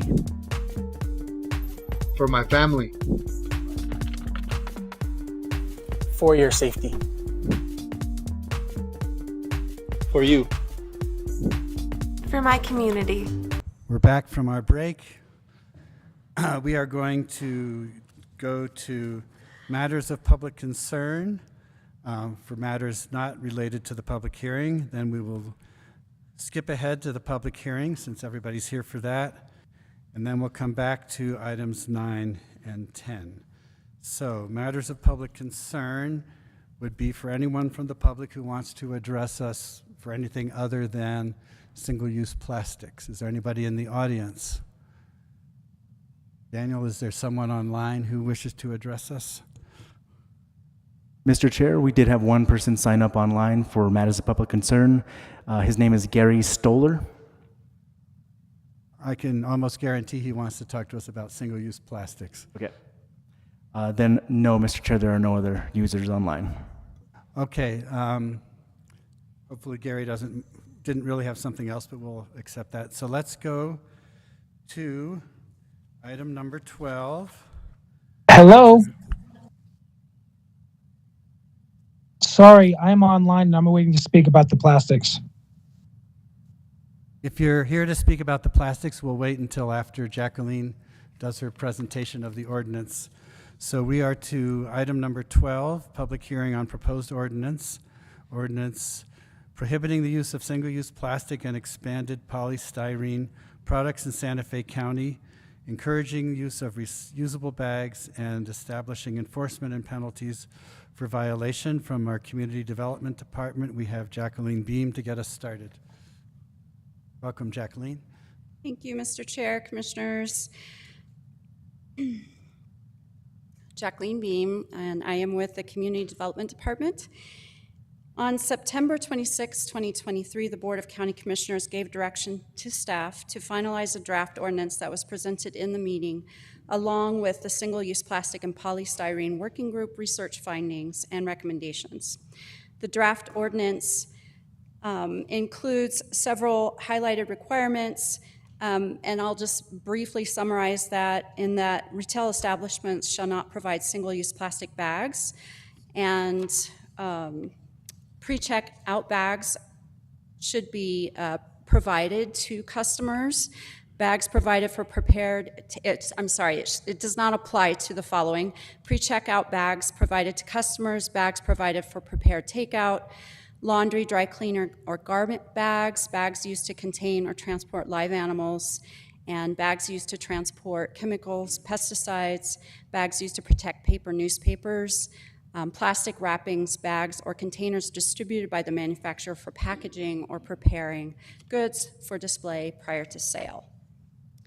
On February 27th, 2024, the Board of County Commissioners authorized publication of title and general summary of this ordinance prohibiting the use of single-use plastic and expanded polystyrene products in Santa Fe County, encouraging use of reusable bags, and establishing enforcement and penalties for violation. The Sustainability Division of the Community Development Department held an informational meeting for retail establishments regarding this topic and the proposed ordinance on March 18th, 2024. A communication regarding the meeting was sent to the contact information for retail establishments that potentially would be affected by this ban. and no representatives from retail establishments attended the informational meeting. Since publication of title and general summary, the Sustainability Division has received a few public comments. Public comments received on or before March 19th, 2024 have been summarized on a chart attached in your packet, and the following is a brief summary of the nature of public comments that have been received. A request for the ordinance to include a provision encouraging retail establishments to charge a 10-cent fee for recycled content paper bags, a request for the county to evaluate the potential for the spread of bacteria if single-use plastic bags are prohibited, and penalties are disproportionate. Comments that penalties are disproportionate to the violation, a request that restaurants be excluded from prohibition on single-use plastic bags, and a request for restaurants to be excluded from the ordinance. And I have with me more or additional comments that were made after the 19th that I'd like to distribute.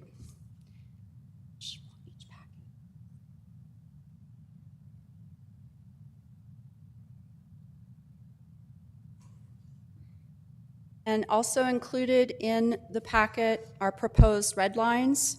And the proposed red lines for the ordinance that was posted in public notice for public comment include Section A, which exempts bags for prepared takeout food with a high liquid content.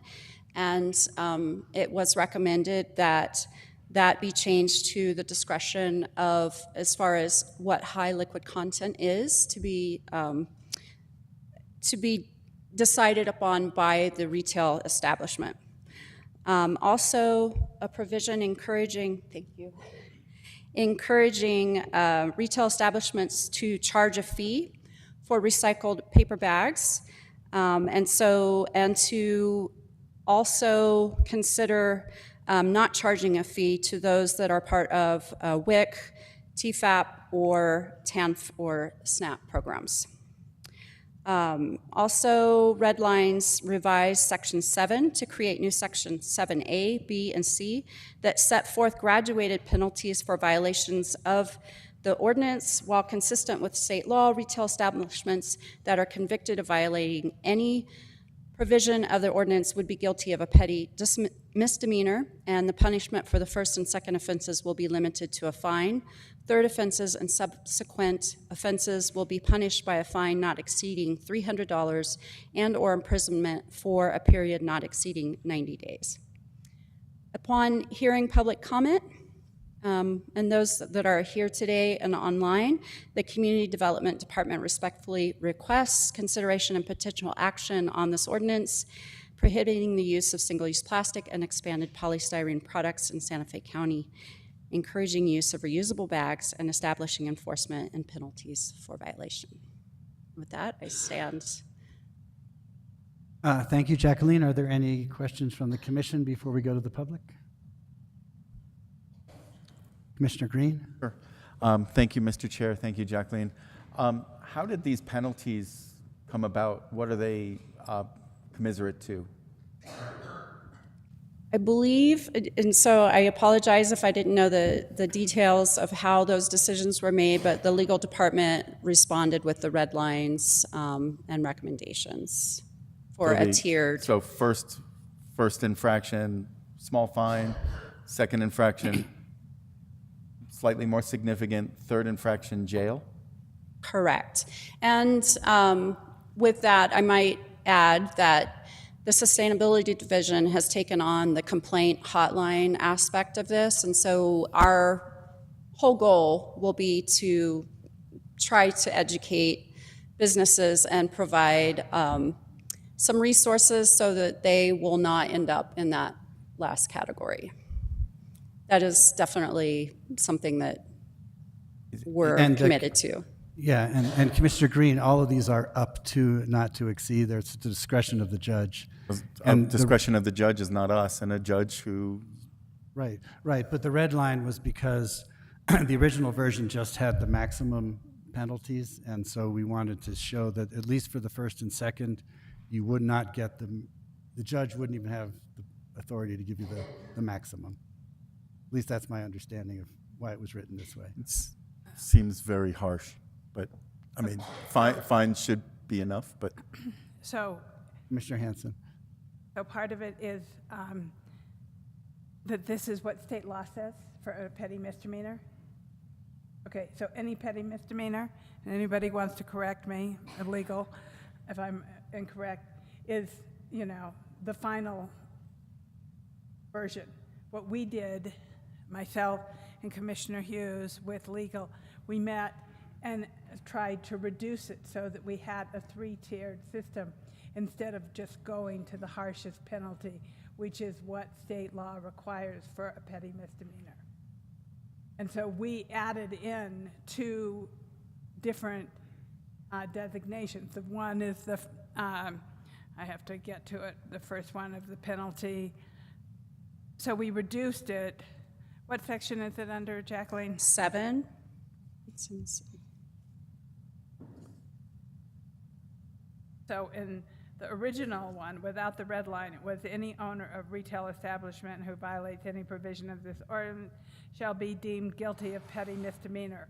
Upon conviction, a violation of this ordinance shall be punished by a fine not exceeding $300 and or imprisoned for a period not exceeding 90 days.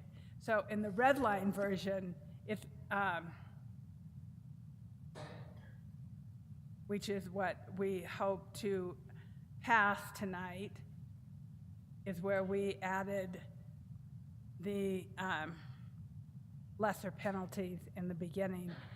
So there's a first offense and there's a second offense, because that wasn't there when we went to publish title and general summary. And, you know, I think you already know, Commissioner Green, that enforcement is not a huge part of this county government. All right, are there other questions and comments? I think the audience may have some thoughts about this particular aspect as well. Anybody else? Okay, let's go to public comment. How many people in the audience are here to make a comment? And how many people do we have online, Daniel? Mr. Chair, we currently have 3 people online. Okay, so I think we can give everybody 3 minutes, and the clerk needs to swear you in. So we'll do the people in the audience first, and then we'll go to the online people second, and the clerk can take over swearing in the audience. Do we need to do them all at once, or do we want to do it when they come to the Yeah, we podium? can do all of the ones in the audience, we can do everybody at once. Okay. Yeah, if you'd stand up and raise your right hand, if you're planning to give us a comment. Thank you. Do you swear to tell the truth, the whole truth, and nothing but the truth? Thank you. When you come up to the counter, we'll get your information for the record. Right, I think when you come forward, you're supposed to state your name and address, and that you understand you are under oath. Yes. And Daniel, can we start a timer for people? And if the first person who wants to speak could come up and maybe keep the line going. You don't have to stand in a long line, but if you see the lines getting short, come ahead. For the record, before you testify, will you please state your name, address, and that you're under oath for your testimony to be considered valid? Thank you. I'm Kristen Thompson, 207 Ephraim Street, Santa Fe. I am here representing, I forgot what the rest was. It is that I understand I am under oath, and I am representing the New Mexico Restaurant Association. Thank you. All right. Thank you so much to the sponsors of this bill for considering our changes and adopting them in part in the draft. We appreciate the open conversation and understanding. As you mentioned, the previous draft included overly harsh penalties for noncompliance without a well-defined process. And thank you also for reconsidering the confusing ban on plastic bags that really left harsh penalties up to, and required the best judgment of an employee of ours. We push for these amendments because we have a deep understanding of the operational realities faced by small businesses in our community. The original penalties threaten to treat minor infractions with disproportionate severity. Although those still exist, we are glad that there's a process at least. And risk criminalizing everyday business practices, some which are in use directly across the street from where this ordinance will apply. I'm going to skip ahead since we're short.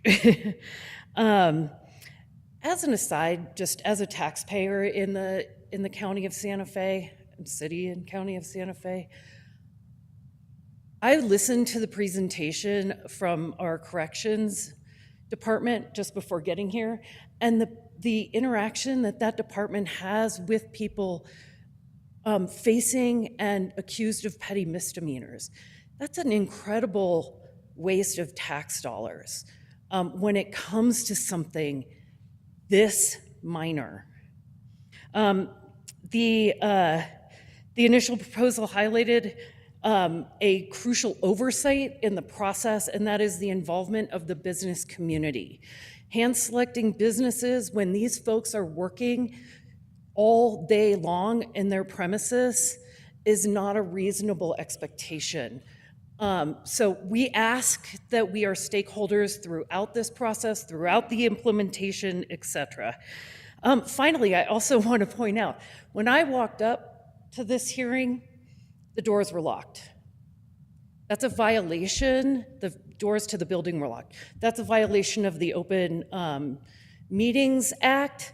And I think that since you consider plastic bags this big a threat of a petty misdemeanor, that you look at the penalties with for an Open Meetings Act. They do not include jail time.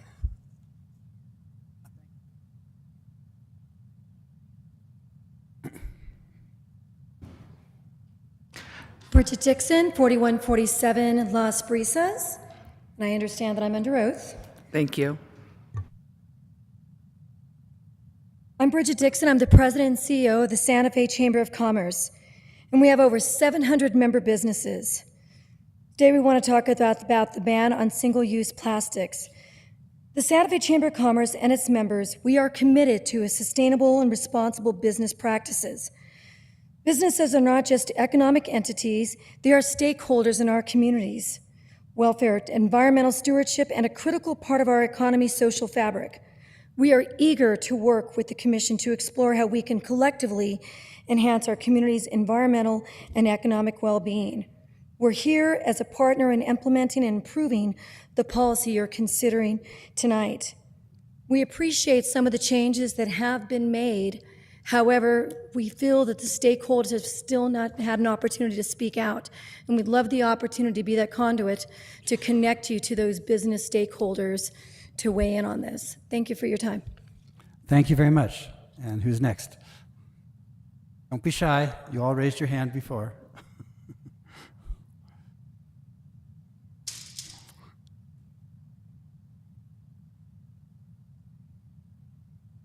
My name is Karen Sweeney. I live at 16 Escala Road in the county. And do you understand you're under oath? Thank you. And if people could line up so that it's a little quicker. Thank you. Good evening, Chairman Hughes and Commissioners. My name is Karen Sweeney, and I have been part of the Single-Use Plastic Prevention Working Group that met over the past year. We reached out to potential businesses and associations that would be impacted by the ordinance, but did not receive much input except for several positive letters. I have 3 key letters that I would like to summarize briefly that outline such support. I believe you have them now, but I don't think you had them before. The first is from Dr. Matthew Campen, Regents Professor of Pharmaceutical Sciences at the UNM College of Pharmacy. His group's work identifying microplastics in every one of 62 placentas studied was covered recently in the Guardian newspaper. We reached out to him, and he enthusiastically offered a letter of support in which he talks about some recent research. Quoting Dr. Campen, quote, "In the past month, 3 reports utilizing novel technology have opened the planet's eyes to the true scope of infiltration that microplastics have in the body." 2 weeks ago, his group presented research from autopsies showing the human brain specifically sequesters microplastics. The concentration was 50 times greater than the concentrations in the placentas. I quote Dr. Campen again, "This is a global problem, and the concentration of microplastics will continue to rise exponentially for decades to come due to neglectful plastics utilization and waste policies. It is time to start stopping. Stop the blasé approach to human consumption of raw materials.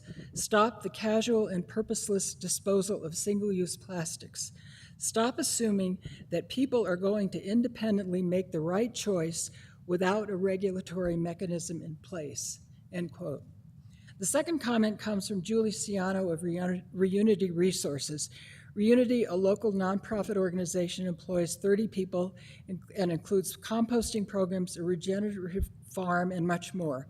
Juliana notes, quote, "Single-use plastics are the #1 contaminant found in our compost. We see straws, single-use bags, styrofoam takeout containers, and plastic utensils within the food waste we collect from restaurants, schools, businesses, and homes. They do tremendous damage to our soil and waterways. We strongly encourage you to vote yes."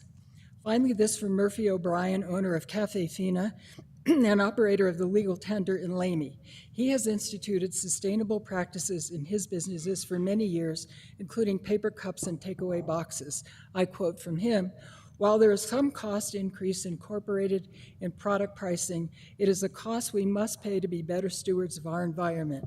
I believe my customers support this practice.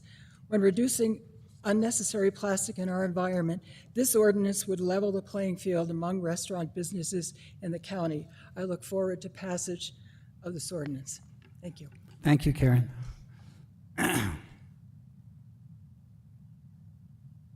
Good evening. Pat Bellart, 6 Arata Terrace, Santa Fe. And do you understand you're under oath? I do. Thank you. Thank you. Good evening, Commissioner and Hayes and Commissioners. I'm here to express my support for the proposed ordinance, which is aimed at protecting our local environment. As a community, we are responsible for safeguarding our natural resources for future generations. This ordinance represents a crucial step in that direction. It reduces single-use plastics and other polystyrene products in Santa Fe County. It encourages the use of reusable bags, and it penalizes violators. These measures will make a tangible difference in reducing the various risks to human, animal, and plant health. These measures will preserve the beauty and integrity of Santa Fe County. In addition, the ordinance reflects the values of our community.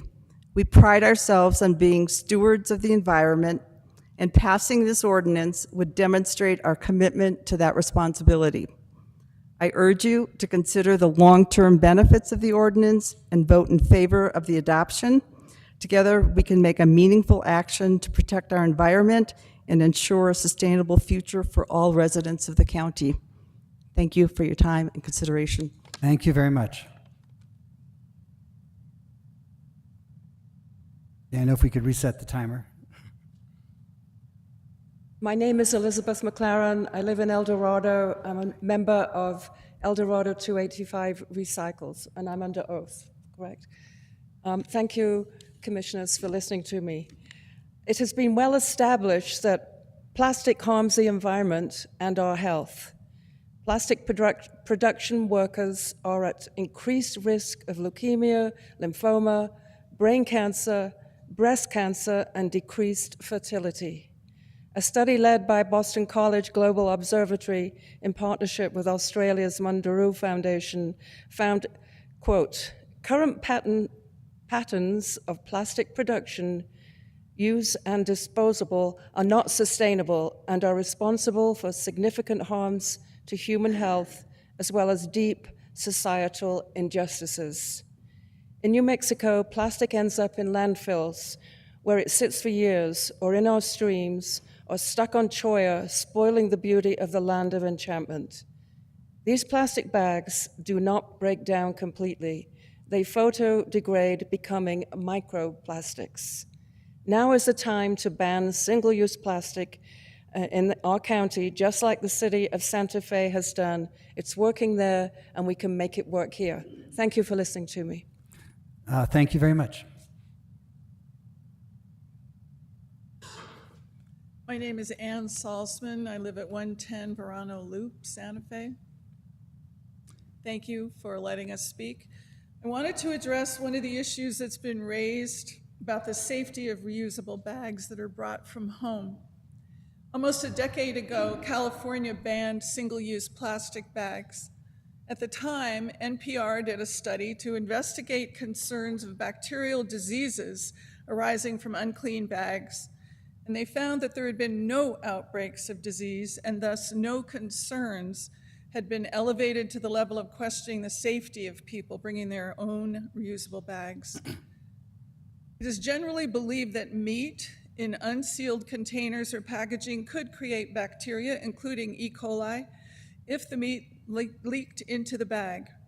Studies done by academic researchers in California and Arizona have concluded that although there are some bacteria present in some bags, the average person is not getting sick.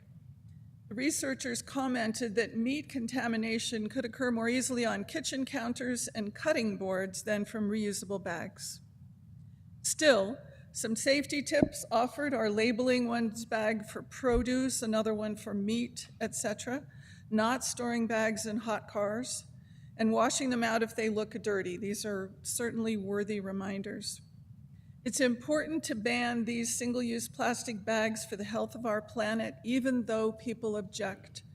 We need to create new awareness of the dangers of plastics in all its varieties in our lives, and the reality that we don't know how to deal with the overwhelming amount of plastic trash that is already threatening our planet. We are not pioneers here. New York banned plastic bags in 2020, and 7 other states have some version of a plastic bag ban.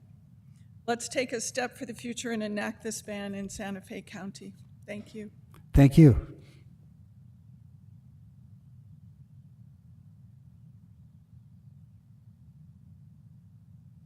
Susan Daniel, 1 Lobo Lane. And do you understand that you're under oath? Yes. Thank you. Some of my comments are more personal than the research that's been discussed today. And I would like to register my support for the plastic bag ordinance.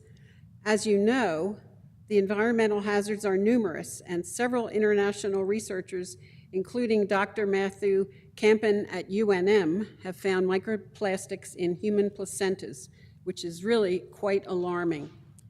Business expenses can be decreased when the customer is asked if they want a bag for 10 cents. I'm sure you all have seen people carrying a few items from stores without bags. Personally, I have been using reusable grocery bags for years, and they have paid for themselves, since stores give a small credit each time they are used. And at this point, I am actually earning money for their use. As the saying goes, old habits die hard. Change is difficult, but the environmental and health benefits cannot be dismissed. Please pass the plastic bag ordinance. Thank you.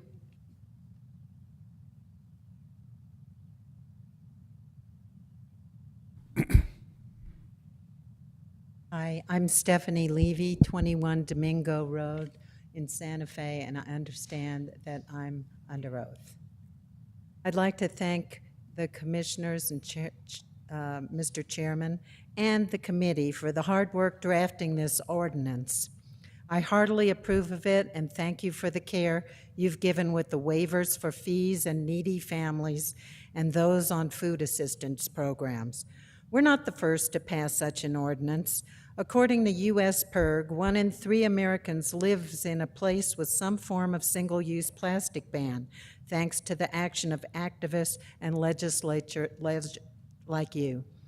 Across the country, plastic foam bans have passed in more than 200 cities and other communities, and by the end of this year, McDonald's will phase out foam cups and containers worldwide in favor of 100% recycled materials.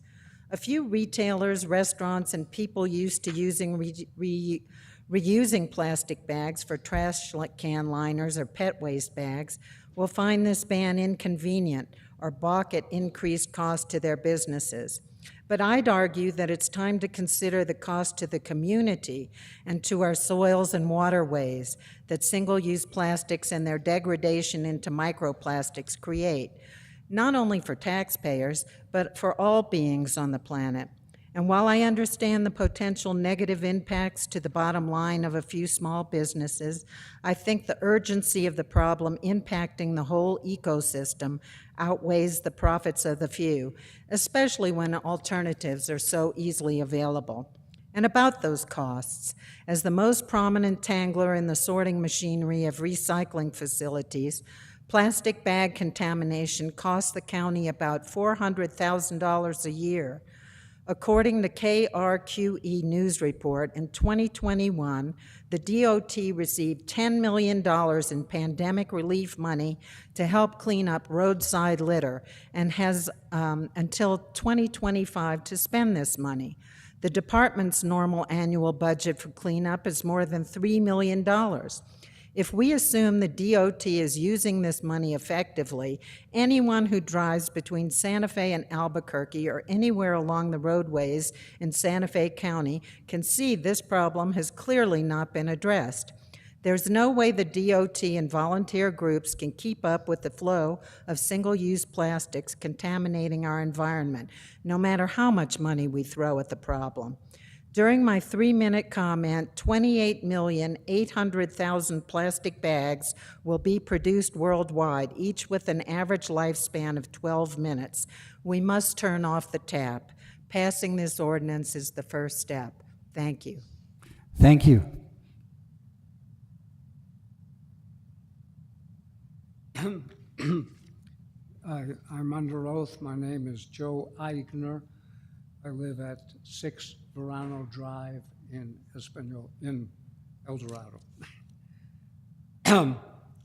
Chairman Hughes, members of the commission, I represented the local Sierra Club on the committee that drafted the ordinance before you this evening. The Sierra Club enthusiastically supports this ordinance and urges your favorable vote. The club especially welcomes your effort to reduce styrofoam food packaging along with grocery bags.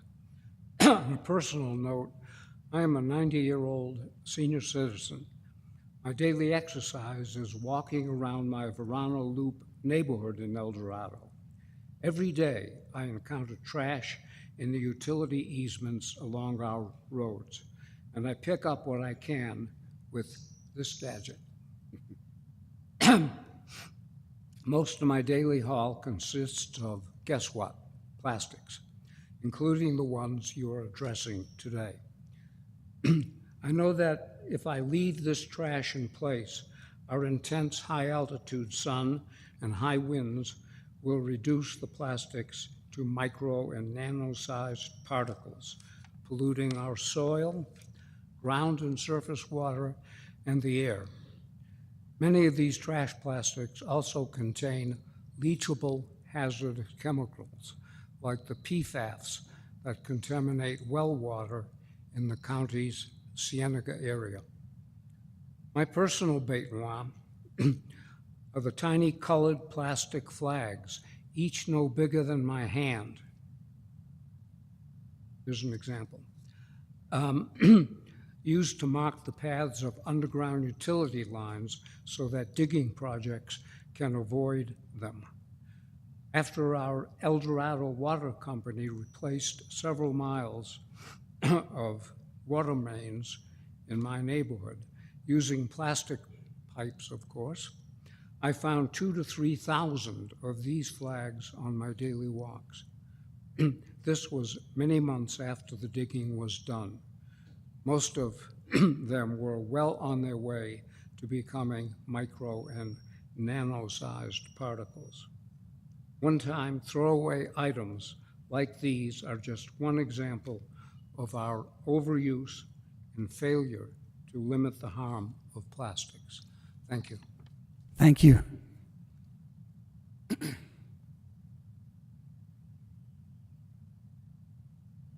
Good evening, Chairman Hughes and County Commissioners. My name is Elsie Krause, and I live at 20 Gerardo Road in Santa Fe, El Dorado. Do you understand you're under oath? I would like to comment tonight on how you're supposed to- plastics sorry, are you need to affecting say our your- entire lives. Can you In my just say that you're under research, oath? I've learned that plastics never disappear. They break down into millions of tiny particles and are everywhere. They are now in almost everything we consume. They've been found in our arteries, our lungs, our livers. Oh, I'm sorry. Yes, I'm under oath. I didn't realize I had to say that. They are in our urine and blood and have been found in women's breast milk, the placenta, and in our newborn's first poop. These microplastics are doing damage to us we are not even aware of, but their convenience and low cost is masking the huge harm to all of us, and even one bag is here forever. On January 4th of this year, Consumer Reports published the results of their study of a wide variety of today's foods to see how much plasticizers we consume, and it's an eye-opener. They tested 85 different foods, including Del Monte sliced peaches, chicken of the seas, pink salmon, Yoplait French vanilla yogurt, Chipotle chicken burrito, even an organic Annie's cheese ravioli, and all but one of these foods tested contained plasticizers. By 2050, they're saying if nothing is done about this, an estimated 14 billion tons of plastic will be in our oceans. It's mind-boggling. Medical researchers are linking microplastics in our arteries to a huge increase in heart disease, so we are all at risk. Doctors say inaction against plastics is no longer an option. So please consider this and pass this ordinance, not only to protect our environment, but hopefully to set an example that encourages other municipalities to follow. It might be a small step in the light of what needs to be done, but it's the most necessary beginning. Thank you for listening. And thank you. Thank you.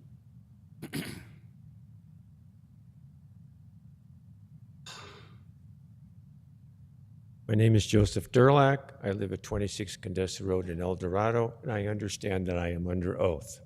I'd just like to talk about the bottom line here. Some people have already mentioned that this ordinances and laws like this it's not new. It's been passed in various communities.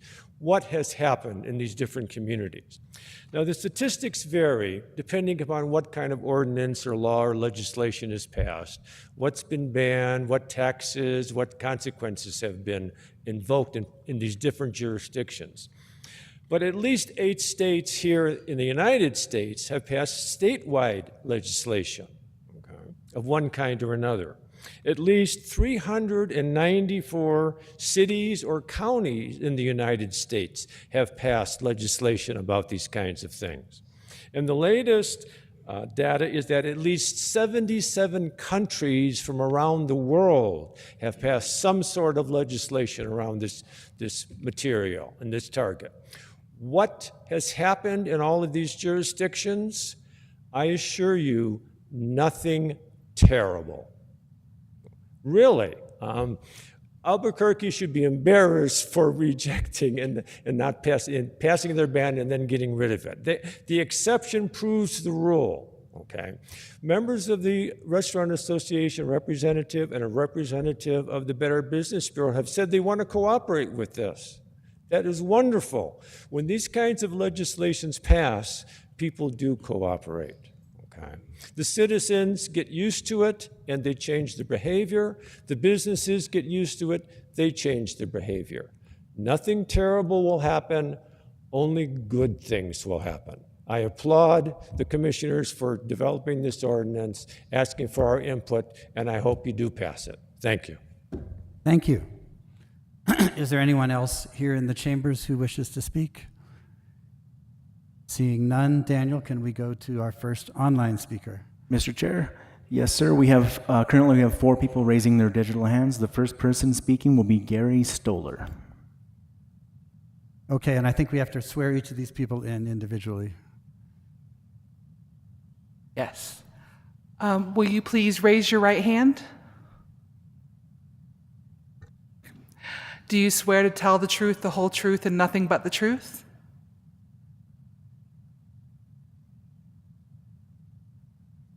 You might be muted, Gary.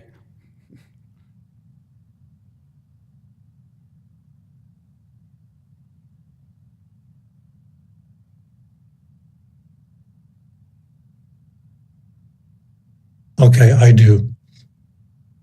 And for the record, before you testify, please state your name and address, and that you are under oath for your testimony to be considered valid. I'm Gary Stoller, won by a court in El Dorado, and I understand that I am under oath. Thank you. Okay. I would like to deal with a slightly different topic than has been dealt with, and it is not normally considered when considering an ordinance like this. It's a topic that's not mentioned by mainstream media very often, but it's the significant effect that plastic pollution has as a driver of climate change. Here are some facts to consider. Plastics are made almost 100% from fossil fuels. If the plastic industry were a country, it would be the 5th largest emitter of greenhouse gases behind China, the US, India, and Russia. The fabrication of plastic releases pollutants at every stage of the process, from extraction to refinement, usage, disposal, degradation. And as if the plastic crisis wasn't bad enough now, the fossil fuel industry plans to triple production by 2050. This is their plan B, a huge infrastructure build-out to increase plastic sales and offset losses caused by the use of alternative energy sources and increased popularity of electric vehicles. In short, the plastic industry, if they succeed in this planned build-out, it's likely game over for our climate. The remedy begins with stopping so much unnecessary use of single-use plastics. This ordinance helps take the very first step. Since there is little hope for federal action on plastic pollution, it's up to municipalities, counties, and states to step up and initiate action. I applaud the hard work and political courage of our county government in creating this ordinance, and I urge its adoption. Thank you. Thank you. And Daniel, go ahead. Mr. Chair, our next speaker is Sarah Pierpont. Good evening. Thank you. Will you please raise your right hand? Yes. Do you swear to tell the truth, the whole truth, and nothing but the truth? I do. And for the record, before you testify, please state your name, address, and that you're under oath in order for your testimony to be considered valid. Thank you. My name is Sarah Pierpont. My address is 1211 Agua Fria, Santa Fe, and I understand I am under oath. Thank you. Good evening, Commissioners. Chairman Hughes, I also applaud the courage and resilience of this committee and this commission to put together this ordinance. My name is Sarah Pierpont. I'm the Executive Director of the New Mexico Recycling Coalition. We are a statewide group, and we've worked with other communities throughout the state on reducing single-use plastic use. I was also the director of the committee that worked for over a year to research this, the Single-Use Plastic Pollution Prevention Committee. And I do want to recognize that we reached out to the Restaurant Association, the Chamber, and a lot of the large organizations to be a part of that year-long stakeholder group. When we did not receive any response, we worked directly with businesses in the county, and the businesses that did respond, they all were supportive of this ordinance and a way to mandate the restriction and reduction of single-use plastic use. So I'm here to speak to you as the director of a recycling organization. Something that we talked about briefly was how the single-use plastic bags can serve as a large contaminant in the recycling stream. But before we even get to recycling, there is the waste management hierarchy that we are all familiar with of reduce, reuse, and recycle. And as recyclers, we are really supportive of that hierarchy, with reduce taking precedence and trumping the other R's in the system. So this is an effort to reduce the single-use plastic that is not recyclable in our state. For example, single-use plastic bags are considered tanglers, and those get caught in the equipment. It requires recycling processing facilities to be shut down for about 2 hours per day to remove that material from the equipment and to keep their workers safe. As mentioned, it costs the city of Santa Fe and Santa Fe County combined about $400,000 to $500,000 per year in added processing expenses just from lost productivity to remove those tanglers from the waste stream. They're a confusing item for the consumer because oftentimes they have the recycling triangle on them, but they are not accepted in any curbside program in New Mexico and almost in no curbside programs throughout the country. Secondly, the styrofoam is not recyclable anywhere in our state, and it's actually a contaminant for a lot of the other items that we will recycle successfully in New Mexico. For example, if those plastics like styrofoam get into the paper stream, then that can degrade the value of the good recycled paper. So it's really important to keep these out of the waste stream. And because of the mislabeling of the recycling symbol, that little chasing arrows triangle that we're also familiar with, which doesn't have any truth in labeling required. Basically, any company can put that on their product. Because of that, it's so confusing for consumers, and so the best thing to do is to reduce it at the source and ban it from being in our environment in the first place. Thank you. Thank you. And our next speaker, Daniel? Mr. Chair, our next speaker is George Gundry.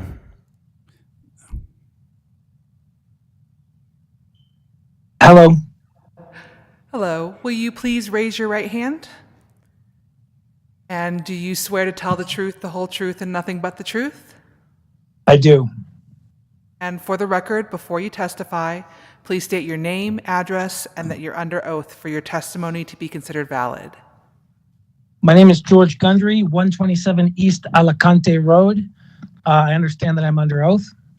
I'm speaking to you today as part of my role as the president of the New Mexico Restaurant Association.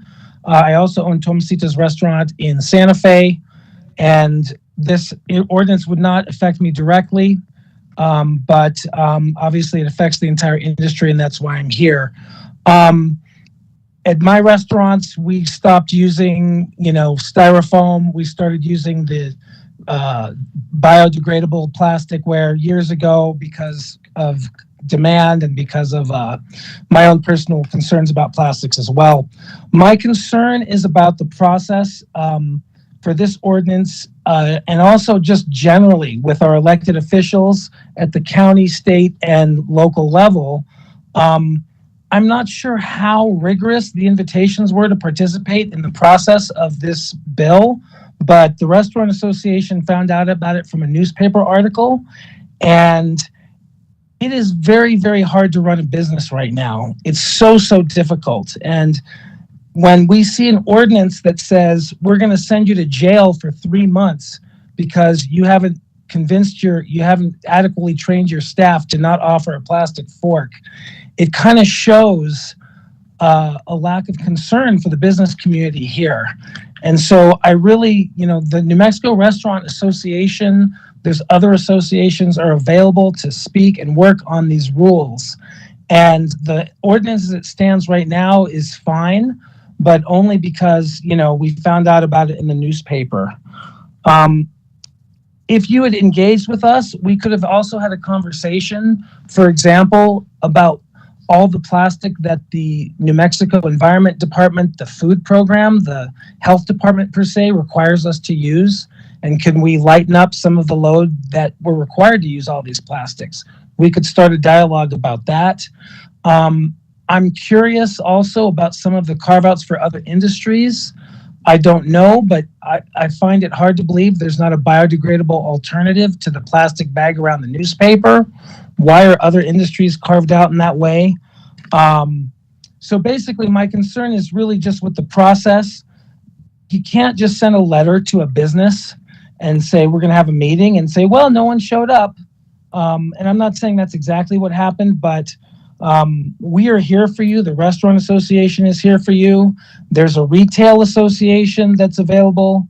And we would love to work with you guys closely in the future on other ordinances that do affect our businesses and get in the way of us taking care of our customers and doing the best we can for our employees. So I thank you so much for hearing my comments. Thank you very much. We're hearing from all my favorite restaurants tonight. So, is there anybody else online, Daniel? Mr. Chair, we have one last speaker, Sue Garfit.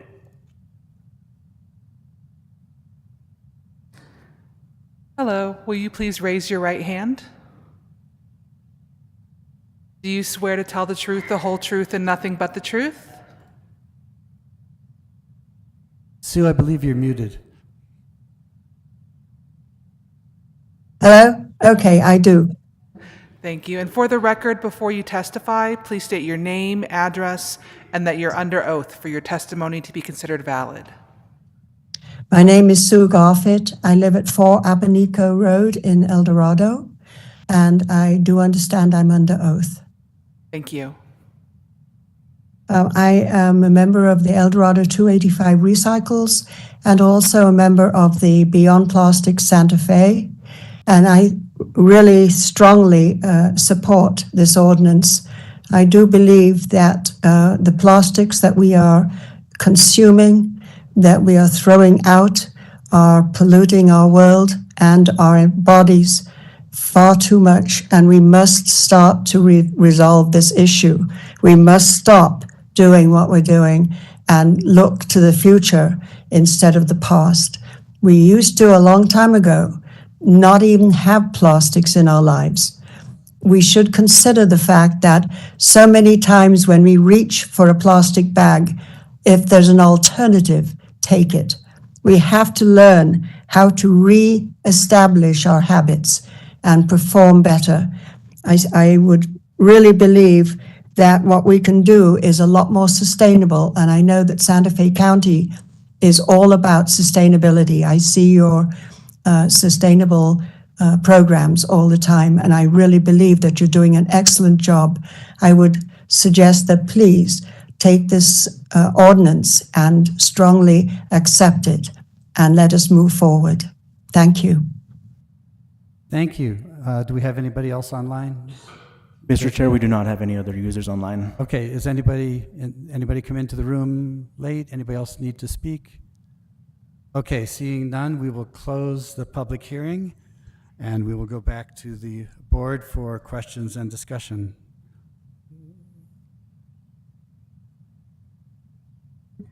Mr. Bustamante. Mr. Chair, thank you for bringing this forward. I think that everyone has made a very good point, and the most, I think, important thing that keeps resonating in my mind is we're not cutting new ground here. This is happening in so many places. It's so important. These microplastics, I've had the argument that plastic actually works to keep the climate cool because it sequesters carbon. It's like, good, we'll all be gone and the planet will be, because these microplastics are not good for public health. They're not good for the environment. And I'm grateful for everyone who stood up to speak on behalf of future generations. Thank you both. I would be incredibly proud had I had the opportunity to bring this forward. I'm grateful for your good work, sincerely. Thank you, Commissioner Bustamante. Other comments? Commissioner Green. Thank you, Mr. Chair, and thank you, Commissioner Hughes and Commissioner Hanson, for studying this and staff for taking the time to look at this. When I started as a commissioner about a year ago, your former liaison, Olivia Romo, asked me my position on this, and I brought up a bunch of what I would consider solution-based things where the county can help the community. Small businesses sometimes can't afford these things, whereas big businesses, again, can afford to buy all sorts of other solutions here. So the thing that I brought forward to her at the time was, why doesn't the county become a buying agent and be somebody that buys an alternative, whether it's bags that are recyclable plastic, or whether they are paper bags, or whether they are other types of goods, paper packaged for restaurants and other things, so that the buying of these things could be bought at bulk and made affordable for our local restaurants that might not be able to do it if they just buy a couple hundred or a couple thousand a month. Anyway, that didn't seem to go anywhere, and I wish it did. So I be part of the solution. So I have a couple questions. First, as a bit of transparency, I'm a dues-paying member of the Chamber of Commerce. I'm a dues-paying member of the New Mexico Restaurant Association. I also am a co-owner of a business that is listed somewhat in this ordinance, so I don't know if it doesn't really affect me because I don't do very much business in the county.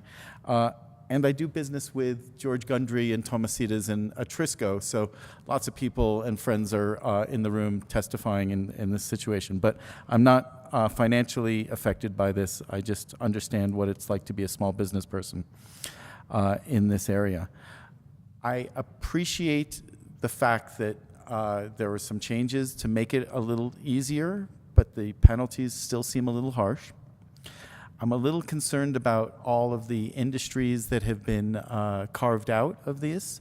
I think the newspapers is a great example. The dry cleaners, used all sorts of chemicals, and the PFAS issue, still could be part of the dry cleaning industry these days.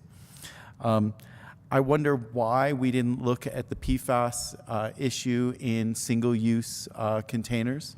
There's a lot of, as we learned at the PFAS hearing a couple weeks ago, one of the issues out there was that fast food restaurants put PFAS on paper to make things slide off easier and make it so your cheeseburger doesn't stick to the paper. Right? And so that's, a single-use thing going right into the landfill coated with PFAS, which to me is as big an issue as these plastics these days. I also think that we're missing the target here by not looking at the consumer packaged good industry.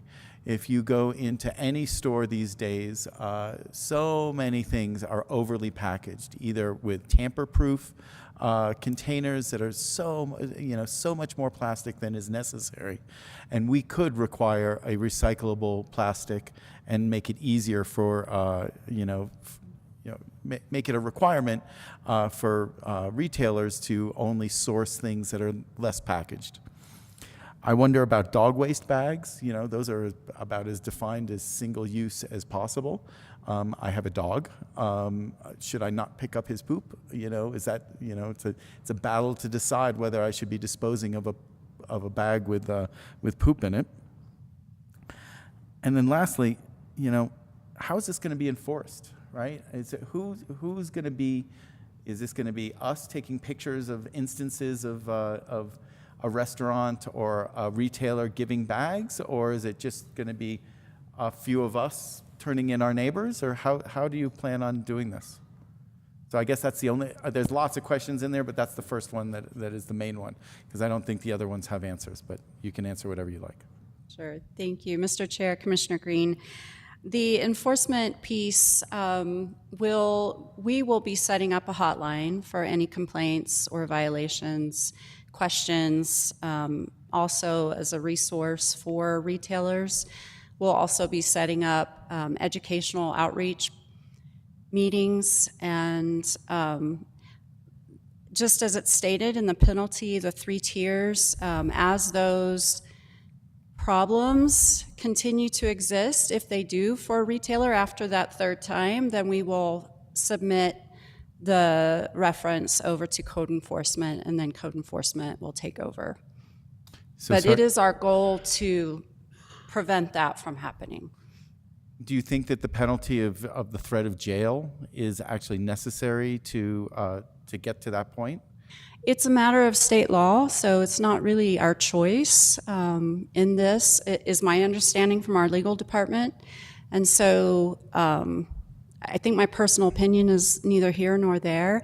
I do believe that if we provide an ordinance without teeth and do just expect people to do the right thing, they're not doing it now. So I do tend to not agree with that argument. So just to be clear, it's a requirement that we make this a petty misdemeanor? Couldn't it just continuously be fines? It's my understanding that that's state law, and I'll let the legal opinions let's ask it. speak. Mr. Chair, Commissioner Green, so the statute allows for a maximum penalty of up to $300 or imprisonment. Of course, the judge could order either or both. And what this ordinance does is take a more educational approach, really. I think the idea is that community services and department will work with people who come in through the hotline to educate. That's an important part of this, is to educate up front. But there is a graduated penalties which start with the $50 fine for the first violation if it is found that they have violated, and it's that continuous violation, which is the up to the maximum $300 or the imprisonment, that is really that sort of I guess that person who is just sort of thumbing their nose at compliance. It's not that a judge would probably immediately react to that, but again, judges have discretion. I think was pointed out earlier as well. So just to follow up on that, so the minimum restriction that we could create would be a petty misdemeanor. We couldn't create citations, continuously ratcheted up citations that are not misdemeanors at the misdemeanor level. Mr. Chair, Commissioner Green, what we're talking about is a maximum under what a judge could order as a penalty for a violation of a county ordinance. And the minimum of a violation of a county ordinance is a misdemeanor? That's what it would be characterized as a petty misdemeanor. I think that's where it initially started, this ordinance. But again, the judge would have discretion what to order in any case. I think the statute sets the ceiling for violation of county ordinances at the maximum. And then what this ordinance does is actually create additional layers or ceilings to that based on number of violations. But again, judges have discretion in what they might actually order in a particular case based on the circumstances and whatnot. So we have the discretion today to decide whether this is a misdemeanor at its beginning, right? Is there a citation? If somebody's dog is running wild, running at large, it's a ticket, right? You speed, it's a ticket. There's you could have 50 tickets, and you don't necessarily suddenly become a petty misdemeanor, break a misdemeanor. You're just continuously cited, which should be enough, I would think. That's a penalty in itself, and it could be $50, $150, $250, $20,000 at a certain point, whatever you want to get to. But to put something on somebody's record as a petty misdemeanor might be a badge of honor for some people, but it might be something that seems to me like a little overboard. Mr. Chair, Commissioner, these are misdemeanors, right? You have classifications of different crimes out there, right? This is essentially a misdemeanor, and that's what it would be. Thank you. More questions, Commissioner Green? I have a quick question just related to that.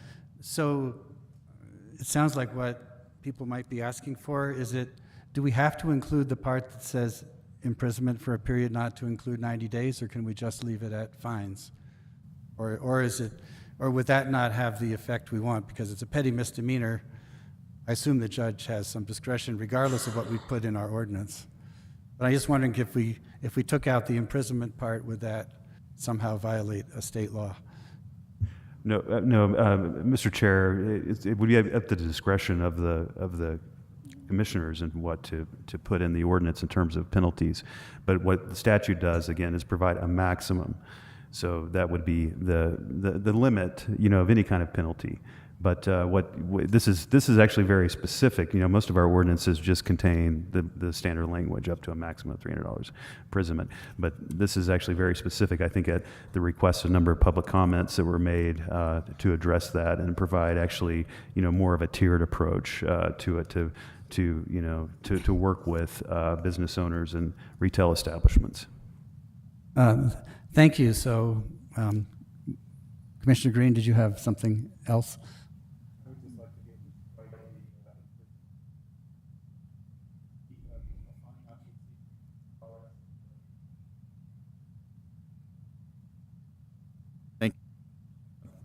Thank you.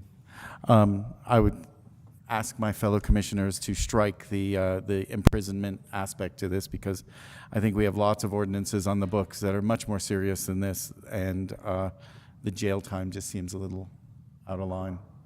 But we can discuss that here. I think it would be fine with me to not have the imprisonment as an option. I don't think we need that. I think $300 per violation would be enough to discourage anybody from getting to the third level. And may I ask, is there a way to do it without having to go to court? Or so we don't clog up our courts with this if it gets to that, where a citation can be acknowledged similar to a traffic violation and just say, I'm sorry, I learned my lesson, can I just pay my fine?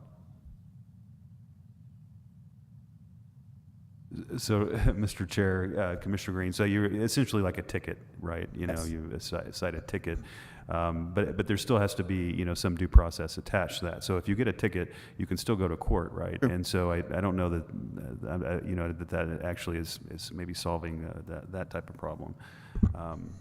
But essentially there would be this process where code enforcement would issue a citation as they do, and then there would be a court process attached to that. Okay. Commissioner Hamilton. So, with regard to the maximum penalty, so we're not.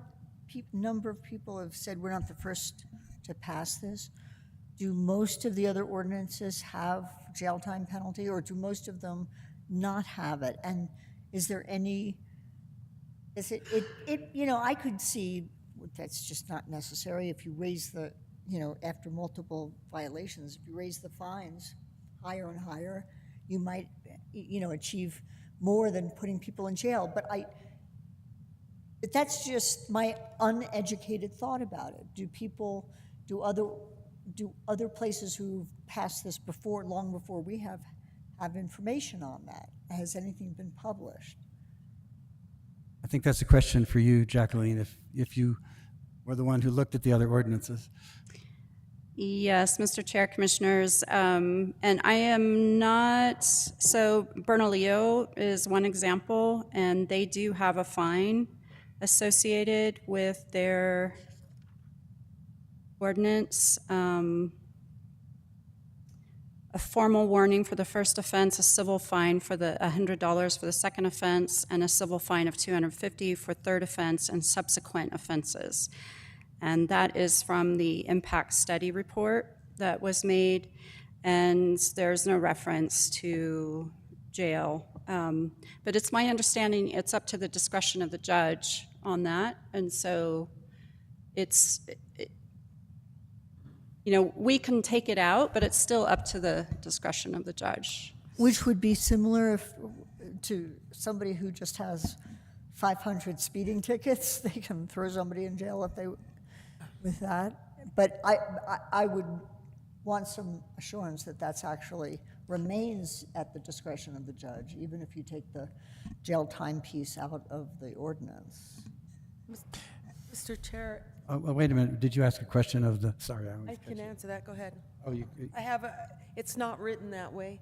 It's not written, it's written that it wouldn't exceed $300. So it's not, it would be, like it would become more. It absolutely has no teeth if there isn't something that goes beyond that $300 fine. That's a good If we point. take that out, it's not like it increases. Frankly, if I'm able to just buy my plastic bags and they're less expensive, I'm willing to pay an extra $300 Every after time I'm 90 caught. every 90 days. There's no teeth. So it's not like it becomes like your tickets and they go to your passenger seat and see that you have a number of tickets you failed to pay. And then you end up, frankly, you can get jail time for that too, for misdemeanor traffic violations that have not paid for. So I completely don't see that it would be effective with 300 and/or imprisonment. 300, drop the imprisonment for a period not exceeding 90. So a fine not exceeding 300, period. That's the way it's written. So if we drop the imprisonment, this has no teeth. Mr. Chair. Commissioner Green. So that is because of the laws around the petty misdemeanor thing. A simple fine can be levied, is my understanding, by the county at whatever levels we want within our own thing. We could create a $20,000 fine for the 10th offense or whatever. I think we're limited to the $300. I don't think so. I think that's a petty misdemeanor No, we're not. aspect. Are we limited by a petty misdemeanor? How does Bernalillo County do it as a simple fine? It says any person who is found in violation of the article may request a hearing be scheduled by a county hearing officer. The request shall be made in writing to the county business license clerk within 15 days. So they're going through their business licensing process. And the county hearing officer shall determine whether a violation of this article occurred. The hearing officer shall mail a written notice. 5 working days later, if the hearing officer determines a violation of this article did occur, the hearing officer shall impose the fine as prescribed. If the hearing officer determines a violation did not occur, the imposition of a fine will be removed and no fine will be imposed. Failure to pay a fine imposed by this article may prevent the issuance of a business license or business license renewal. So they're going through the business license. They're going as an internal solution. Correct. I think that that's more befitting of this as opposed to putting it over to the courts where, Let's go to Commissioner Hamilton. They still have to have hearings. There has to be a process for that. And they never raise, it doesn't matter. They're never going over the 300 the limit for a petty misdemeanor, and they never raise it. So you can get a $250 fine every 90 days, and if it's cheaper for you to do that, there's nothing that gives us the option, the way I understand it, to say, and on the 50th or the 12th violation, we're going to fine you $2,000. We're not allowed to do that. Well, the sentence above the section on penalties says each calendar day during which a violation occurs shall constitute a separate and distinct offense. So theoretically, the code officer could go every day for a month, and the fine would be 30 times 300 because they would have violated it. Yeah. So I mean, none of this is going to happen because we know the restaurants are going to comply, and people will probably just need a couple reminders if they don't read the letter that Jacqueline's going to send them explaining their new responsibilities. But yeah, I mean, I think if it's all right with everybody, I'm fine taking off the imprisonment because I think I cannot really imagine a judge sending someone to jail even if they were flagrantly violating this ordinance. We can't even keep DWI offenders in jail, and they're... So, Mr. Chair, that's why I would leave it there. That's why that is why I would leave it there. Okay. Because they're not apt to do it, but at least it has teeth in the event that they could or needed to or would decide to. We do not have the code enforcement that's going to go to one business and then calculate how many times someone is violating. We don't have that infrastructure. Or we table this and go back and look at something that says then their business license is pulled. So I just don't see that this has teeth. Now, if we go the avenue of pulling business licenses, that's one thing, or keeping something that says you're going to spend some time in jail if you don't. But to your point that people are going to comply, then why would the imprisonment issue be a concern? And Mr. Chair, Commissioners, one thing also to note is that we don't really have a hearing officer in this realm so our systems aren't set up in the same way that Bernalillo's systems are set up. Our business licensing automatically renews, and so it would change some structures internally for how we approach our enforcement. And I guess I'll just leave it at that, but these options have been discussed. Thank you, yes, and thanks to Manager Schaefer for writing this section that we're now debating, because it is an improvement, at least over the first version.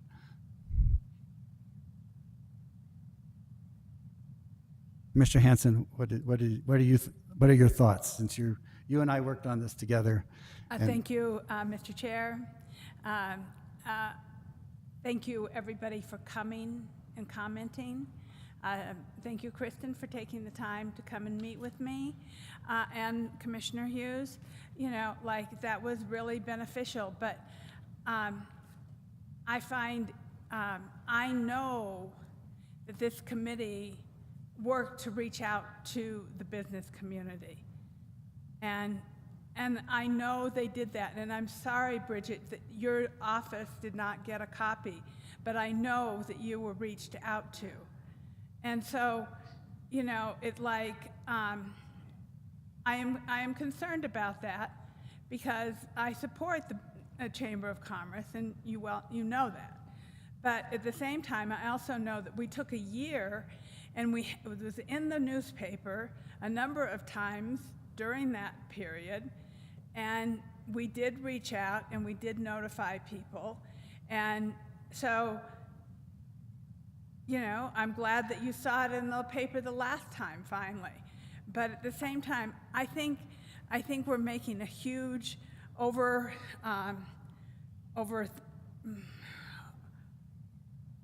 comment on the imprisonment for a period not exceeding 90 days. That just doesn't happen in Santa Fe County. It's really unlikely that any judge is going to put anybody in jail for 90 days, even if they don't pay their fine. We can't even keep the people who are creating crimes in jail. So, I think it's overblown. I think it's an exaggeration. And unnecessary. But I also agree with Commissioner Bustamante about having teeth. And, somebody reads that and go, oh, well, I better comply. And then I'm going to go to the county being a buying agent. We can't do that. That's anti-donation. It's not anti-donation. You're buying in bulk and you're reselling it as a bulk buyer of stuff. We could have done it for PPE if we wanted to. We gave all sorts of things away all the time for this. It's not that it's illegal. To throw out the anti-donation clause as a catch-all for things that we can't do, it's wrong. We could be a buying agent that could buy on bulk and offer it to people at cost. So why can't... Go ahead. I'm sorry, Mr. Chair. I don't know why somebody like the Chamber of Commerce couldn't do something like that. I mean, that is something that they would be doing as a business to help their businesses. That seems a logical thing. That is not the business of the county. And so I think this is a good ordinance. We worked with people. We listened to the community. We worked to make this a better ordinance. And personally, this is not strong enough for me. But I'm happy with what I've gotten so far. And, I think there needs to be a regulation about producer responsibility, because that is where recycling starts, in the producer responsibility. And that is what we really need to be going after. But we are just a county. It needs to happen at the state level, something I believe I can work on. But, at the state level, we need the state, like Colorado, Colorado has a producer responsibility rule that Jacqueline and I were witness to in Denver last year at a Smart Cities conference with the UN and Secretary of State. So they recognize this is a world problem, and we're just doing our small little piece here. And so with that, I am going to make a motion to approve this ordinance with the red lines and accept all the red lines. So I move that an ordinance prohibiting the use of single-use plastic and expanded polyurethane products in Santa Fe County, encouraging use of reusable bags, and establish enforcement and penalties for violation with all of the red lines accepted. Thank you, and I'll second. I hardly ever get to second anything. Yes, that's, no, you definitely should. So we have a motion and a second. We can continue discussion. Commissioner Green. Thank you. Would you be willing to a friendly amendment that would knock down the imprisonment to not to exceed 3 days, 72 hours? So there is the chance of being locked up, but don't let somebody be made an example of that is more than a DWI, lock and release.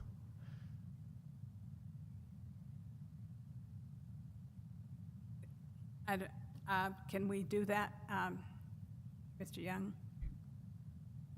Mr. Chair, Commissioner Hanson, again, it's at the discretion of the commissioners and where to set the penalties.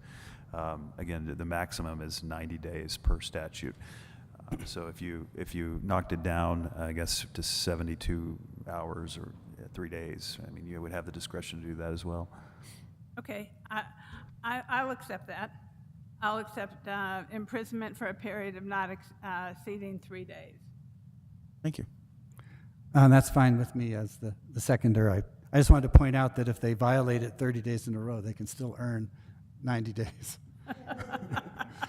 Not that, I mean, we know that's so unlikely to happen. But 3 days in jail is bad enough. yes, that would discourage me from anything. And we get to visit the jail. We know what it's like there. Other discussion? So the motion on the floor is to accept all the red line changes, but to change the imprisonment for a period not exceeding 3 days. Any other comments? Okay, we have a motion by Commissioner Hanson, seconded by Commissioner Hughes. Could the clerk call the roll? Yes, Mr. Chair. Commissioner Anna Hamilton? Yes. Commissioner Justin Green? Not thrilled with the penalty, but it's better than it was, so yes. Commissioner Anna Hanson? Yes. Commissioner Camilla Bustamante? Yes. And Chair Hank Hughes? Yes, and so by a vote of 5-0, the ordinance is adopted, and it goes into effect in 30 days, I believe. And thanks for everyone who came forward to speak, and thanks to the Restaurant Association for your assistance. Thank you, Mr. Chair, Commissioners. Last minute. Thank you, Jacqueline.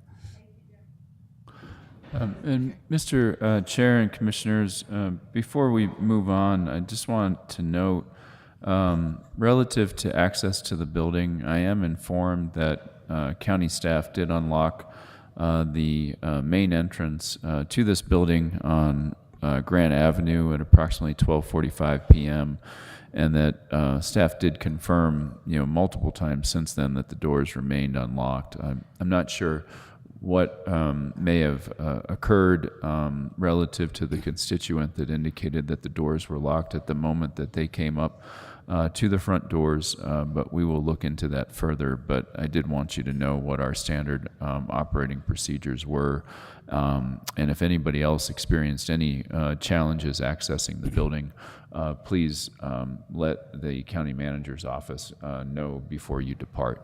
Thank you very much. Yes, thank you, Manager Schaefer, for that clarification, because we all were under the impression that the doors were open. Perhaps we need to put signs.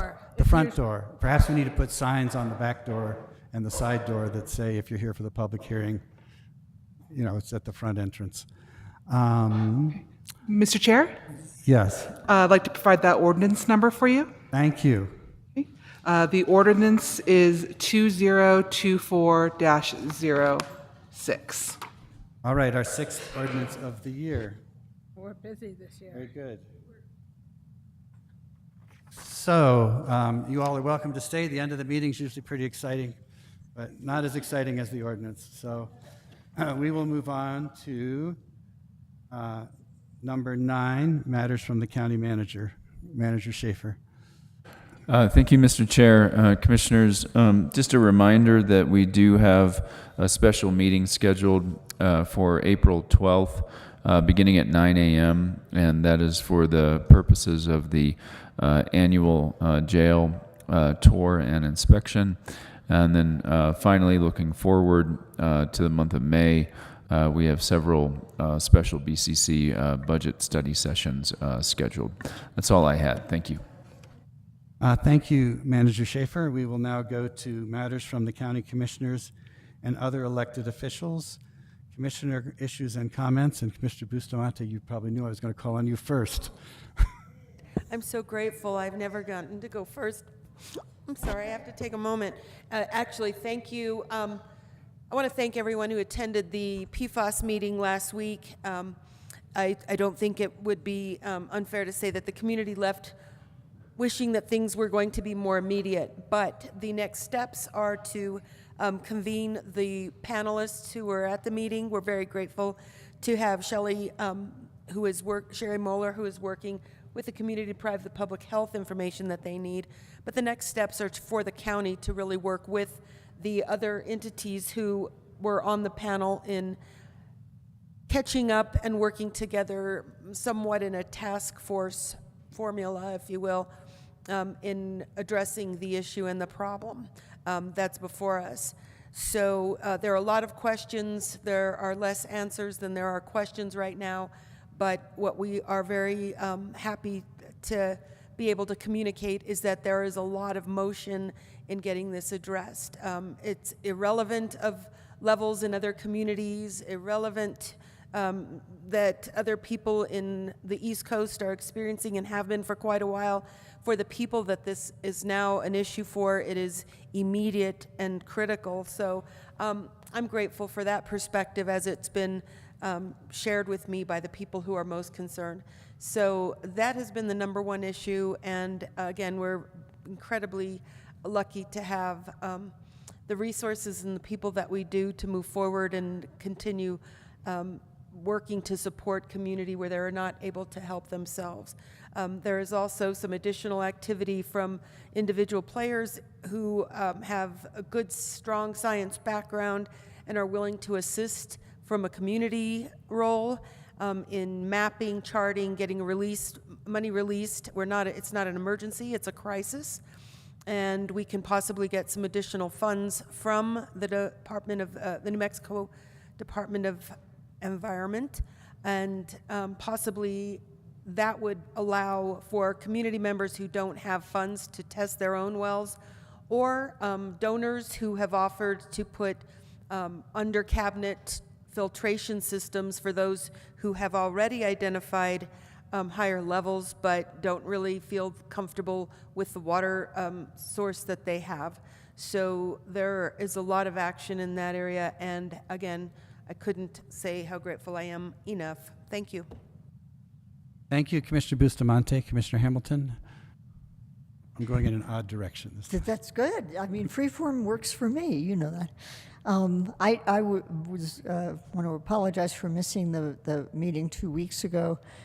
All the best laid plans went awry when instead of landing and being able to get to my computer and call in, I sat on the tarmac, and it's just, travel is a real interesting thing. But thank you for carrying on. Thank you. Thank you. So we go to Commissioner Hanson and then work our way down this way. Okay, thank you, Chair Hughes. I don't have a whole lot going, I mean, I have a lot going on, but at the moment, the Agua Fria Village Association meeting, the traditional historic village, will have an in-person meeting on April 1st at the Nancy Rodriguez Center. It is an annual meeting for them, so everyone from the village and surrounding areas are invited. And then on April 4th, I want to remind everybody that there is a memorial and funeral for Representative Jim Trujillo at 10:30 at the Basilica of St. Francis, and that's really all I have. Thank you. Thank you, Commissioner Green. Pardon me. Thank you, Mr. Chair. Thank you, everybody. First off, I want to wish everybody a joyous Holy Week and Easter week this weekend. Everybody should enjoy with their family and friend and celebrate the peace that is beholden in that celebration. I want to thank the emergency management team of the county and all of the jurisdictions around that are working to make the pilgrimage a safe event. So I know some people are already starting to walk today, probably even before today, but I know that the peak will be on Friday, on Good Friday, and I plan on walking myself because it is a beautiful walk to celebrate with the community. Once again, thank you and be safe out there and have a wonderful Easter, everybody. Thank you, Commissioner Green. On my end, I did attend the grand opening of the pallet shelter at Christ Lutheran Church. Yesterday, it's 10 little tiny homes, even tinier than tiny homes, but definitely a step up from living in a tent, and there'll be support services for the homeless people, formerly homeless. Well, they'll still be homeless because it's just a shelter. People living there, they're going to get support services from LifeLink. It was a very well attended event, despite the fact that we were getting snowed on and blown through the whole thing. But it's a good thing that the city has done there, so I want to commend them for that. Also, I have received some indication, maybe the rest of you know too, that the Lamplighter project has finally got its permits from the city of Santa Fe. Now it's fighting with the state to get the money that the state promised, but hopefully that project will be moving along toward the rehabilitation of that old motel into nice new apartments. There's still a lot of interest in my district around the hazard mitigation plan, so I'm glad that we're moving forward with that to get that done, so we can say that we have one and it's in place.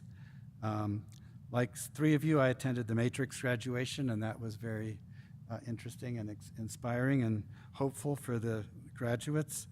And finally, I want to wish all the pilgrims on whatever journey you're on this Holy Week, be safe, and hopefully it'll be spiritually enlightening as well. And with that, I think we can move on to matters from other elected officials. Any elected officials online? Daniel? Mr. Chair, there are no elected officials online. Okay, and is there any word from the clerk's office you wish to convey to us, Madam Deputy Clerk? Not at this time, thank you. Okay, thank you. I think that takes us to concluding business. Are there any announcements before we adjourn? All right, can I have a motion to adjourn? Second. Okay, a motion and a second. All in favor say aye. Aye. Aye. Thank you, and we got it done before my bedtime. Thank you all.